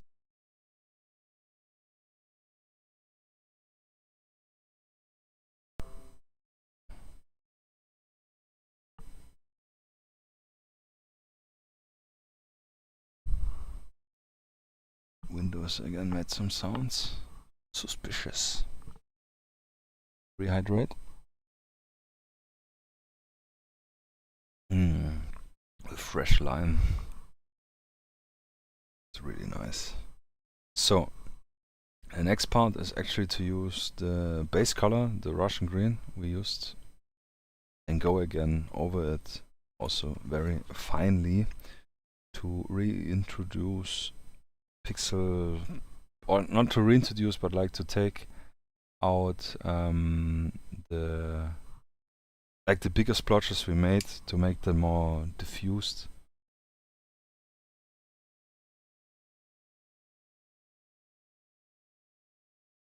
I think probably you can just paint it in Russian green and just do dark splotches over it. Will be probably more effective. I don't know if this looks good. It has this EMR going.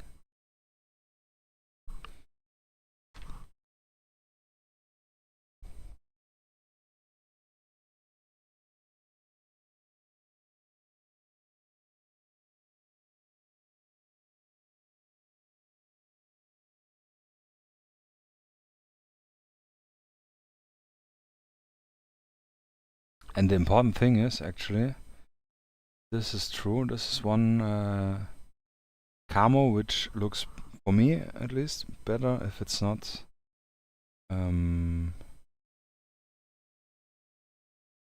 washed again. Really not that pronounced. To go with the jacket again over. Like here it's better. Need more lighter splotches.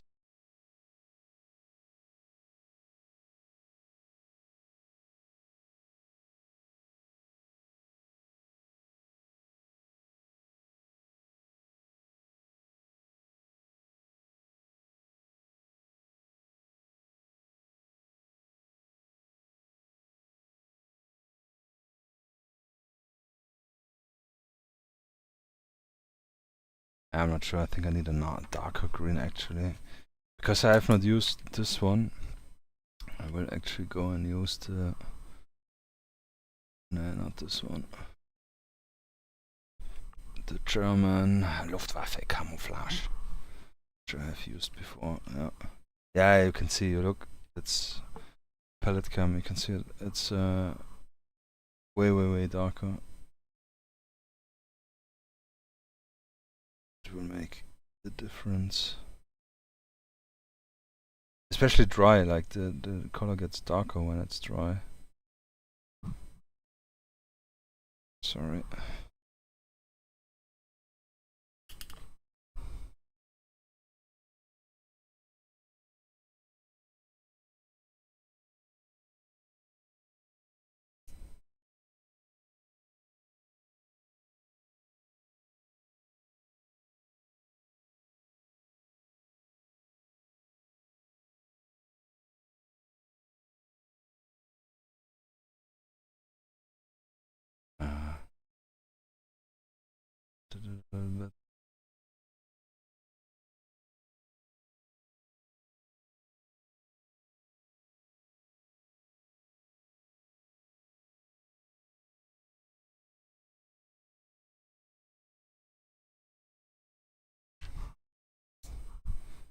Yeah, pixel camos are not easy.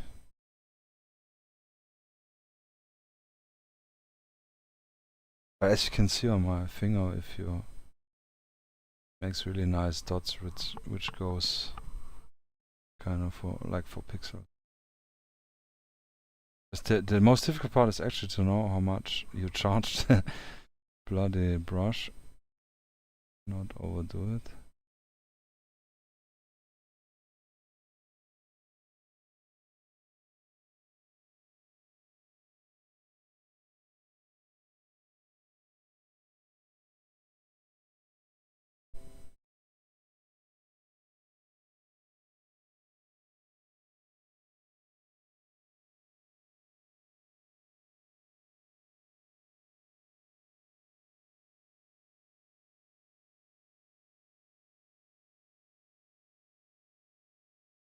Yeah, it's just layering.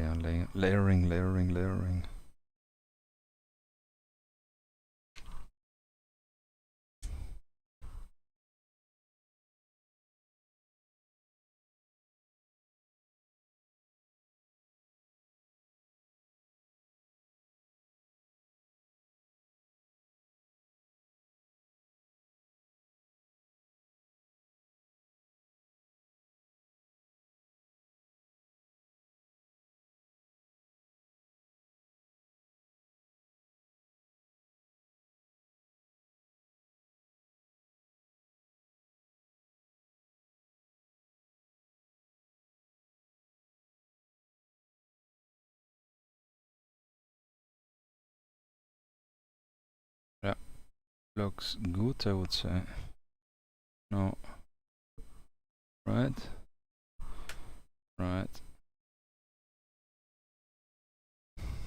We can, and I will now, because why not, go over one more super tiny with this Russian green, Russian uniform World War II green,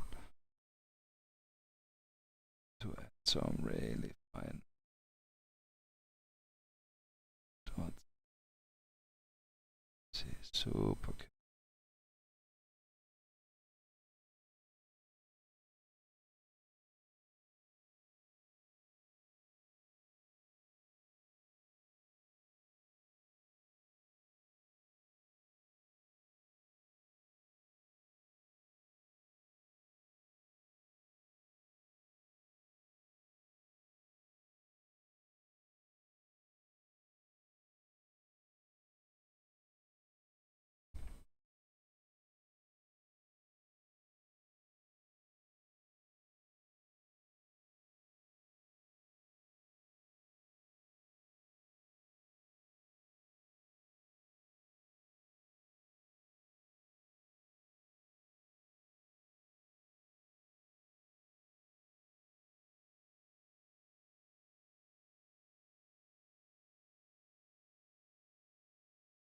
Yeah, just to give a little bit more depth.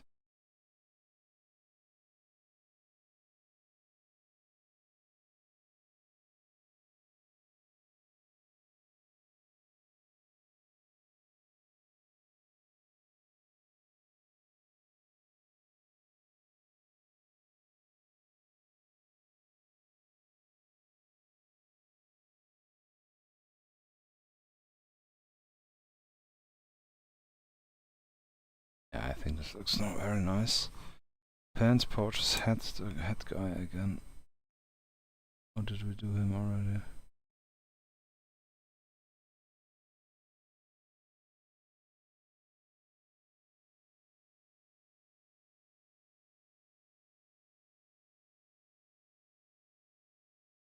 Yeah, I think this is golden. It's good. And this. So that means it's actually good to go. Good to wash. So I'm gonna wash those. Actually, I need to paint the blue stripes. Nearly forgot. Blue stripes.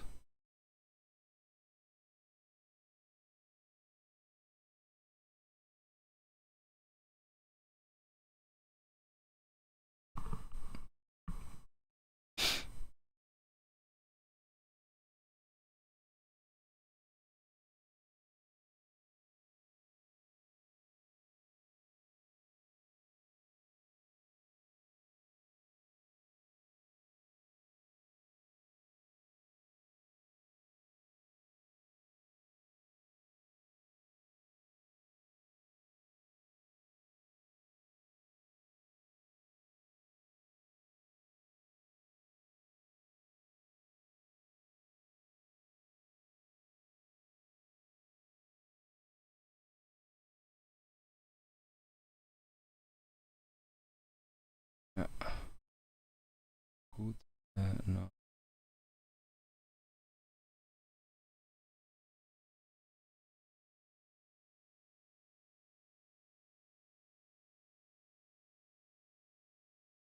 That's the one thing. If you're like, I'm always having one finger stabling the painting hand. So if you have a lot of paint, then it can happen that you have here, and then later you stable on the figure, and then it gets some paint over it, which is not good. So yeah, then actually we're done with them right now. Then we're just gonna wash all besides this guy, because this we're gonna wash tomorrow, first thing on the stream.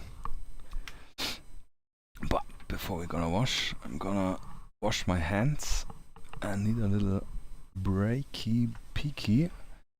So I'm right back in a second.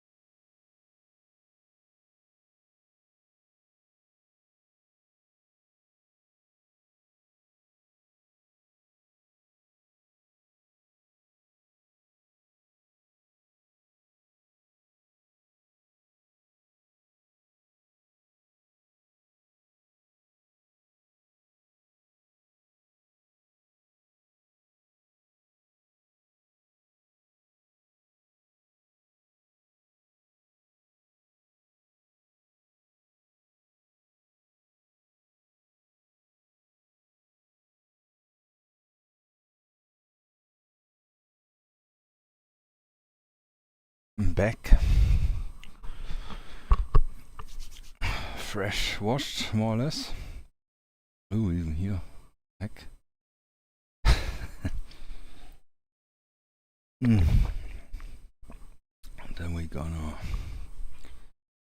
do the washing. So washing, actually, I have still from Citadel, also my favorite washes.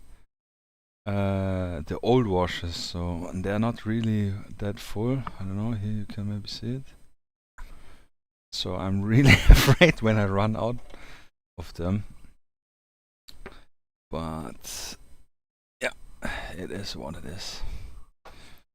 So we're gonna use, like, this is my main washes I use. I also have like the blue tone from Army tone, which is great for jeans or like blue stuff. Also have like purple. Purple is very important if you're doing dark skin, like on brown. To use purple tone is the right way. Strong tone, of course. And green tone, red tone, I've actually never used because I always use the OGs. The OGs. Thonian Camo Shade. Everything which is green, Reichland Flesh Shade will be all the skin parts. Agret Earth Shade, everything which is brown or red or orange, like the backlight magazines. And Nullen Oil for everything which is black, grey, metal. So the guns will be Nullen Oil. Nuln Oil shaded. And yeah, the only thing which I said before, which we're not gonna shade, is the EMR camo, because I think it takes off this little nuances which we have. I think now you can see it even better with it now being dried. It has a little pixelated feel to it, and if we add now the wash over, which brings all the colors together, then it will dilute it and it will just look green again. I made the experience, painful experience. But yeah, but I only painted like a plate carrier of the guy, so it was not that bad. And yeah, and we can actually highlight it on top with different green tone. Yeah, so usually I start as well with the flash shade. Give it a little shaky. And then, as I said, this guy we will not wash. This one is already washed. And then we're gonna start with this one. Where's my folder? Here it is. So this guy is like pretty green. So we're gonna wash. Like I said, we're just gonna start with the. Actually, we do all, not one by one, but after another. So the dangerous and important part is not to tip over the pot. Yeah. But again, that's the saying. You're only a true wargamer and miniature painter if you at least spilled one pot of Nuln Oil or Agrax Earthshade. Yeah. And I did actually both. Yeah. And this Nuln Oil pot, actually also half of it went on the table. It's pretty annoying. That's why I have which one? It's actually this one, which has a metal washer glued on the bottom. Yeah, I used my trusty old Citadel M-layer brush, which is already, what was it? 8 years old. For the skin parts, we have really next to no skin parts, so it's just like the finger tips we painted, the little exposed areas around the wrists. Just get the wash over there. Nothing special, fancy. Don't forget the little parts in the face. Which actually doesn't matter, but it just brings all literally together. Yeah, so that was it already. So carefully to the side, carefully the next one, so we don't spill our goddamn wash pot. Yeah, really be considerate and slow if you have those type of washes. So here we have more skin.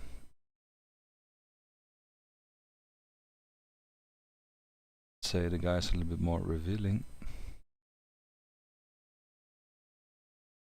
Just don't forget the underside. Slowly recharge the brush.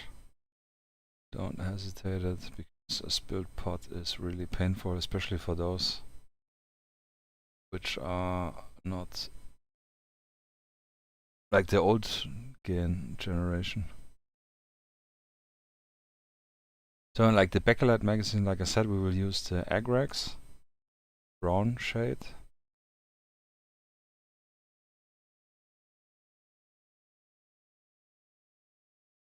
So, and the shade, I don't know if you know or not, will fill in the crevices. And due to its higher pigmentation and due to its properties being very high, low viscosity, high viscosity, low viscosity, I think. No, high viscosity. I don't know the capillary functions of it. It will go in all the crevices and fill them up, and with the high pigmentation, they will turn darker, which gives a shading effect. Because with this size of miniature, the lighting is cannot be precise and accurate. That's why we can use the shading cheating technique. Some people prefer even to paint the shades, like I have seen it, people who use a darker color and paint in the lines, the crevices, so like the deeper parts, which is, I don't know what it's called actually, the technique, but it's the contrary of highlighting, so I don't know, maybe it's called dark lighting. I don't know. But I've seen it. It looks really cool, but it's definitely more work. And yeah, not for me. So yeah, here you can see I added a washer on below. It gives a little bit more stability. So next we're just gonna go with the Athonian camo shade, because we have so much green on the guys. Like again, we're not gonna paint the EMR, not gonna shade the EMR camo, the jacket. But we're gonna go over the multicam. Yeah, it brings it all together.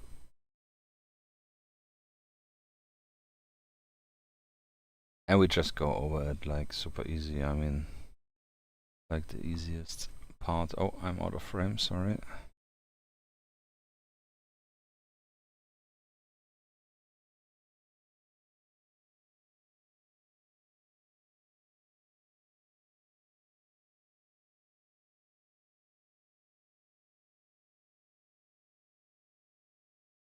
Important is not to miss a spot because it will be visible. Because it will be obviously brighter and has the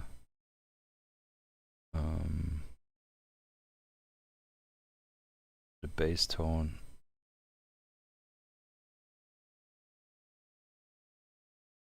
To go. Like again, spin it, have a check, turn it upside down, spin it again. Yeah, like here. I missed some spots.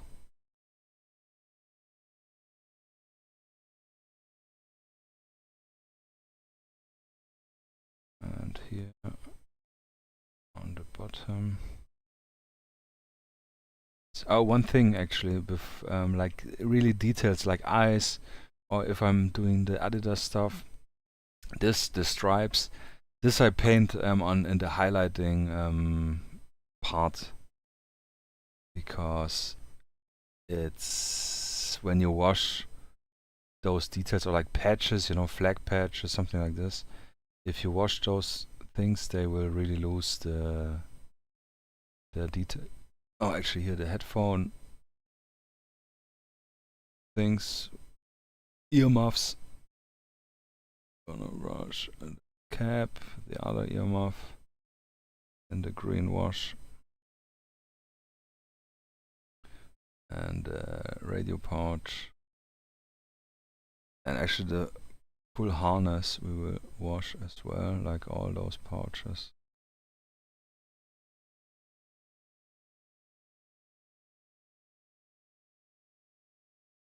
Just super easy.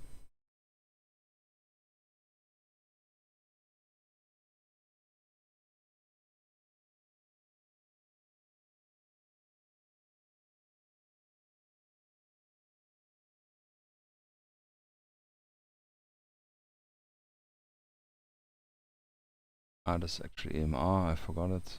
Pouch, but yeah, you will see it. Let's have this little pouch on his load-bearing vest. It's a contrast.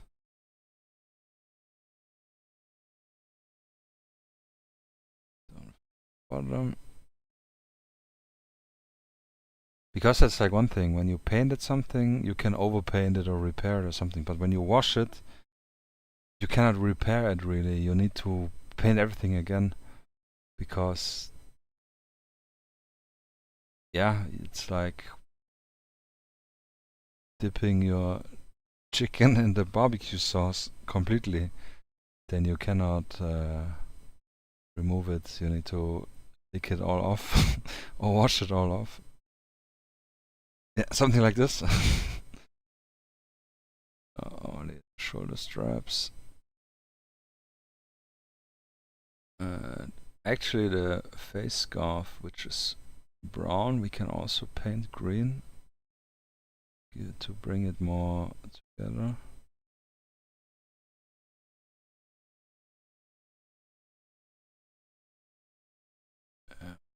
Alright. So the gun, we said we're gonna use the Nuln oil, the dark one, dark shade.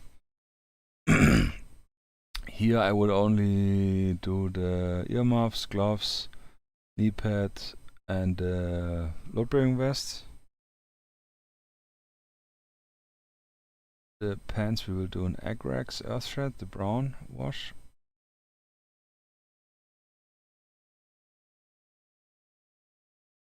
And then the other figures we're gonna do tomorrow. Or the one figure.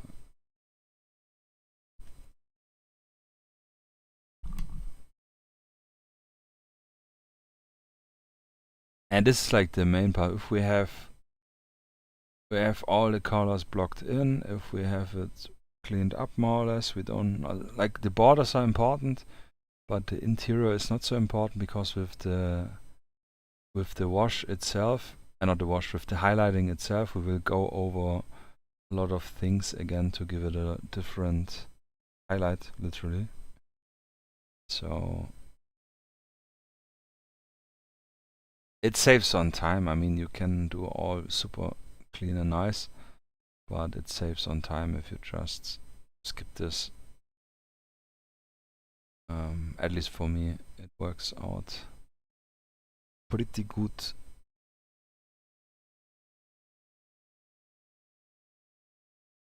And the wash is also, as we say here in South Germany, is also very important, because when you're darking everything down, it helps with highlighting everything for, again, the contrast part.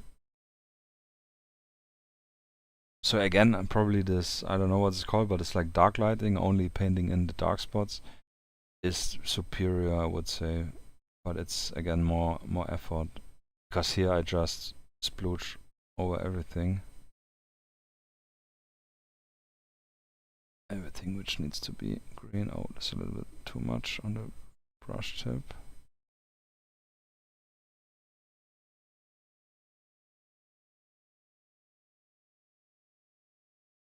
Yes, and the earmuffs, not the EMR hat. And the gloves.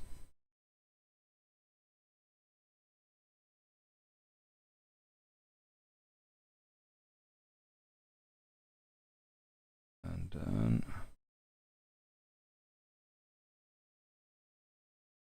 we are actually done, so we can switch again. The good thing is, like, you see everything. Actually, have I painted the wash? No, I have not washed the thing here. Or did I? But the good thing is, like, since the wash is wet and it takes the time to dry, you can actually see which parts are shiny. You see, those are still those are washed, and yeah, so kind of have a little feedback where you have to go over and where not. So green stuff is done. Safely close it up and put it away. Wash the brush. Then I go, next one is my Agrax, which is the brown one. Dark brown one, actually. I prefer actually strong tone more, because it's not so dark. But with tan and beige and stuff like this, you get really nice, yeah, like a nice contrast with highlighting. So, like, do I have any figure here to show? Actually, not really. Oh, maybe this guy.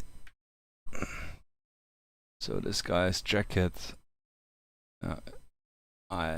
it's like brown, and then you see a lot of dark from the Agrax Earthshade, and then I just highlighted it with this 124, the base main color, and then pale sand one, like 4 drops the base color, which I have on, and 4 drops of the again 4 drops of the base color and 1 drop of pale sand for the highlights. Yeah, this is what works really good.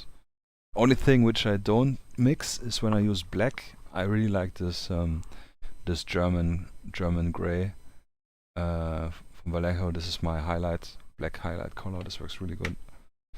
Yes. Alright. So brown, what do we have here? Actually, just the backlight magazines.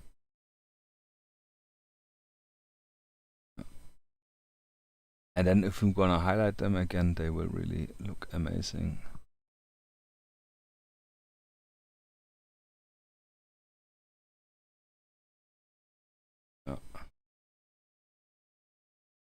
Oh, I see we forgot to paint the the index finger to wash it, I mean. Ay. Gonna need again 1 second there. And yeah, that's a good example why you don't try not to forget anything.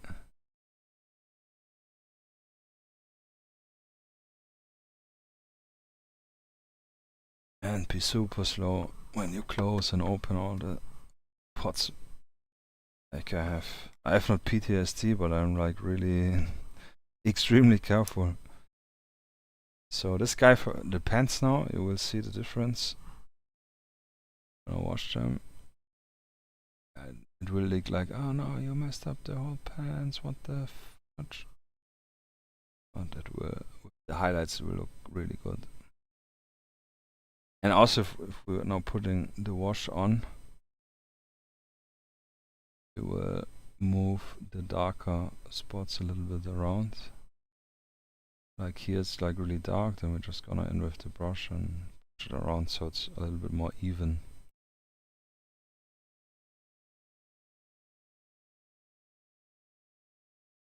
So we have a dark spot.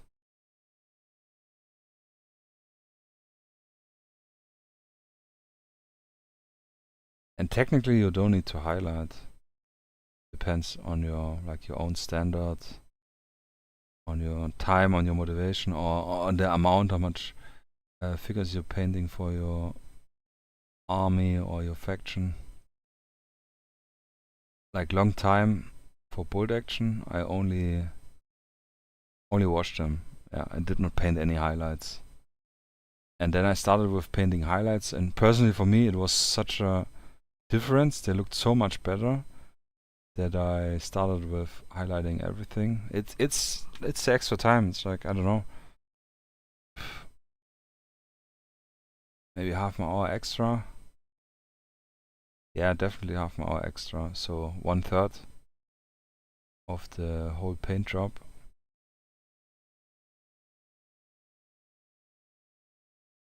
Yeah, got everything covered, I think.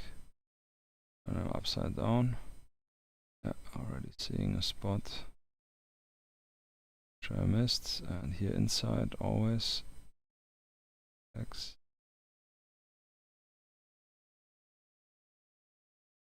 Nice.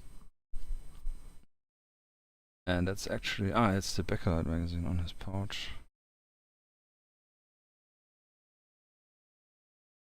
Yeah, Kalbsack, no worries. I'm just about to finish. I also want to go to bed. It's already 2 a.m. nearly. 2 hours over the stream. Thank you for being part and watching all the time. I appreciate it. Good rest, good night. See you tomorrow. Bye bye.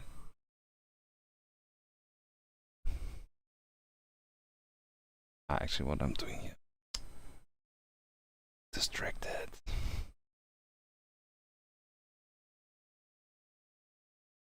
So just a little sweep and a little dop. And then we are good to go. Close this securely. Put it away. And then the holy grail, the Nuln oil. I mean, technically you can also skip the part of washing each color individually and just null oil everything or agrax everything. That's what I did at first, also with the bolt action stuff and with the first miniatures I painted from Spectre. I did this as well because I had no idea, no experience. It was okay. I mean, a shade is a shade, but it makes a big difference if you do differently. So now we're just gonna do the boots, which not really matter much, but I like it to do it for consistency sakes.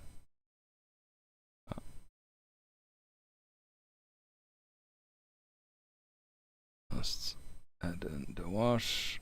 Yes, the gloves we can do here. Stare black. Watch face, a little dollop. The rest of the gloves. The other glove. The head strap, which is black on this dude.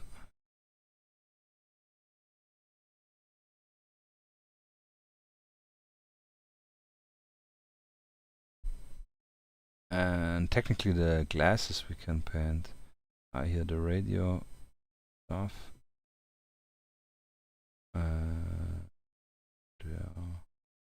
The gun. Not the magazine, only the gun. We forgot to paint this tip black, but this we can do later on the highlighting.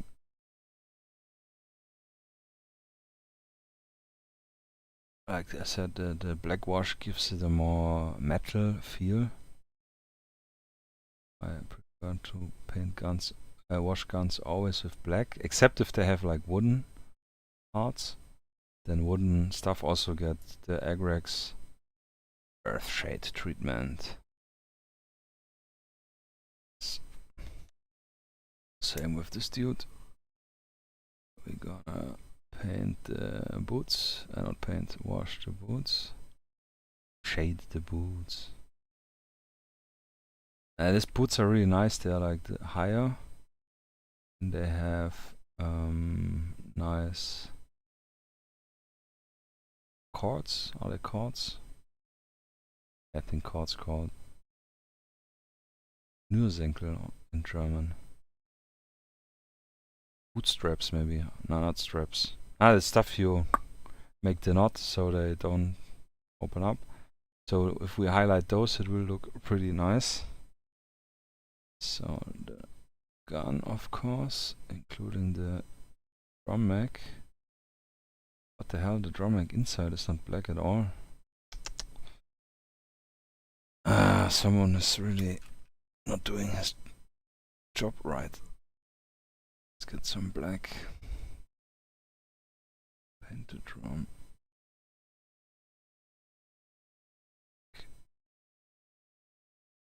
Black.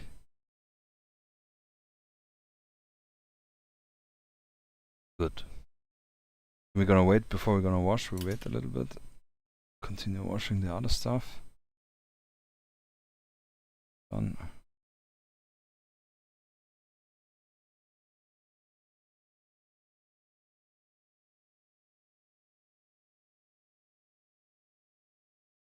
Yeah, and you see like here I have a little green spot, which I'm not gonna bother now, because if we're gonna highlight the gun parts, then we're gonna paint this over.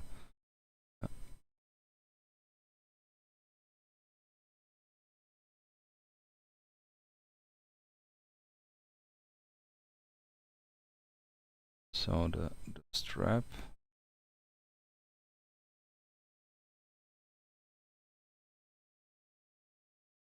And yeah, and the backside of the drum, which we try now.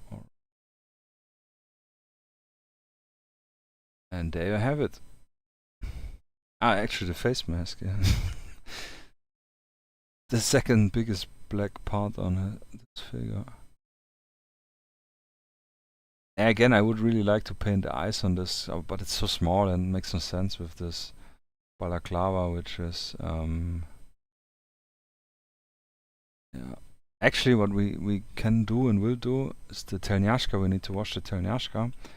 but I will for this case use the strong tone. So usually I can use the blue tone, but it will maybe make it all more blue. So I actually just want to have the recesses darker. So what I have, I don't know where have I put it. Oh, actually here. A handy dandy collection, maybe you can hear it already, of beer tabs. Kronkorken auf Deutsch, in German. And I use those to mix washes or when I paint with the speed paints from Army Painter, which are also cool for more picked figures which I don't have such a high emphasis on little details.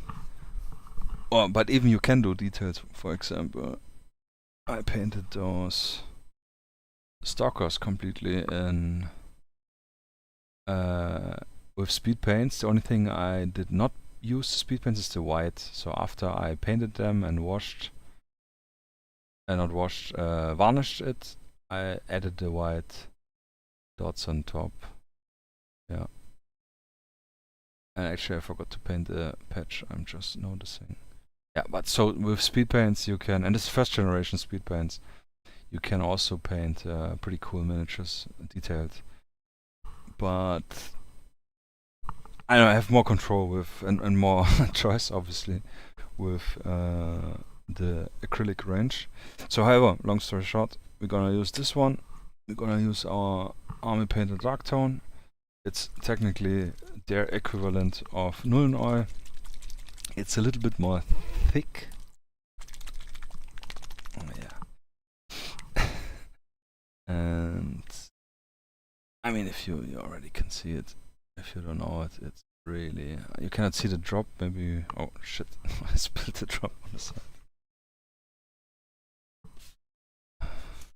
Yeah, but it's very ink-like. Yeah, you can see it like really thick. But what you can do is you can either you use a medium. There is some wash medium I think I have. No idea. Never used it. What I use is just like my paintbrush water, even if it's dirty. Just like add 1 or 2 drops. I think 1 to 1 is already more than enough. Heavy enough. Just need to mix it up. Yeah, and you can see already. Actually, I could use 1 more. I can read the numbers of this. Actually, here, sorry. I can read the numbers inside. I can even add a half a drop. Just dilute it really, really, really fine. So I can try it actually on my skin. Because on the skin, it will also fill the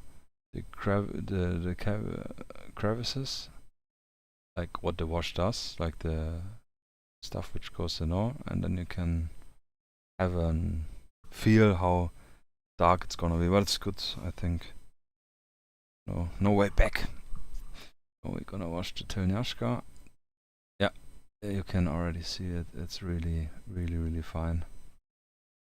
And that's what we want. We just wanted the dark, the deep areas to get them darker. Because we cannot really highlight white. That's usually why you use for white. When you want to paint white, you usually use a bright gray. That's why I use the wolf gray, or what it's called, white gray. It's actually too bright even. No, but it's okay, I think. Then I can use a white to highlight it. The same with black. If you want to paint something black, use a really, really dark gray. So for example, if I paint black vehicles, I usually use black gray. Or even better is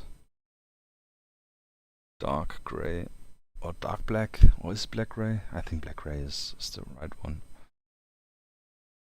And then you can make it even blacker for the shades.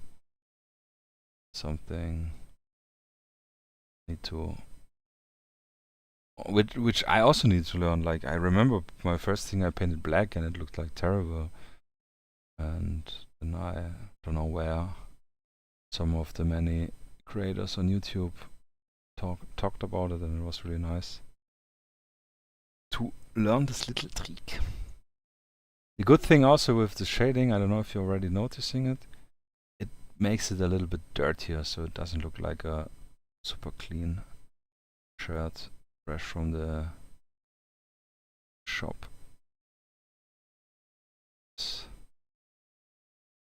So yeah, and the rest will just evaporate or whatever. But technically, I start out magnet thing. We are now done and have 2 washed. Very nice. I'm really happy. Figures. Very lots of character. Oh, this guy has some hair in paint.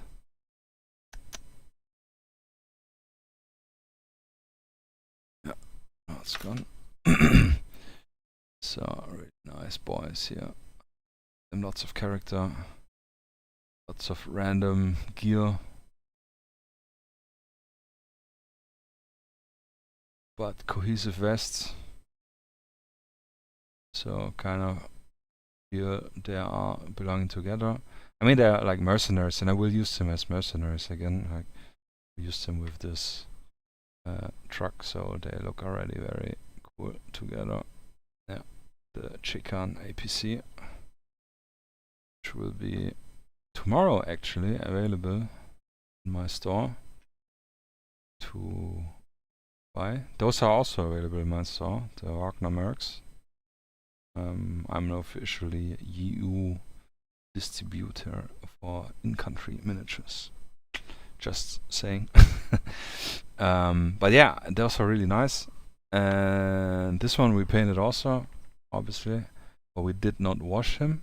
We will wash him tomorrow on stream. I think he's also really cool. The multicam jacket. And a silver watch. Fancy. Yeah, cool. Really happy, really glad. In 6 hours now, 3 figures, so average of 2 hours per figures. It's okay. Usually I take 1.5 hours per miniature from start to finish. But to be fair now, with all this talking and looking at the chat, which I like and appreciate. I appreciate everyone writing, commenting, giving their opinions, ideas. Potan had the idea with the Telnyashka, I liked it. And yeah, I highly appreciate it. It was a lot of fun. It's a lot of fun. But painting wise, we are now done. I'm gonna close my palette, painting palette, to keep the paints fresh. So tomorrow when we're gonna go back, we have everything ready to start washing this guy and highlight the others. And if we are like finished with highlighting one, then we will be ready with the washed guy as well. And this one, which I already painted and washed, yeah, cannot forget this guy. He highlighted as well. Already some dust on it. Yeah, with the grenade launcher. Yeah, really cool guys. I really need to figure out to get some more. I mean, 4 guys are cool enough, but it would be cool to have 8 guys in the same look feel. So maybe need to kit bash some Combat Octopus guys, or use, there also are the Alpha in Africa from In-Country inks. They are kind of similar, but they do not have the Smersh gear, which I really would like the Smersh gear. They have more plate carrier style vests, and those look a little bit more professional, yeah. Especially since they don't have any body armor. But I maybe kit bash one of the deniable figures from Comet Octopus and make him like a similar head or like a balaclava with a head or something. Yeah, but check this out. Yeah, for new figures painted is already really good. Yeah. So I'm gonna switch the other camera so we can talk a little bit and chill a little bit. And yes, we did it, guys. So let me check. Desert asked when I'm starting tomorrow. Same time, 20:30 Uhr, 20:30 German time, GMT +2. And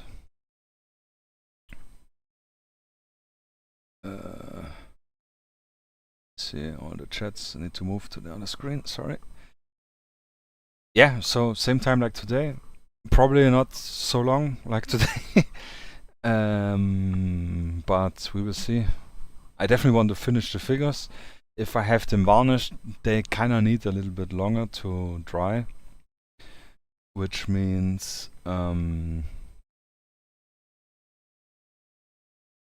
cannot base them directly. I don't know, maybe if we, depending how fast I am, if I manage to wash the figures quite fast, not to wash, we have one to wash and then to highlight, so maybe in 2 hours, 2.5. Then we can play maybe some game, hang out, chill a little bit. And then maybe base them quick. Yeah, I will do easy basing with just some foam stuff. Maybe easier. I don't know. We have to see it. Can decide together. Yes. Alright. Cool.